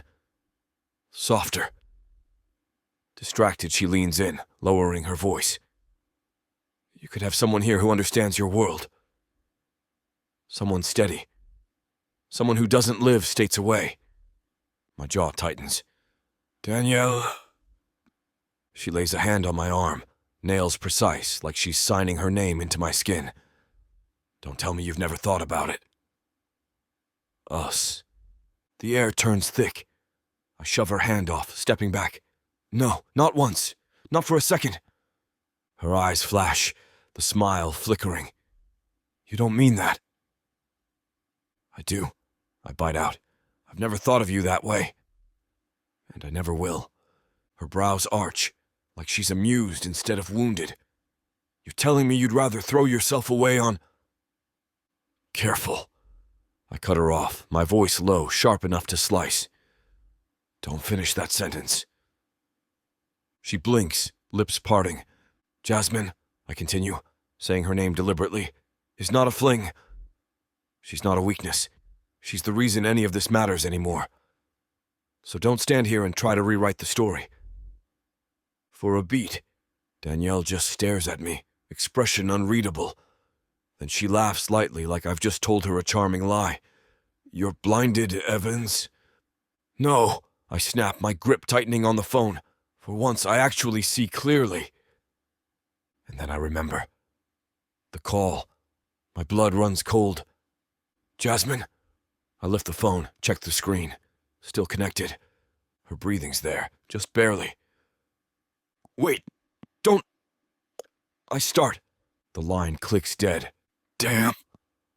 The word tears out of me raw. Danielle tilts her head, finally realizing. She heard?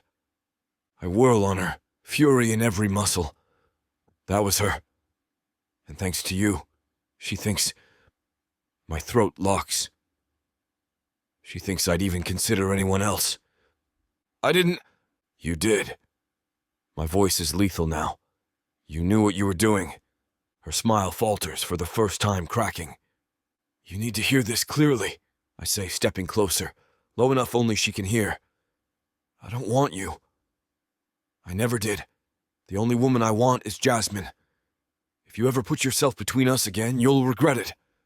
Her face goes still, mask slipping, pride bruised. I don't wait for an answer. I shove past her, phone already in my hand, heart hammering like I'm mid-race. I hit redial, straight to voicemail. Again, straight to voicemail. Jazz, it's me, I say, words tumbling fast, frantic. Please, don't hang up again. That wasn't what it sounded like. She means nothing to me. Less than nothing. You're it. You're the only one. Please, call me back. I need to explain. I hang up, call again. Voicemail, I leave another. I should have said it sooner. I should have told her, told everyone. I love you. Do you hear me? I love you. And I'll say it as many times as it takes until you believe me. Call again. Voicemail. Jasmine, please! Just give me one chance to explain. One more. That's all I'm asking. My voice cracks, and I slam a hand against the terrace railing, the metal ringing out in the night. The skyline blurs, just lights and glass and reflections that mean nothing. Nothing without her. Behind me, the party hums on, glasses clinking, laughter spilling, deals celebrated. Danielle won't meet my eyes when I walk past her, face shuttered, pride licking her wounds. But I don't care. None of it matters. All that matters is the silence on the other end of the line, and the woman I can't lose, even if I already have. Chapter 29. Jasmine. I hang up before he can say another word. My hand shakes as I press the phone to my chest, as though I can smother the echo of her voice, the way she said steady, the way she touched him, the way she implied he could choose her instead of me. The shop feels too small, too crowded. My chest is tight, like someone has looped a ribbon around my ribs and pulled until I can't breathe. He said nothing. He didn't shove her away fast enough. He didn't cut her off before the words could reach me.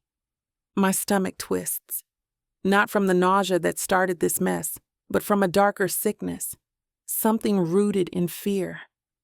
Esme finds me in the back room, sitting on the floor with my knees pulled to my chest. "Whoa," she says, crouching down. "You look like you've just seen a ghost. Or worse, your ex with bad highlights." I try to laugh, but it comes out broken. "Esme, what happened?" I shove the phone toward her. She was there. Danielle, his colleague, my throat closes. She said he could have someone steady. Someone in Chicago. And I heard her. I heard all of it. Esme frowns, eyes narrowing. "And what did Conrad say?" "He said, 'Not now.'" The words scrape out of me. But she kept talking and God, Esme, I hung up. Her expression softens, but her voice stays firm. "Did he agree with her?" "No." "Did he say yes?" "No, but..." She cuts me off. "Then why are you acting like he did?" My lip trembles. "Because I heard her voice. I heard her touch him. And he didn't tell me soon enough." Esme sighs, pulling me into her arms. "Jasmine, you are building a cathedral of worst-case scenarios in your head. Knock it down before you suffocate yourself in it." I shake my head. "You didn't hear her." She sounded so sure, like she's been waiting for me to slip so she can take my place. Esme pulls back, looking me dead in the eye. Then let her wait forever. Because unless Conrad looked her in the eye and said, "Yes, Danielle, let's run off into the Chicago sunset," then she's nothing but noise. But the words don't land. Not fully. Because there's something else clawing at me. Something I can't say out loud yet. My hand drifts unconsciously to my stomach. Esme notices immediately. "Still thinking about it, huh?" I nod slowly. It's not just about him flirting, or not flirting. It's about, what if? What if I tell him and he doesn't want it? What if I'm just another responsibility to him?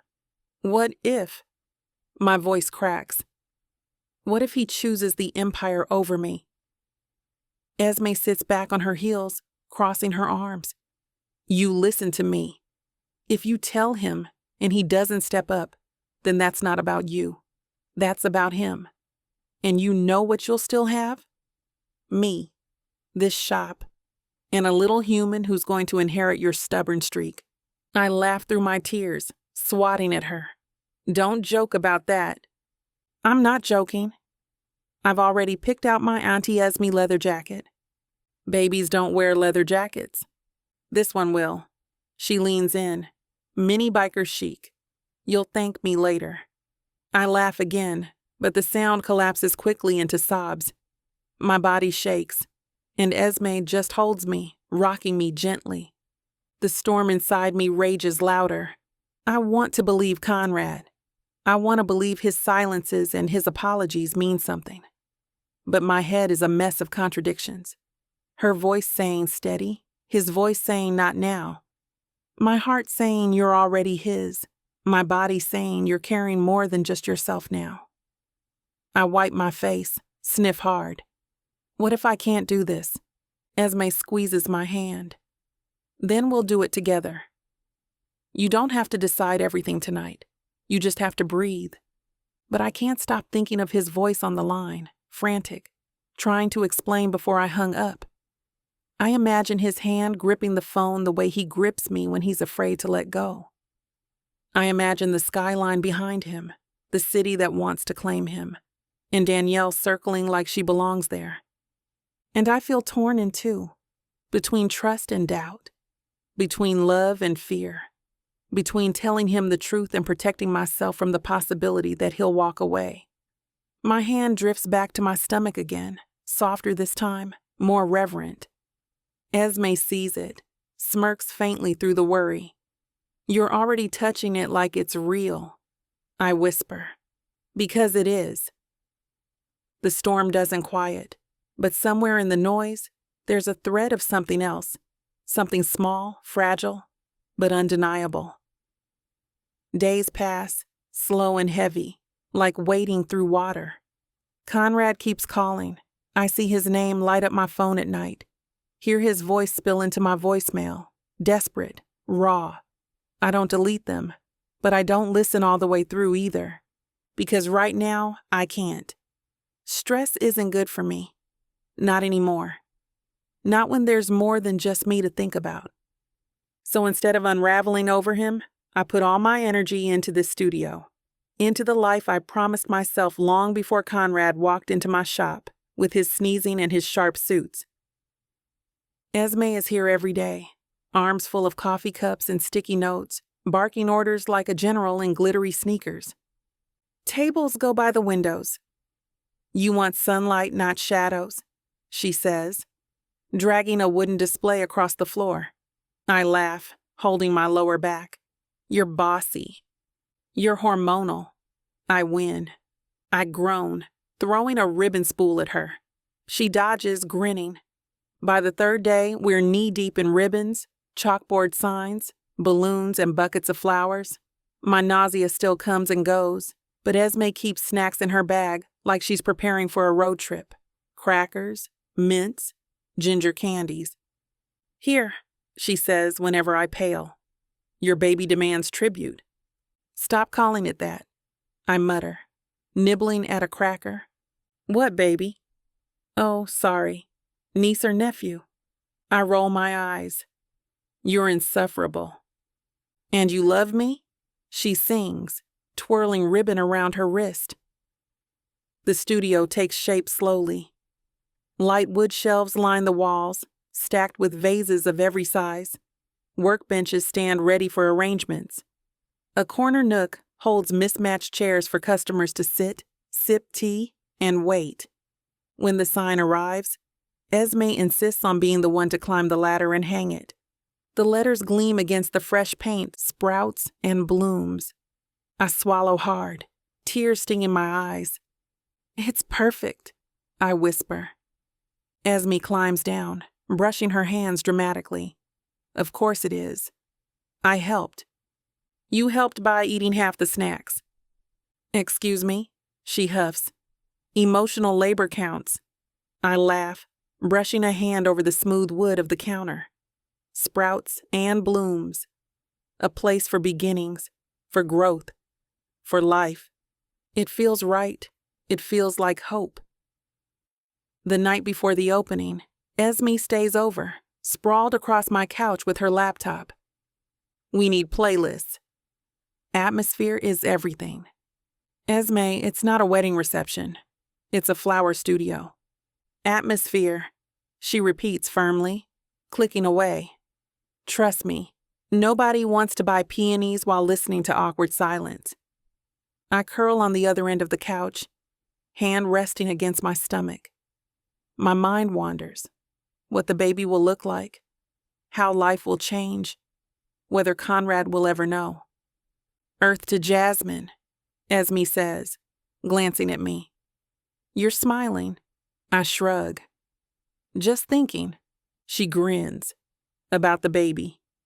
I roll my eyes, but I don't deny it. Morning comes bright and loud. The street outside buzzes with neighbors carrying gifts, kids pointing at balloons, the air thick with the perfume of blooms. I stand at the doorway of sprouts and blooms, heart pounding, Esme at my side. You ready? She whispers. I nod, tears already threatening. For the first time in weeks, I feel something clear. Not fear, not doubt. Hope. Chapter 30. Conrad. The flight to Brooklyn was reassuring. I feel like I can breathe. I left Chicago behind in a mess of unanswered questions, half-signed contracts, and Danielle's tight-lipped silence. None of it matters. Let them clink glasses without me. Let them wonder where I've gone. My empire can survive without me for a day, but I can't survive another day without her. I stopped by Mr. Henderson's stoop first, because old habits die hard. He's sweeping, muttering under his breath about pigeons with bad aim. When he sees me, he pauses, his brows rising. "Well, if it isn't the skyscraper," he says, leaning on his broom. I offer a polite nod. "Mr. Henderson, back so soon?" His eyes narrow, not unkindly. "Or did you finally realize Chicago's too shiny for its own good?" I realized. My throat tightens. I realize where home actually feels like home. He studies me for a long beat, then grunts. "She's not here." Panic flickers. "Where is she?" He leans on the broom again, smirk tugging at his lips. "Opening that new studio she's been talking about." Whole block's buzzing. "You'd better get going before someone else buys all the flowers." Relief and nerves hit at once. I nod, murmuring a quiet thank you. And then I go. The street is alive when I arrive. Balloons tied to the doorframe sway in the breeze. The chatter of neighbors and customers spills onto the sidewalk, and through the wide glass windows I see it. Her dream, finally alive. Shelves lined with arrangements, jars filled with colors, light pouring across tables where kids scribble notes to tuck into bouquets. And her. Jasmine stands near the center, radiant in a simple dress, hair loose around her shoulders. She's laughing with someone, her hands moving as she talks, and the sound drifts through the open door like sunlight. I freeze on the threshold, sunflower in hand. Just one. Tall, golden, unapologetically bright. She once told me they were her favorite because they turned toward the light no matter what. I'm not dressed for ceremony. Dark jeans, a plain shirt, nothing of the suits I used to armor myself with. For once, I came as just me. And then she turns. Our eyes meet across the room, and the noise around us dulls to a hum. Her smile falters, her breath catching, and for a second, neither of us moves. Then I do. The crowd seems to part as I cross the floor, every step heavy with hope and fear. She doesn't look away. When I reach her, I hold out the sunflower. My voice is low, steady, stripped bare. I didn't come here with the deal, I say, or a contract, or anything polished. I just came with this, one thing I know how to hold without messing it up. Her hand trembles slightly as she takes the flower. Conrad, I want this, I say, gesturing around us. Her studio, her life, her light, not the towers, not the applause. This. You. U.S. I want to build something lasting, something real. No more glass empires, no more distance. Just, I swallow hard. You're it for me, Jasmine. You've always been it. The silence stretches, fragile. Then she exhales, a sound somewhere between a laugh and a sob. You're late. Relief floods me so fast my knees nearly buckle. Then let me spend the rest of my life making up for it. Her eyes shine, lips trembling, and in that moment the whole world narrows to the two of us. I step closer, and this time when I touch her cheek, she leans into it. Welcome home, she whispers. And when she kisses me, soft, trembling, full of everything we've survived, I know. This is the only empire worth building. For a man who's negotiated billion-dollar towers, it's terrifying how much my world hangs on a single word from her lips. The crowd still hums around us, neighbors and customers spilling champagne into plastic cups, kids darting between tables with balloons. Jasmine's new sign gleams above the doorway, sprouts and blooms, but all I can see is her, sunflower trembling in her hand, tears glinting in her eyes. I've just told her I want us. I've just begged her, in front of her entire dream, to let me build something real. And then she clears her throat, turns to the gathered crowd and says, Actually, there's one more announcement I want to make today. The room hushes instantly, as though the flowers themselves are leaning closer. Jasmine grips my hand tight, her palm damp with nerves, and steps onto the little makeshift stage Esme's shoved together with crates. Her voice shakes, but she steadies it. Thank you all for coming to celebrate Sprouts and Blooms with me. The shop has been my dream since I was a girl. But dreams have a funny way of growing bigger when you least expect them. She looks at me then, eyes locking with mine. My chest tightens. Because, she continues softly, it turns out I'm pregnant. The air fractures into gasps, cheers, claps. I go still. The word ricochets through me, shattering every wall I've ever built. Pregnant. My Jasmine. Carrying our child. I can't breathe. I can't speak. My throat locks up entirely, and for a terrifying second I think I might collapse right here in front of half of Brooklyn. But then the truth hits. Full force. I'm going to be a father. Laughter bursts out of me, loud and unrestrained, shocking the crowd as much as it shocks me. My voice cracks, then soars. I'm gonna be a dad! The cheers redouble. I grab Jasmine by the waist, lifting her clear off her feet, spinning her in a circle as she squeals and clutches my shoulders. You hear that? I shout, half to her, half to the world. We're having a baby! Her laughter mingles with mine, breathless and bright. Conrad! I set her down gently, framing her face in my hands, my forehead pressed to hers. You've just made me the happiest man alive. Forget towers. Forget deals. This, you, us, this baby, this is everything. Esme barrels through the crowd, shrieking, Auntie Esme reporting for duty! And nearly tackles Jasmine in a hug. Jasmine laughs through her tears, swatting at her friend, and I can't stop staring at her. My woman, my love, the mother of my child. I whisper against her hair. You should have told me sooner. I tried, she admits, her eyes soft with apology. But then, everything with Danielle, and the calls, and I was scared, Conrad. Scared it would be too much. I shake my head, voice rough. Too much? Jasmine, I would have flown back the second you told me. Nothing. No deal, no city could ever matter more than you. Than this. Her lips tremble. You mean that? I kiss her, slow and sure, tasting the salt of her tears. More than anything I've ever said in my life. The crowd begins to drift back into chatter, neighbors congratulating us, Esme already sketching nursery color schemes on a napkin. Jasmine tugs me aside toward the corner of her studio where the noise softens. We need to talk, she says, eyes earnest. About everything. You ask the baby. How this even works. I nod, squeezing her hands. Then let's talk. We sink into the mismatched chairs in the little customer nook, our knees touching. Jasmine fiddles with the sunflower in her lap, her voice quiet. I wasn't sure you'd want this. I catch her chin, tipping her face toward me. Jasmine, I've spent years chasing a legacy I thought I wanted. Towers, properties, money. And then I met you. I understood what I was missing. A family. A home. Not a glass empire. Something alive. Something real. Her eyes shine.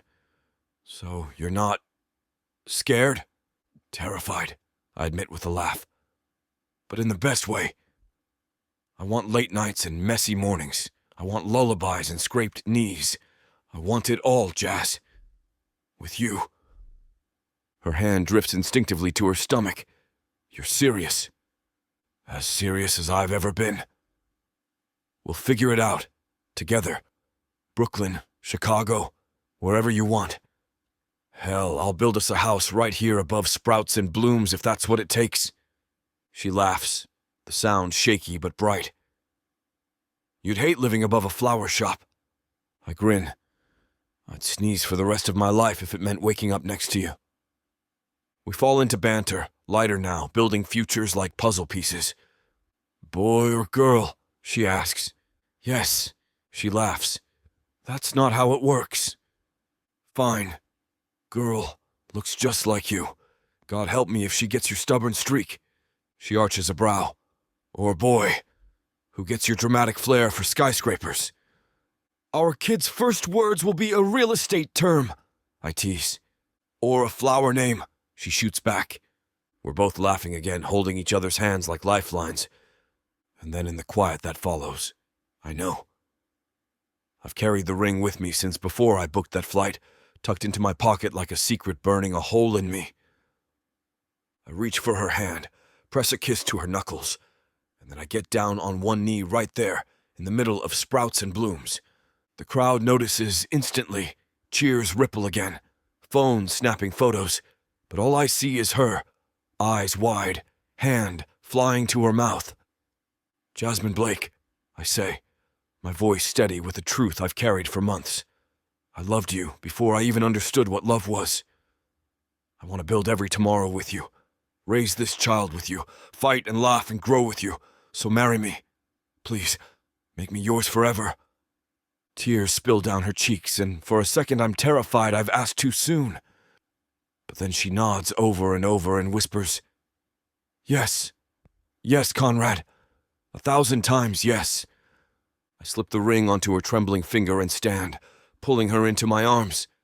The sunflower tumbles to the floor as I kiss her, cheers thundering around us, Esme screaming something about maid of honor dibs. I feel it! Wholeness! Not towers, not contracts, just her. U.S. and the future blooming between us. Chapter 31. Jasmine. The morning air smells of roses, not just mine, not just the shops, but the whole block. Neighbors have lined the street with garlands, petals scatter across the steps of the small church, and the air hums with excitement. Brooklyn has never looked like this. Not for me, not until today. I catch a glimpse of myself in the mirror before Esme nudges me toward the door.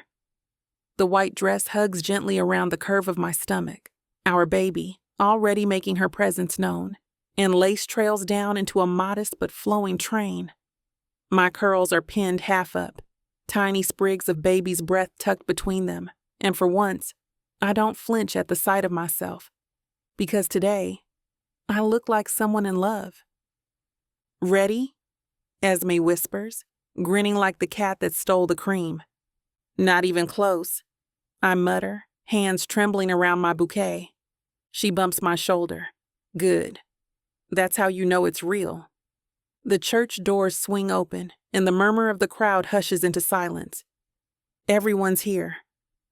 Mrs. Alvarez dabbing at her eyes with a tissue. The Hendersons clutching each other's hands. Neighbors who've watched me grow from the girl running errands with my mother to the woman daring to open sprouts and blooms. Customers carrying their own flowers, gifts from their gardens. And at the front, a discreet banner. Sponsored with love by Sinclair. I almost laugh. The same empire that tried to take me down is now helping me stand taller. Conrad made sure of it. And then I see him. Conrad stands at the altar, tall and breathtaking in a perfectly cut navy suit. No tie. The top button undone because he said he wanted to breathe for once. His hair is swept back, his jawline sharp. But his eyes, God, his eyes are soft and wet when they land on me.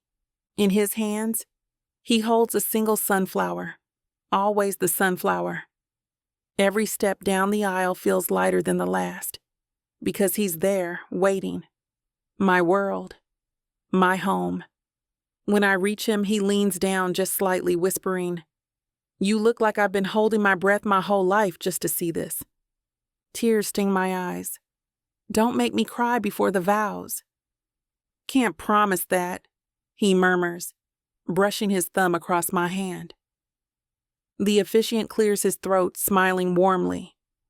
We are gathered here today not only to witness the union of Conrad Evans and Jasmine Blake, but to celebrate what love can grow, even in the most unexpected places.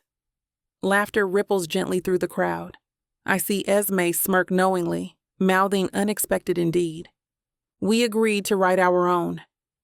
Conrad goes first, slipping the sunflower into my bouquet before reaching for my hands. I used to think I knew what legacy meant, he says, voice steady but thick with emotion. I thought it was glass towers, contracts, my name on skylines. But then you walked into my life with your flowers, your laughter, your impossible ability to undo me. And I realized legacy isn't about what you build with steel. It's about what you grow with love. You made me softer, Jasmine. You made me see color in a world I thought had only shades of gray. And now, he glances at my stomach, then back at me, eyes glistening. Now you're giving me the greatest legacy I could ever dream of, a family. So I vow this. I'll love you when the deals fall through, when the flowers wilt, when life feels heavy. I'll love you with the same fire I felt the first night you told me I didn't scare you, because that was the night I realized I was already yours. The crowd sniffles, Esme full-on sobbing. It's my turn. I take a breath, voice trembling. I used to think independence was everything. I wore it like armor. I thought if I just built enough walls, worked hard enough, smiled enough, I wouldn't need anyone. Then you showed up, sneezing all over my peonies, and tore those walls down without even trying. You're infuriating. You're bossy. You make terrible eggs. Laughter ripples through the crowd, Conrad smirking at me. But you also make me feel safe, seen, cherished. And you've given me something I never thought I'd find. A partner who looks at me and doesn't see broken pieces, but possibilities. So I vow this. I'll love you even when you forget to eat, when you panic over blueprints, when you drive me insane with your neat freak tendencies. I'll love you through everything because you're not just my partner. You're my home. The efficient beams, by the power vested in me. Wait, Conrad cuts in suddenly. My brows lift. Wait? He's already moving, reaching into his jacket pocket. And then, before I can process it, he's down on one knee again. The crowd gasps. Conrad, I whisper, heart pounding. I know. He grins, voice low but carrying. Technically, you already said yes, but I need to ask again in front of everyone who matters, because I need them all to know how sure I am. Jasmine Blake, will you marry me? I let out a tearful laugh, shaking my head at his dramatics. Yes, you idiot. Again, yes. He slips the ring on my finger once more, kisses my hand reverently, and then pulls me into his arms. When the officiant finally says the words, "You may kiss the bride," Conrad doesn't waste a second. His lips claim mine, slow but certain, and the crowd erupts into cheers, applause, wolf whistles. Esme hollers, "Finally!" Conrad pulls back just enough to whisper against my mouth, "Forever starts now." And I believe him. With the help of the Sinclair sponsorship, the reception transforms the whole block into a celebration. Tables lined with food, twinkle lights strung across lampposts, kids running with sparklers as the sun sets. My shop overflows with gifts, flowers, laughter. Conrad never lets go of my hand, not once. At one point, I tease, "You're stuck with me now, skyscraper." He smirks, brushing a hand over my stomach. Correction, we're stuck with each other. And her. Her? I arch a brow. Girl, he says firmly, she'll look just like you. And if it's a boy, then I'll love him twice as hard for being half as lucky as me. I laugh, leaning into his shoulder. You're impossible. And you're mine, he murmurs, kissing the top of my head. That night, as music floats down the block and neighbors toast, I look around at everything. My shop, my town, my friends, my husband, and I realize I'm no longer half of anything. I'm whole.